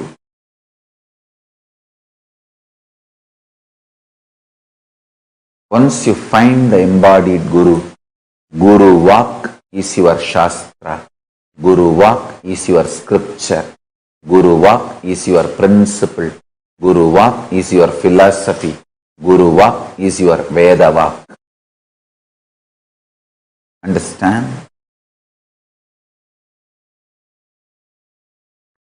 Your mind is so cunning.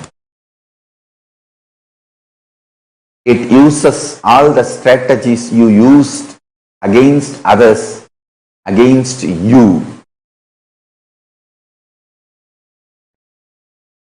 One of the most beautiful things happened in me is I can't relate even with me without Arunagiri Yogeshwara being within me. Understand? When I walk, I can see very clearly my inner space when it gives command. It is only that Arunagiri Yogeshwara giving command to walk as he used to walk, as he is walking.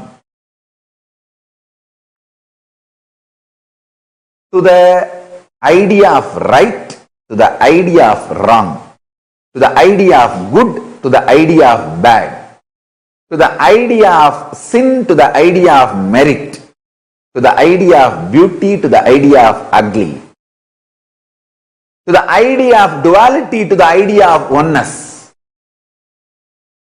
Anything I cannot relate with it without the embodied Guru's existence in me.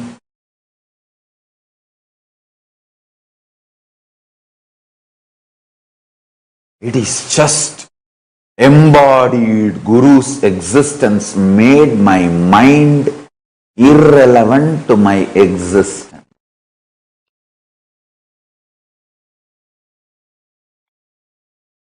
So the delusion becomes irrelevant. Maya, Trubhava, delusion is irrelevant to me and to my existence.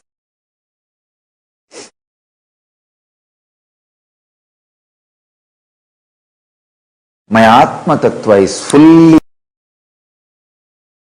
Guru Tattva, embodied Guru,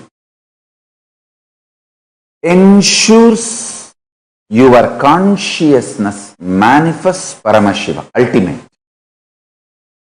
There is a beautiful line by Ramana Maharshi. O Arunachala, when these five senses enter into my conscious principle as robbers, were you not there? Inside, how did you allow? Why did you allow? Understand the meaning of this whole thing. A guru-less seeker will not even know when the delusion starts. Embodied Guru protects you and makes you manifest Paramashivatva completely. That protection only, due to your delusion, you start feeling as suffocation. I tell you, this angry young man concept which you have with your parents, the teenage kids tantrum, the tantrum you throw when you are 14 with your parents, thinking their protection is suffocation, misinterpreting their protection as suffocation, and the tantrum you throw, you continue the same even when you are 40 with your Guru.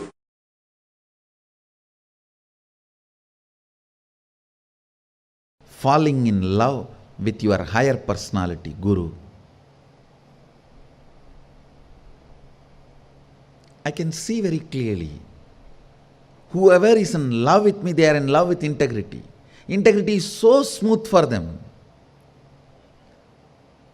When there is no love, you use every methodology to either believe integrity is not possible or cheat that you are already integrated without living it. Understand? The scale to measure whether you are integrated or not, you will manifest Sadashivatva, me. You will manifest the powers I am manifesting. You will manifest everything. Understand? Love, becoming, listening, or integrity is what I call literally living enlightenment. Because I have so much love, I can supply. If love is the raw material, I can supply enough raw material for you. You just need to convert that into listening and integrity. When you waste the raw material only, I say, all right, stop the supply now.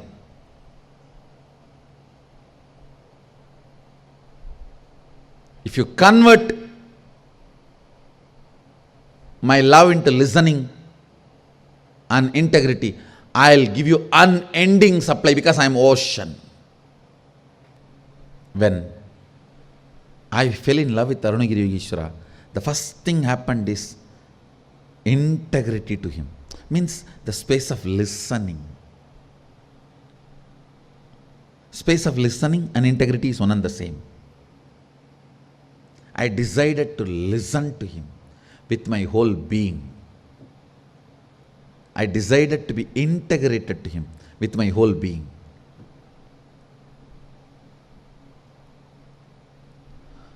Falling in love can either make you decide to possess and squeeze and suck and exploit him, or it can make you decide to be integrated and listen to him. Both can be done. Both can happen. That will only decide whether you are going to be Rudraganya or court dancer. Whether you are going to be a chaste woman or a prostitute.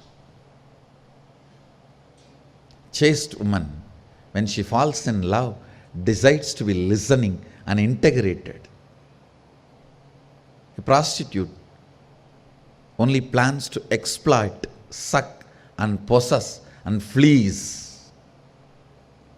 Whether it's money or power or whatever.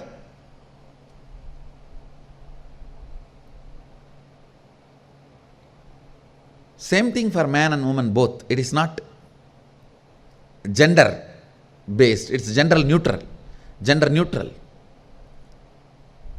A real disciple, man, when he falls in love, he decides to listen and integrate it. Or he plans cunningly how to keep everything under the control and have my share of power, everything in my hand.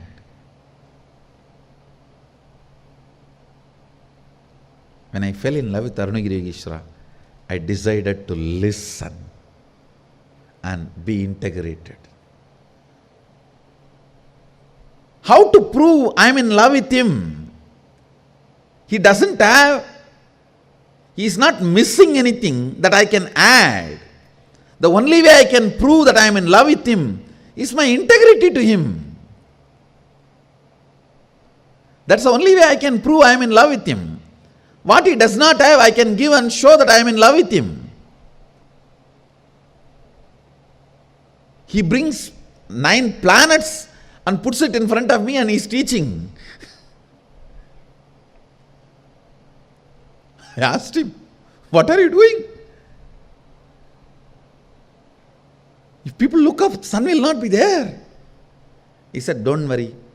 Till you finish your session, class, படிடா, நீ படிக்கிற வரைக்கும் எவனும் மேலே பார்க்க மாட்டான்டா. Means learn, till you finish learning, nobody will look up, look here. Why are you bothered about all that?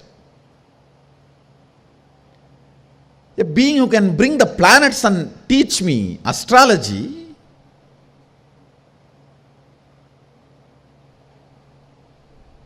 what can I give him?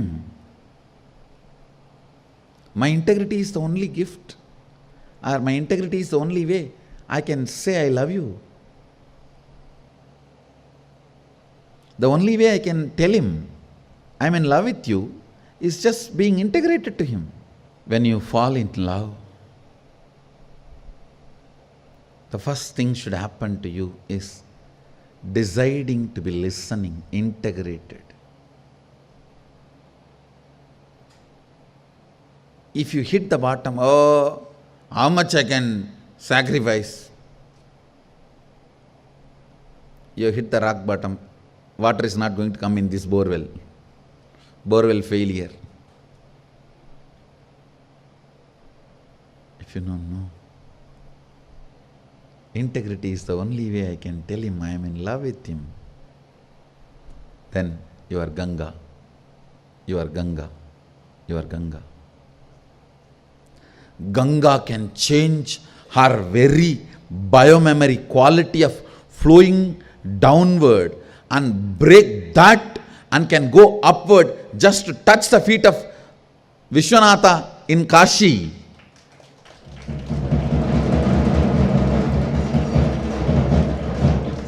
Taking Uttarabhagini means taking a turn towards north. She is just showing, I am in love with you and ready to lose my very quality of flowing downward. So the very identity of water is flowing downward, but I am ready to give up even that to tell you I am in love with you.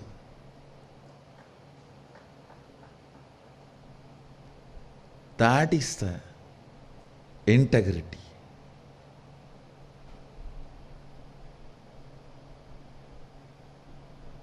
Uttaravagini. She turned towards north just to tell Sadashiva, I am in love with you. Integrity is the expression of love. Integrity is the experience of love. Integrity is personification of listening. Understand, only when I am in love with you, I made you love me.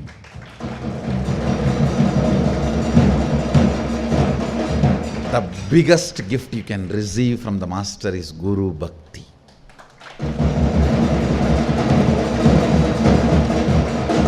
Love towards the Master. Everything else can just follow you. If you just pick up that one gift, Guru Bhakti. When I know the love is coming out as integrity, I will only empower the supply chain with more and more love, with more and more joy. Because I know now, it's only becoming integrity, it's only becoming listening, it's only becoming enlightenment. Come on, give more, supply more, sanctioned, approved. If it comes out as arrogance, possessiveness, abusing, becoming power center, all that stupidity, then all right, why to destroy that fellow? Stop the supply chain, divert it. This is the secret of my love. Use it for listening and integrity, you will be showered. Abuse it for anything. Not only the supply chain will be stopped, whatever was given also will be taken away. So even the past will become a faded memory. It will no more be part of your cognition. It will be remote memory. After all, past, present, future is in my hand.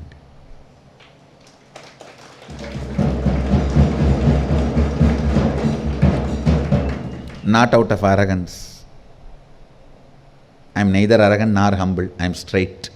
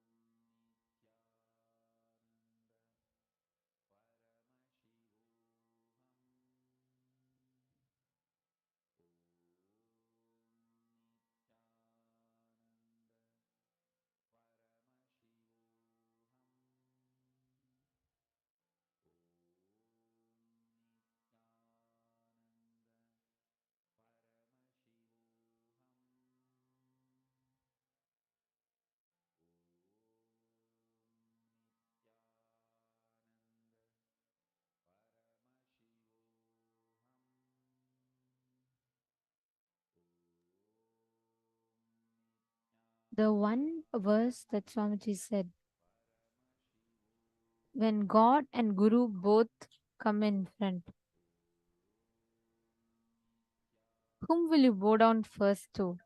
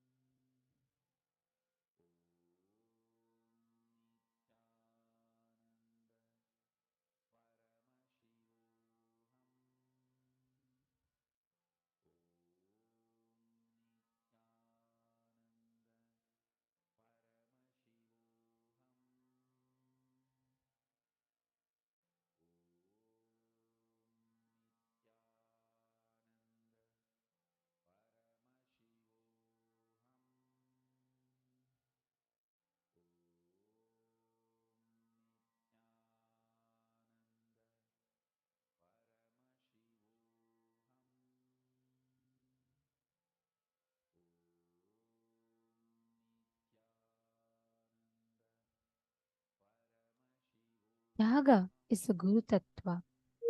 And that one line that Swamiji said literally summed up the essence of Guru Tattva for us. How? When God Himself descends in front of us, how do we receive Him?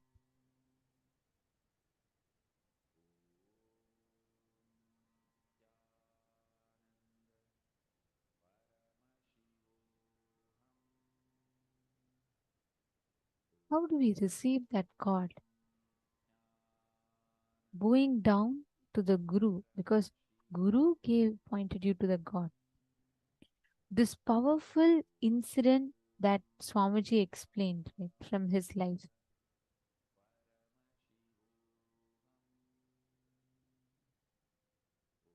That one principle, understanding that one principle gives us the essence of a guru-disciple relationship.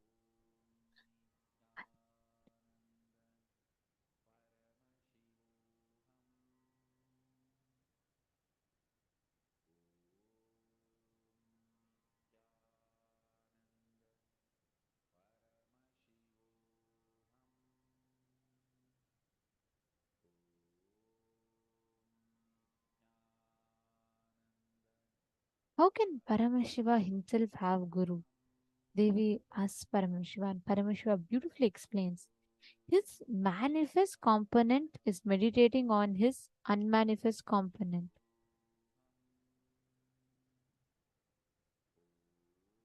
His manifest component is meditating on his unmanifest component. The manifest component of God is Guru. The unmanifest component of Guru is God.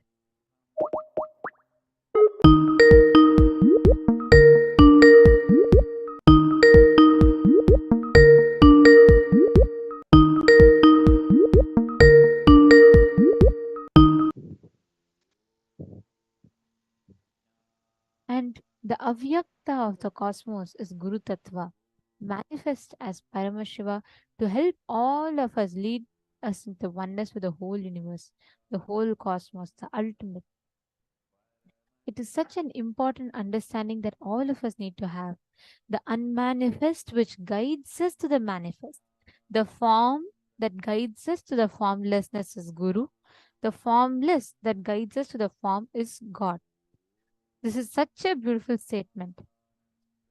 Just meditating on that avyakta component, the unmanifest component, which is God, manifesting into the manifest component is Guru. This literally is the essence of how a Guru comes down and how he leads all of us to that ultimate. There's a very powerful meditation that Swamiji has given from the Shiva Sutras, which will help us understand this exact experience for us to have, which will help us experience this exact same truth, Satya. All of us are going to be entering into that exact meditation process now. And I request all the participants to sincerely sit and do this exact beautiful meditation that Swamiji has revealed. Please sit straight. And this is a very, very beautiful meditation process. And I request all the participants to enjoy doing this process.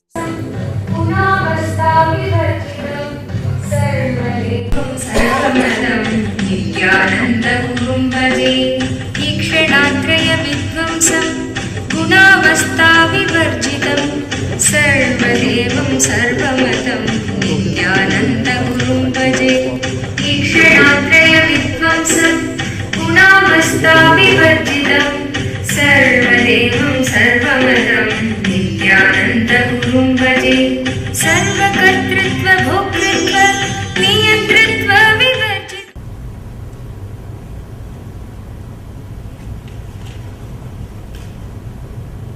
Before entering into the sutra,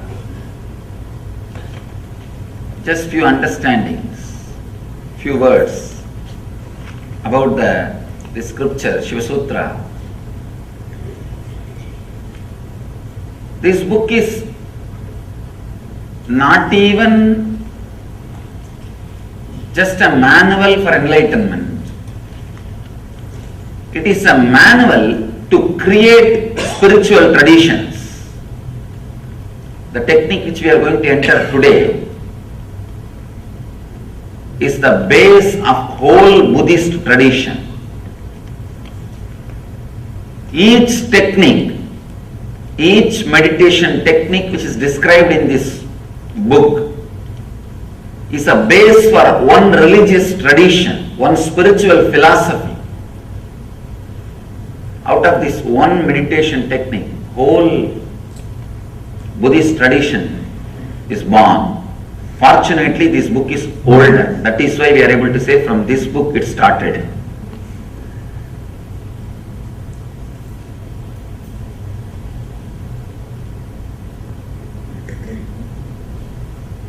People ask me, how can you keep Buddha also along with gods? Because Buddha did not accept Vedic gods.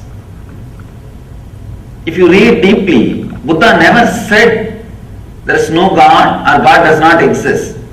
Whenever he was asked the question, he just avoided, just not to waste the time. Because whenever you say yes or no, you have enough arguments. People come and ask me, Swami, is there God? Atheism with a decent, cultured, responsible is straight path to enlightenment. There are many masters who led people to enlightenment through atheism. Very rational, logical, responsible. There are many masters who never accepted God but led people towards godliness. People ask me, is there God? I tell them God is not the thing to argue by saying yes or no. The moment I say yes, I'll have 1,000 more questions. The moment I say no, again 1,000 more questions. Both are not going to help you. Neither yes nor no is going to help you. Just give a technique through which he will realize. He himself will achieve the truth. Buddha did the same job. He never said yes, never said no. He just gave the method. He just gave the technique and led people to achieve the enlightenment, achieve the truth. In a very beautiful way, without accepting the authority of the Veda, he contributed to Vedic tradition. See, there will always be 50% of the people saying no for everything. See, when you say no, it feels very juicy. Saying no is really very juicy. That is why, kids, why do you think constantly kids say no for anything and everything? Because it gives them the feeling that they are grown up now. Only when you say no, you feel you have freedom. There is something called positive freedom. Freedom of acceptance and saying yes, the ultimate freedom. But unfortunately, neither we are taught about it nor we experienced it. I can tell you actually, this moment you can liberate yourself. All you need to do is accept you as you are in the outer world and the inner world. Suddenly you will see you are unclutched. You are clutched by only one thread, non-acceptance. Sutre Maniganaiva, Krishna says, I am the thread running through the whole existence. There is one thread in you which is running through the whole suffering of your life, non-acceptance. Just like a Lord is the thread, Krishna is the thread running, connecting the whole existence. Your non-acceptance is the thread running and connecting your whole sufferings. What you call as samsara roga, bhava roga, suffering of disease. This one moment, a simple acceptance. People ask me, I am not able to accept that I am not able to accept me, Swamiji. I tell them, alright, at least accept that you are not able to accept you. That's all. Even that is an acceptance. Even that acceptance can suddenly unclutch you. There is no need for thought flowing in you. There were one group of people who are very simple, who are able to straight away connect and accept and realize the truth. For that group, the Vedic tradition was helping. But slowly, unfortunately, a kind of a negative wave or negative group started developing because the spiritual techniques and the transmission of the spiritual enlightenment was not happening at one point. Transmission of enlightenment was not happening. So the antagonistic crowd, the crowd which started saying no to everything. If you say no logically, there won't be any problem. Saying no, just I don't want, just for the sake of feeling strong. For that group, there is nobody to guide them. It is not that just because they have gone astray, they can be dropped or they can be completely thrown out. No. Somebody has to take care of them. So then divine descends as Buddha, who gathers all the dropouts, gathers all the people who say or saying constantly no. He also gathered all of them and said, yes, he played the same tune. He played the same tune, but I can say among the masters, Buddha is the master who contributed maximum number of enlightened beings to the planet Earth. Maximum number of enlightened beings are contributed to planet Earth from the Buddhist tradition. Directly from Buddha. When he was alive, fortunately he was in the body for more than, you can say 80 years. And he became enlightened around 40. 40 years enlightened public mission.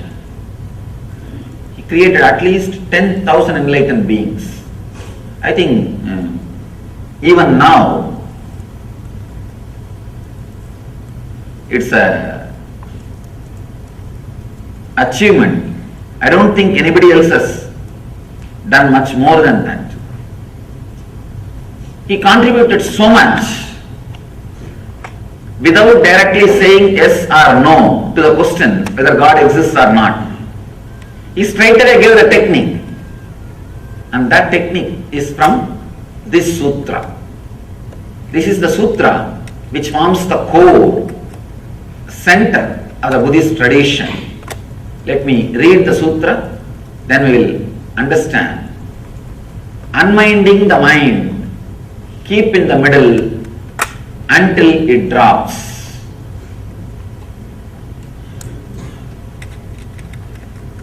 A very big problem with Shiva Sutras is it is too simple. It is too simple. Only an integrated person will be able to use these techniques.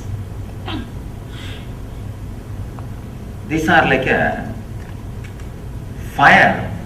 Only a person who is ready will straightaway explode by the touch of the fire, by the touch of the Shiva Sutra. There's a beautiful Upanishad story. One disciple goes to the master and asks, Master, give me enlightenment. Just master repeats, Tattvamasi Svedagedo, Tattvamasi, Tattvamasi Svedagedo, Tattvamasi, that art thou, that art thou. 9 times he repeats, and the disciple is enlightened. Story ends. Not 9 times, I don't know how many times I have to repeat. Why it is not happening? The reason is the Svedaketu was fully integrated, burning to receive the truth. That's a beautiful example Ramakrishna gives. The mother pearl will be waiting for the rainwater. The mother pearl makes the pearl with the rainwater. When the rainwater falls, he just carries the rainwater into his womb and goes down into the ocean. And whatever process he does on the rainwater only becomes a pearl.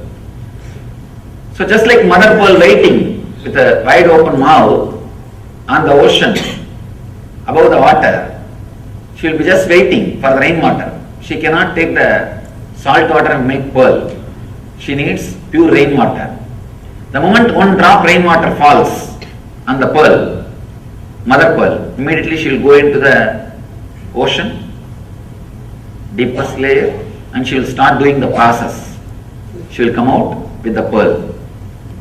Only a person who is seeking intensely like a mother pearl for the initiation, waiting with open being, the moment master utters some words, those words straight away enters into him and he carries that word, goes and sits inside his inner space, starts doing the process, comes out with the pearl of enlightenment, opens himself with the pearl of enlightenment.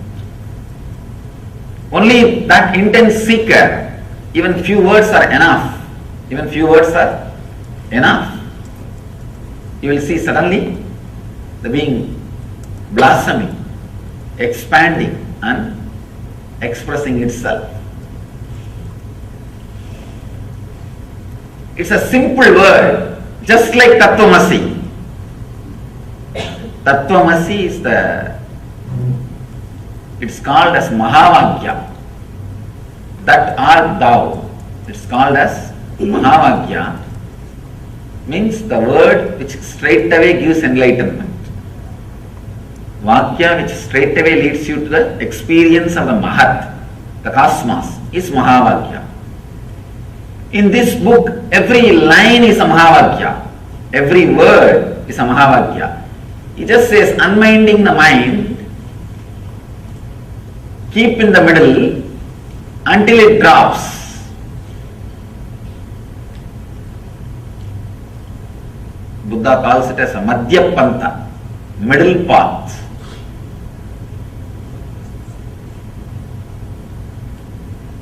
Let's first understand how our life flows.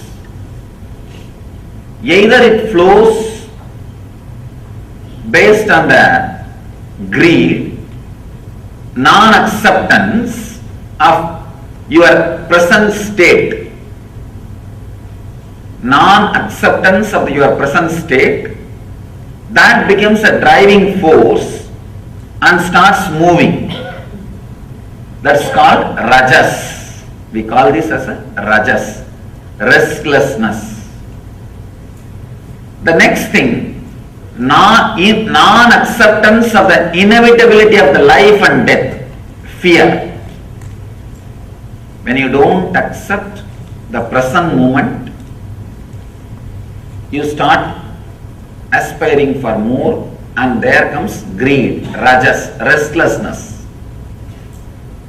When you are not ready to accept the future moments, that becomes fear, tamas. Understand? Non-acceptance of the present moment leads to greed. Non-acceptance of the future moments which may come leads to fear. When we can't understand, when we are not ready to relate with the inevitability of the life, you need to understand that word inevitability in a very deep way. That's a beautiful commentator, Bhashya, Swami Lakshman Ju. He was the one Swami whom I really wanted to meet, but he passed away. Just to meet him, I walked more than 9 months, but by the time I reached the place, I heard the news he passed away. He was the one great soul. I always repent by not taking the right decision at right time.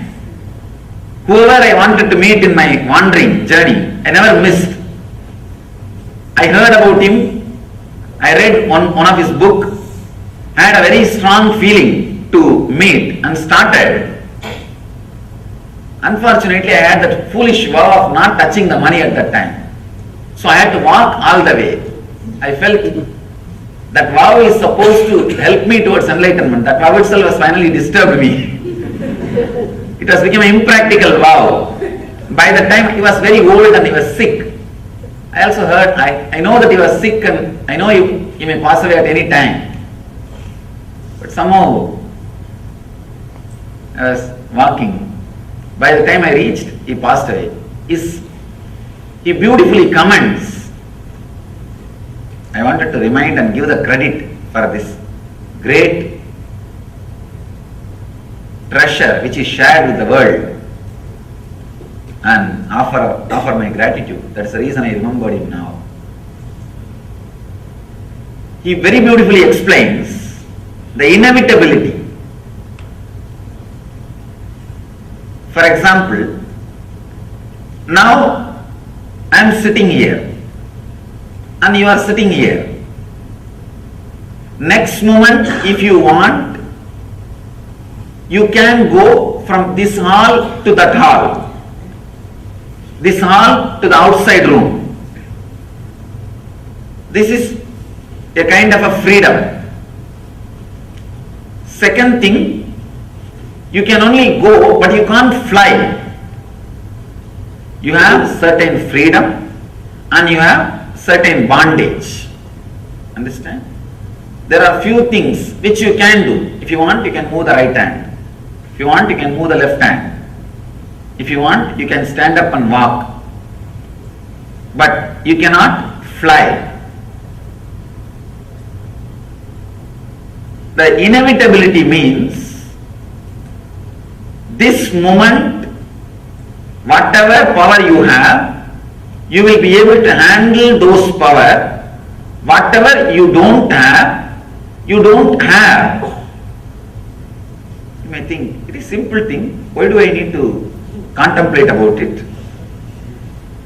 If you look into your thinking system, you are constantly struggling to do something which you very clearly know you can't do it. Many times you are constantly hitting the wall. Hitting the wall gives you ego satisfaction. Understand? And not only that, many times you are struggling. Actually, corruption which happens in your inner space, the corruption which happens in your programming, what I call ori, comes from this very root, non-acceptance of the inevitability of the moment. I think maybe few more words you will be able to understand deeply.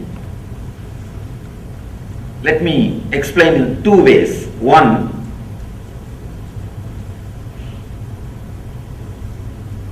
now, next moment if you want, you can go out or you can stand or you can be here.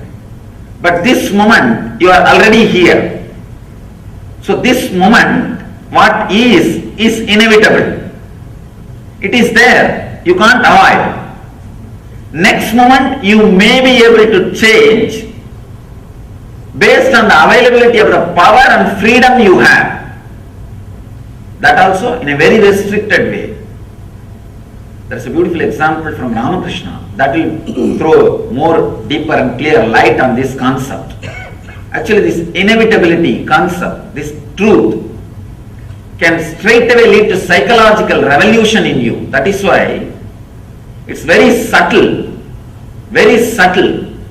But if you can put your attention and understand every line I am trying to express, another difficulty is I read his books in Sanskrit and my internal expression, the whole thing happens in Sanskrit. I have to translate the whole thing into English.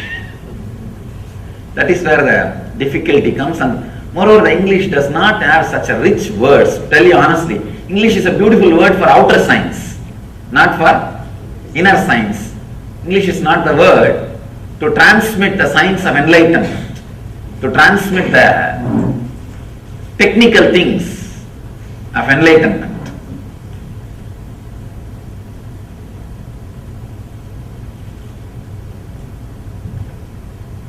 Somebody asked Ramakrishna, is everything in the life is a fate or individual freedom? Do we have individual freedom or everything is predestined? Ramakrishna says beautifully, if a cow is tied on a wall or a pole, 5 feet rope is there. The cow has a freedom to sit or stand or walk around inside that 5 feet radius, but not more than that. So there is a particular part which the cow can do. Beyond that limit, it cannot do. Beyond the limit, everything is fate. The cow has freedom to eat whatever is available inside the 5 feet. It has got some freedom. But if a lion comes and attacks, it is a fate. Cow cannot save itself. If the cow behaves properly, with that freedom, the owner may extend the rope. If he is not bullying around, if he is not hitting people, if he is not doing nonsensical things to disturb others, the owner may extend the rope or may even completely leave it free, liberate. So the freedom, the individual freedom or fate predestined comes based on our lifestyle. We do have a certain kind of a freedom. If we properly use it for right purpose, for not hurting others, living properly, that freedom can be extended or completely given to you. Accepting the inevitability. Now, this is the freedom we have. Next moment, we may have, may not have. And this moment, whatever is happening is inevitable. That is the way it is happening. You cannot bring the moment which is lost back and correct it, alter it. There is no time machine. Inevitability means accepting all these three ideas. First thing, you cannot bring things back and alter. Second thing, this moment is this moment. Nothing can be added to it. If you want, you can only add in the next moment. Third thing, even the adding in the next moment is not completely under your control. These three understandings, when it settles in you, it brings a tremendous psychological revolution. Understand?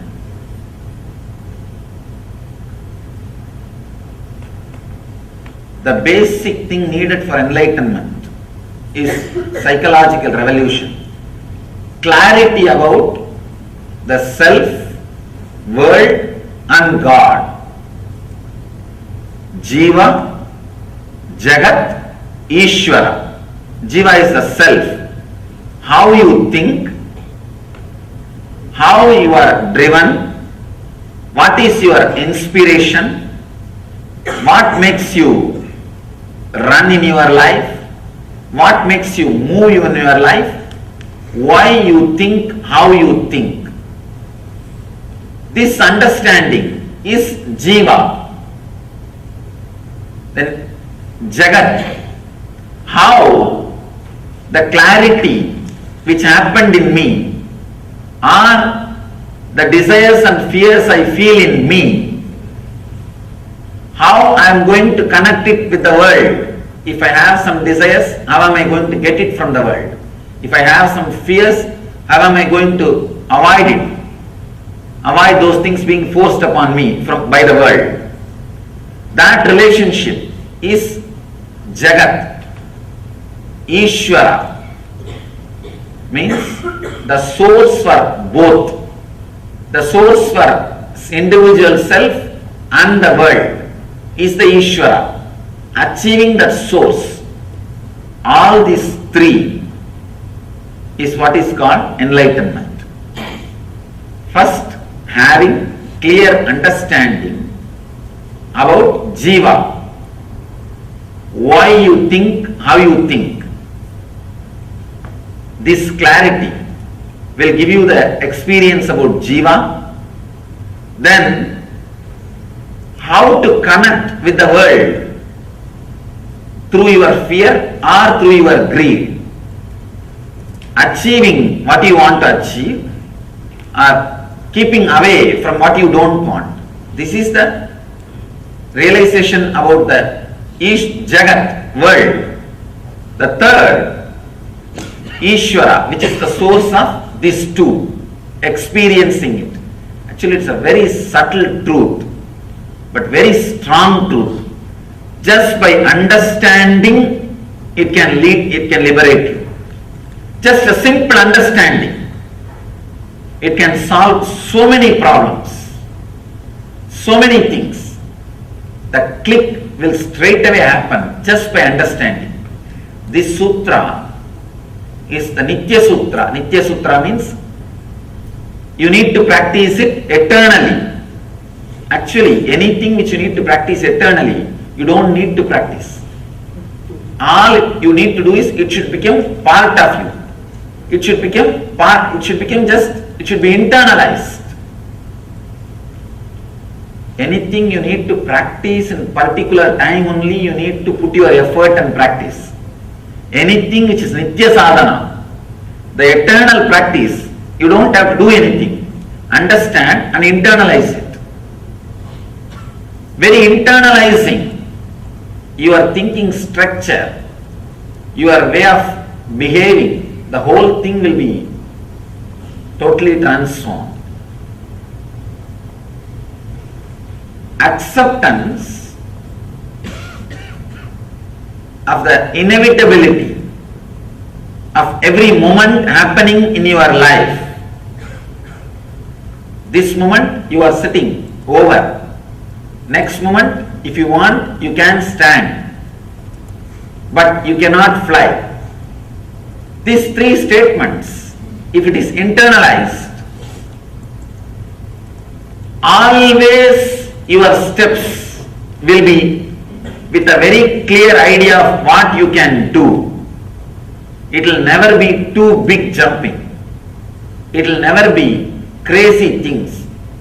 The big problem is, people come and ask me, suddenly Swamiji, everything was going well, suddenly my life has become a failure. Understand, failure will never be suddenly.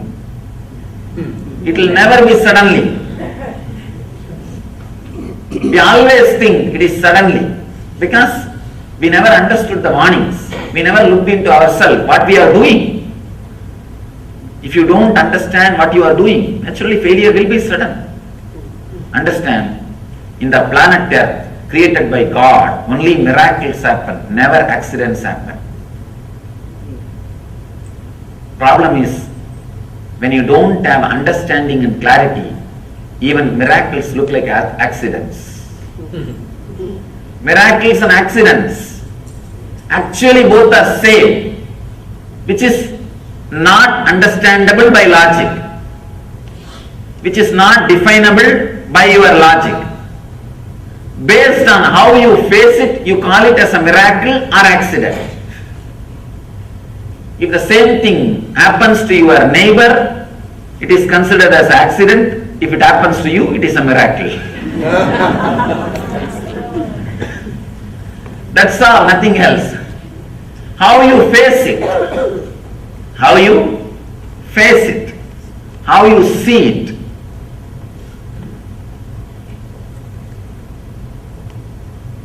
If you have the deep passion, look into the life and accepting the inevitability of the moment, everything is miracle.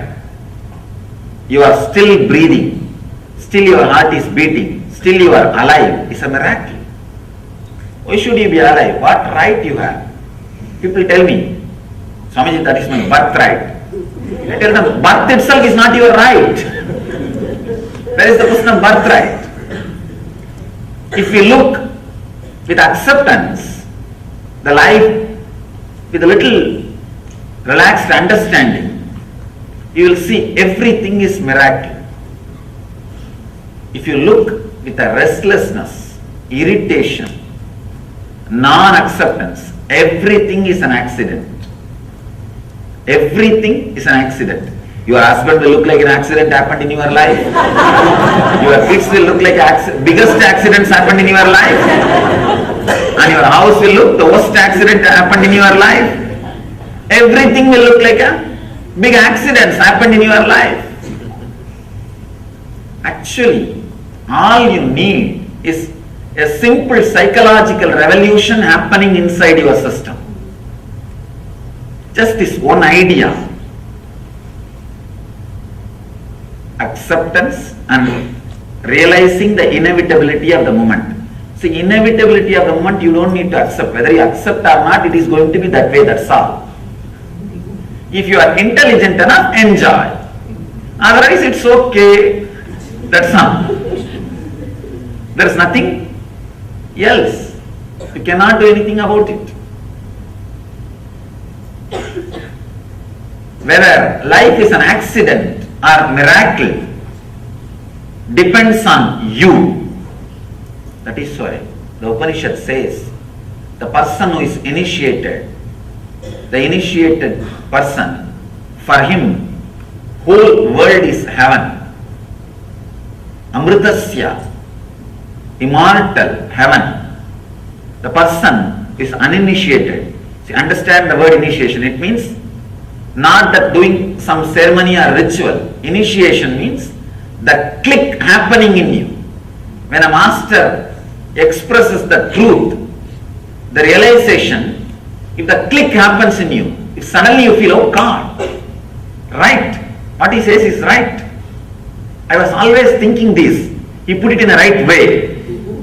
If you feel whatever I am speaking, always you thought about it, but I am verbalizing it. I am properly putting it in word. Initiation has happened. That is the scale, whether initiation has happened or not. If the initiation happens, the whole world is heaven. If the initiation is not happening, then whole world is hell. All you need to understand is this two quality. When you do not accept this moment, starts the greed. When you do not accept the moments which may come, there starts fear. Out of greed, the quality of rajas gets added into your system.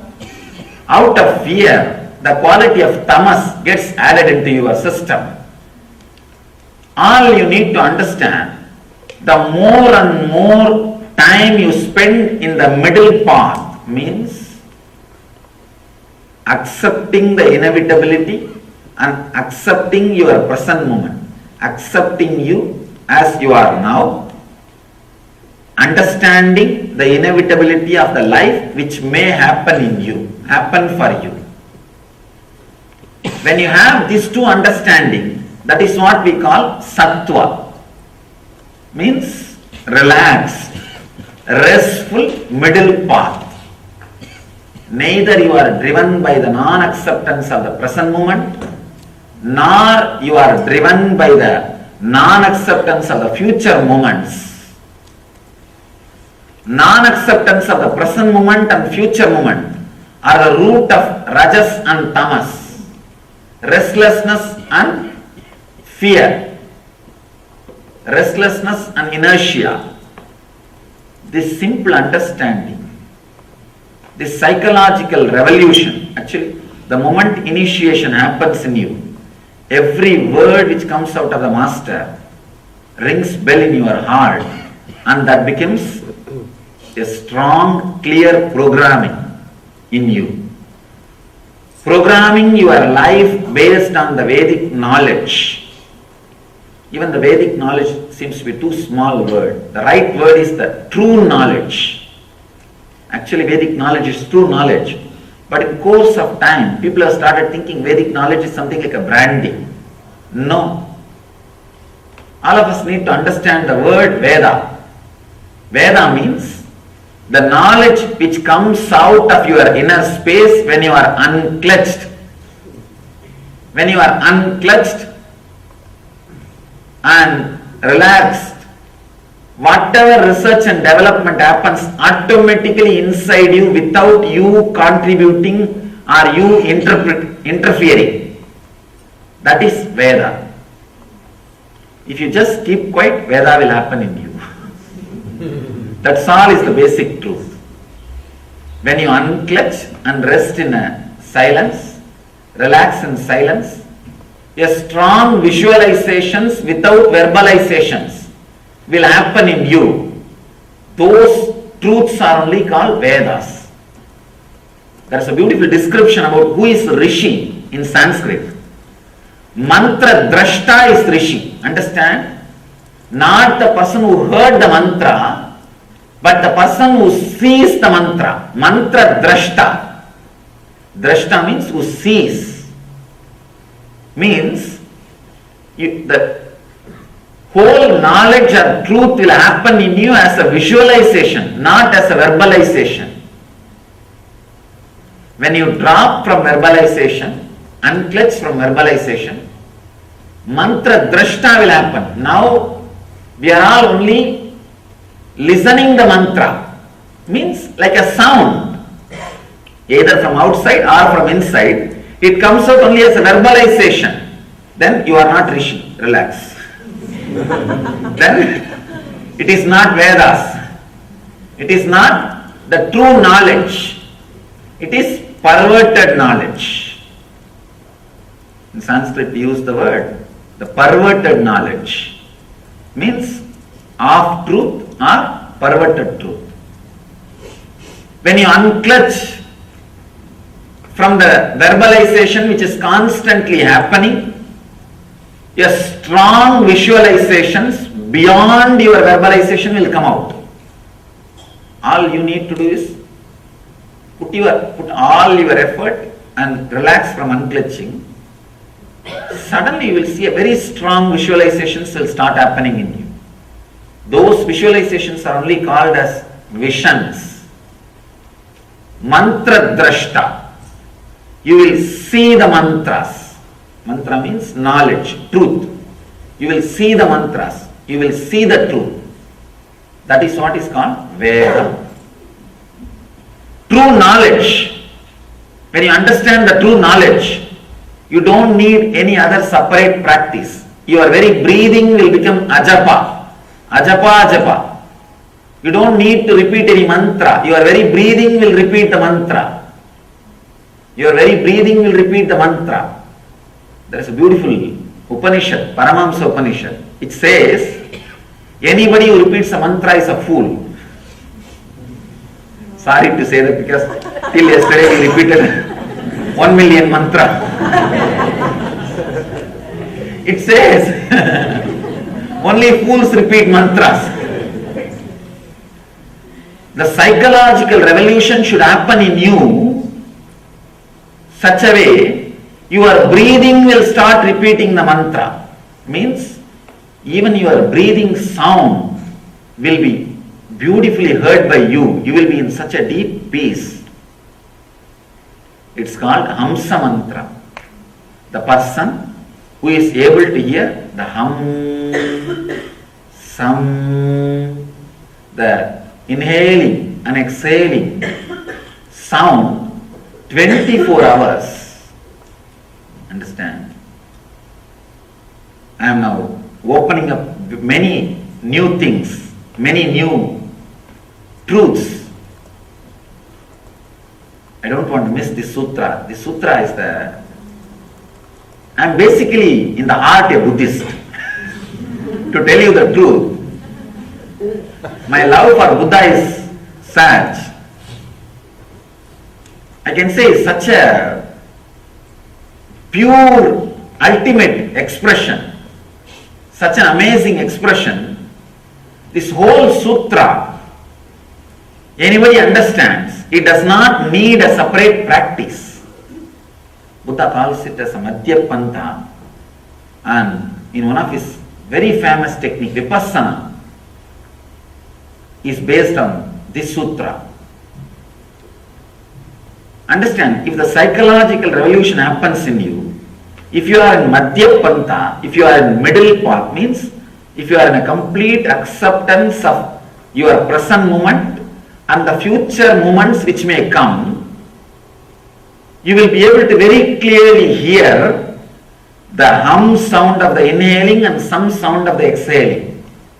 Means you will be completely aware of the movements happening inside your body.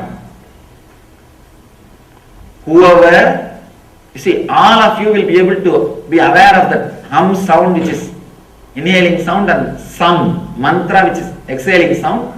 If you sit quietly and see, watch, but not 24 hours. If you try now, for next few moments, you will be aware, till you get the sambar smell from Anna Mandir. Not after that. Huh? Till you start thinking, I don't know what happened to my car, I don't know what happened to this, what happened to that. Till then you will be able to have the ajapa japa sound. Ajapa japa means the sound which is japa, mantra japa. Repetition of the mantra which is happening continuously in you. Ordinary mantra chanting, everything is only few minutes you do or few hours you do. This mantra is being chanted 24 hours by you, by your system. If you can be aware of that mantra, hum, sum, 24 hours, you are Paramahamsa. That's all. Understand? A person who is in the middle path, even now, if just for a few moments decide, I'll accept my present moment as it is, and I accept all the future moments, including my death, now. With this acceptance in your heart, just sit for a few moments, you will see very clearly you will be able to clearly experience all the movements happening in you. Whether it is inhaling or exhaling or inside your mind, one or two thoughts moving, or your navel center coming up and going down, you will be in completely a deep, centered, integrated, aware space. This you can experience when you have this understanding in your heart.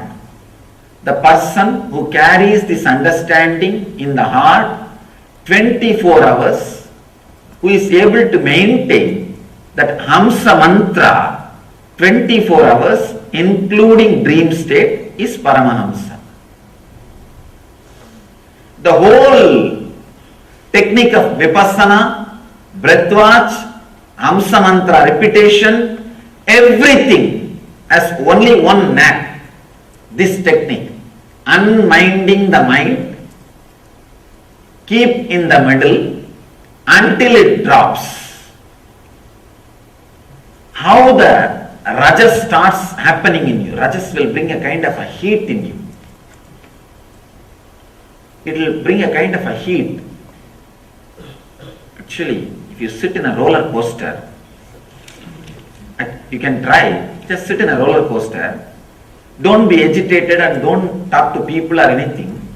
Just sit and observe your navel center, what happens there. And during the roller coaster, just close your eyes and observe what happens here. What happens inside your system is rajas.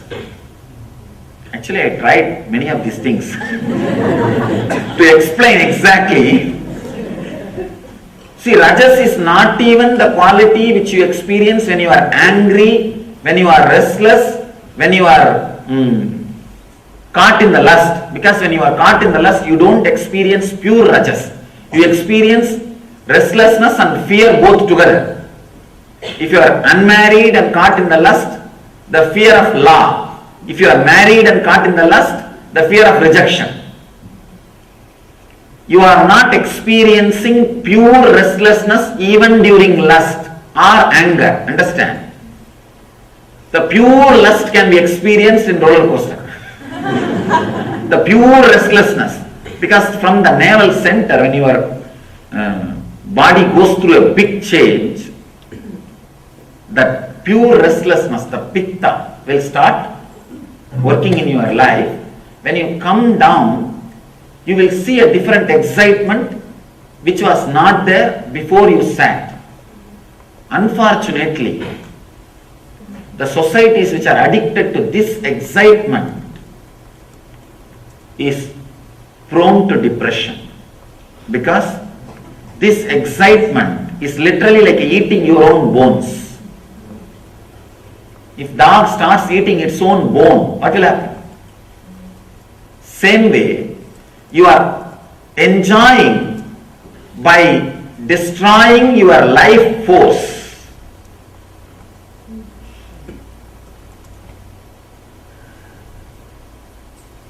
Enjoyment, being in the middle path, will constantly enrich you and add the ability to enjoy more and more.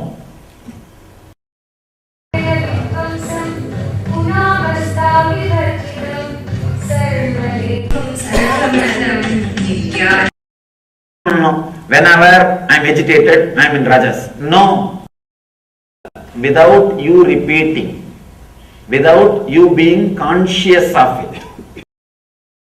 Understand? If you put your awareness on you, you will be a living spirit and world will be a dead matter. It will listen to whatever you say. If you lose yourself, if you lose your center, the middle path, if you lose the awareness about the jiva, individual self, and jump on the world out of fear or greed, the world will become a living spirit and you will become matter and world will dictate on you. Whether you want to be a spirit or a matter, you can decide. One important thing you need to understand. In ordinary people, in all of your case, matter adds value to you. How many cars you have, how many houses you have, what is your bank balance, that adds value to you. If you go to Ramana Maharshi's ashram or Vivekananda's ashram, there is a small coconut shell used by Ramana Maharshi and a just simple chappals used by Vivekananda is worshipped and respected. Millions of people come there just to pay respect and touch that. Matter is added value by the spirit. Understand? In ordinary case, matter in all of normal man, matter, the material which you are having, your car, house, bungalow, bank balance adds value to you. In their case, spirit added value to ordinary matter. Whether your jiva is going to add value to Jagat or Jagat is going to add the value to jiva is your decision. Whether your self, spirit is going to add value to the world or world is going to add value to you. Keep yourself alive by keeping yourself in the Madhya Pantha, in the center. In the initial level, because you are trained to lose yourself when you relate with the world, either in the fear or in the greed, you may lose the track. Again and again you may lose the track of the Madhya Pantha. You may lose the track of that Hamsa Sabda, the Hamsa Mantra. For a few days, don't bother, come back. Again, come back. Try to relate with people. Try to relate the business dealings. Try to do your interviews. Try to do your physical work. Try to do everything, including eating, even while you lie down and fall asleep. Try to do everything just with this one middle path, bringing yourself back to the balance. Even if you lose your balance, lose your Hamsa Mantra, 100 times a day, that is okay. 100 times you had the mantra, that is why you are able to lose 100 times. So don't bother about 100 times losing. Remember and give the credit to you that 100 times you remembered. So 100 times you failed in the quitting the smoking is not a big thing. 100 times you tried. So 100 times you may forget the Hamsa Mantra, that is okay. 100 times you remember, that is a great thing. So try, in the few days you will see. You are able to talk, you are able to relate with people, you are able to relate with the world, you are able to relate and do all your responsibility from morning till night, 24 hours with the balance of Hamsa Mantra. With the balance of what Shiva says as keep in the middle until it drops. Understand? Whenever you come back to the center, to the balance of Hamsa Mantra, let me describe once more very clearly the gist, essence of this whole technique. Just carry the understanding in your heart very clearly. I accept this moment, what I have in the outer world and the inner world, as me. And I accept all the moments which is yet to happen in my life throughout the eternity. Just carry this acceptance in you, in the heart, and sit in a relaxed way. You will see there is no need for any sound from inside. There is no need for any movement from inside. There is no need for any disturbance from inside. The Hamsa Mantra is flowing beautifully. The Hamsa Mantra is moving by itself without you repeating, without you being conscious of it, without you being aware of it, without you putting any effort to it. Just stay in the Hamsa Mantra. Initially, start doing simple work like talking to your close friend where you don't need to lose yourself. Talking to simple business dealings, or playing with a child, or moving your body in a simple way. Try all these small things with the balance of this Hamsa Mantra, and you will see within few days you are able to be constantly centered on Hamsa Mantra and able to do all your activity. Understand, I promise, when you are centered on Hamsa Mantra, you will never do a mistake. Because the energy which flows in you will be Sattva. The Sattva energy is so intelligent, it knows exactly how to relate with the world, how to relate with the Jagat. When a Sattva is happening, the Devi, the Jagat, the world, the Jagat is called Bhudevi. She becomes your servant. She becomes your assistant. She becomes your friend. She completely falls in tune with you. Simply, your intelligence will open how to relate with every moment, how to relate with every relationship. Your intelligence will be completely available to you. It is not that we are not intelligent, but when the Rajas is active, our intelligence will not become available to us, will not be available to us. That is the moments we make mistakes in relationship or business dealings or in the life. All you need to do, bring yourself back to that Hamsa Mantra. Bring yourself back to that middle. Bring yourself back to that center. From the Rajas or Tamas. There's a beautiful story. One drunkard goes to Ramakrishna and asks, Bhagavan, do something, I am not able to drop. Ramakrishna says very funny instruction. He says, before drinking, just remember Kali and offer it and drink. He comes back in 3 days and says, I am not able to drink, it has dropped me. Understand, it may look like a miracle. I tell you, it is a simple science. Anybody who can bring themselves back to the Madhya Pantha, but one important thing, the drunkard was very deeply devoted to Kali. So whenever he remembered Kali, automatically he came back to Madhya Pantha. He came back to middle path. He came back to the Hamsa Mantra. So naturally, the Hamsa Mantra is intelligent enough to guide your body and mind, to guide your system. Understand? This Hamsa Mantra can do a big psychological revolution inside your system. Shiva says, unminding the mind, keep in the middle until it drops. So just rest in the Hamsa mantra. Whenever you move this side and that side, try once to find out see, if you understand the physical symptom of rajas, you will never miss it. Do not have the mental symptom because you don't believe your mind. Understand? I have seen many people keeping, no. Whenever I am agitated, I am in rajas. No. These kind of scales, you will never be able to remember.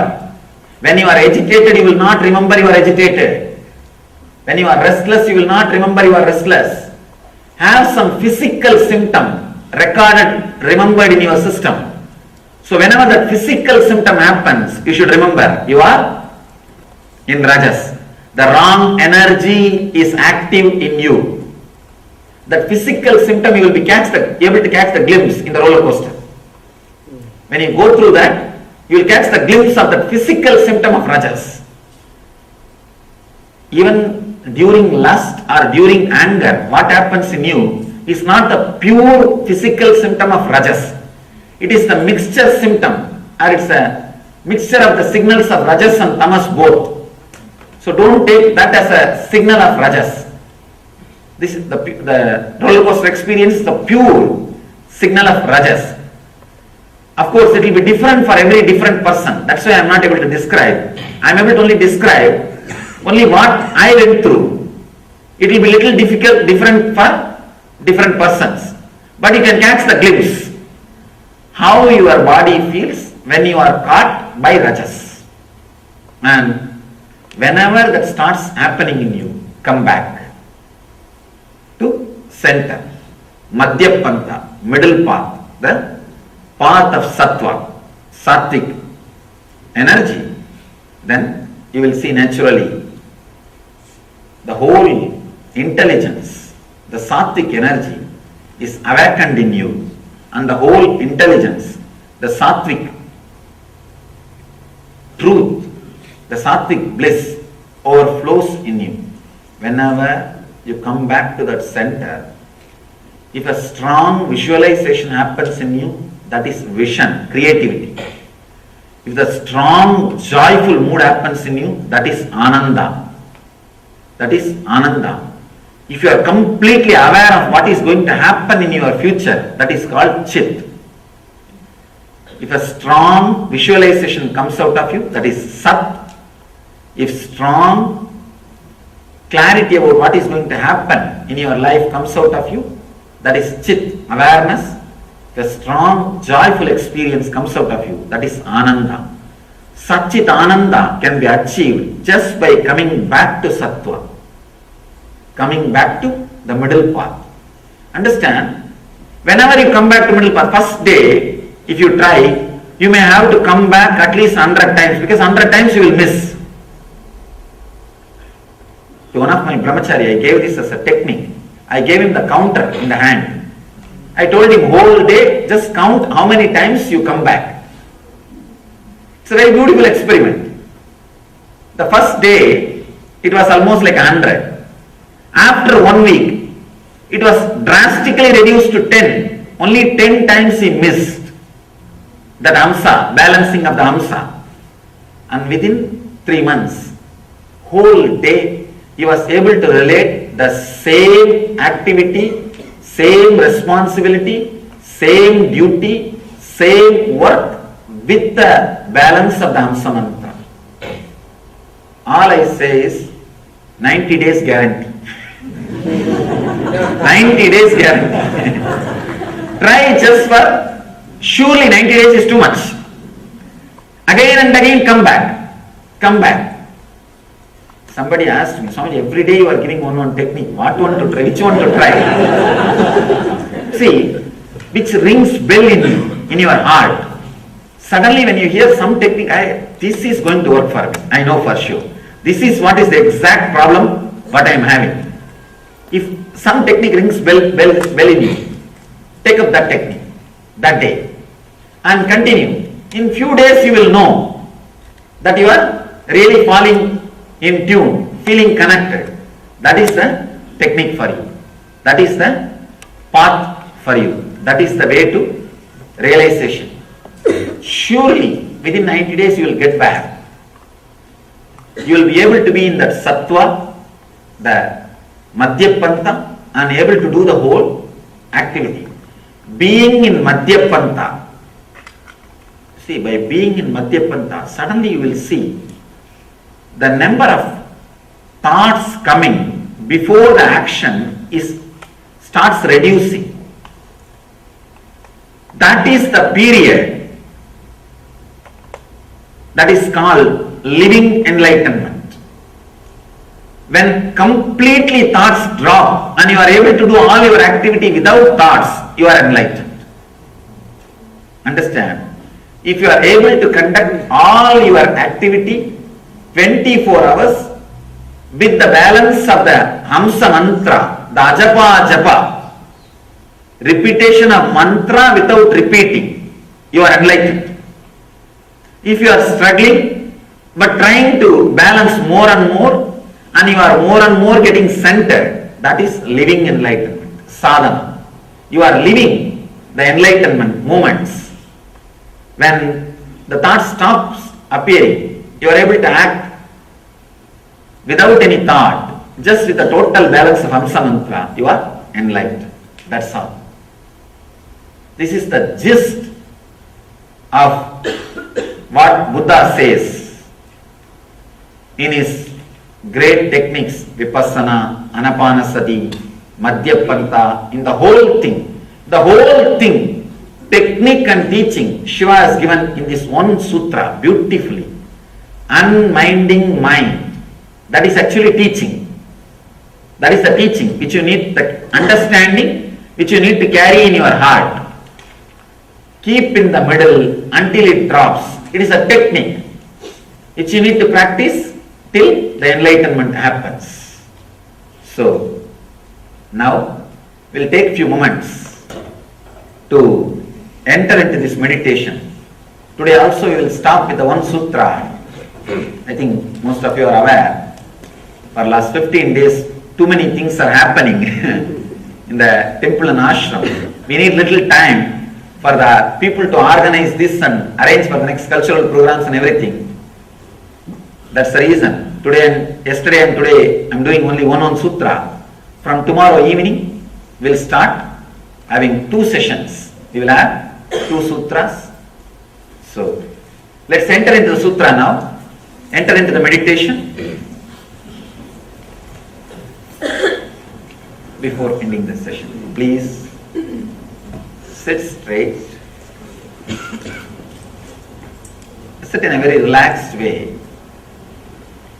Very consciously, with a strong decision, intensely create an intention that you are accepting you as you are in the outer world and in the inner world this moment. Tell yourself, I have enough in the outer world, nice things. I have enough of good qualities in the inner world, nice things. I am accepting myself completely. No need to develop myself in the outer world or in the inner world. If I have ego, that is okay. If I have guilt, that is okay. If I have fear, that is okay. If I have greed, that is okay. Whatever you have been told that you have, it's okay. Accept. Right or wrong. Decide consciously, I accept. Please close your eyes and sit in a very relaxed way without moving the body. Body movements will create thoughts. So if your body is stable without movement, it can take you to the deeper silence.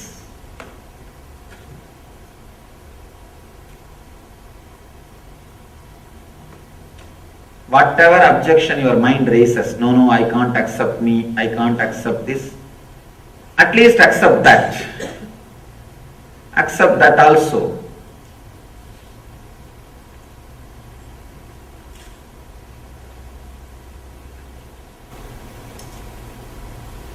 accept the present moment,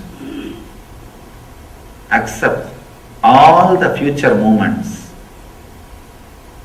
whatever your mind thinks as the worst thing can happen to your life, accept even those moments. If it happens, you cannot avoid, it is inevitable. Understand the inevitability and accept it.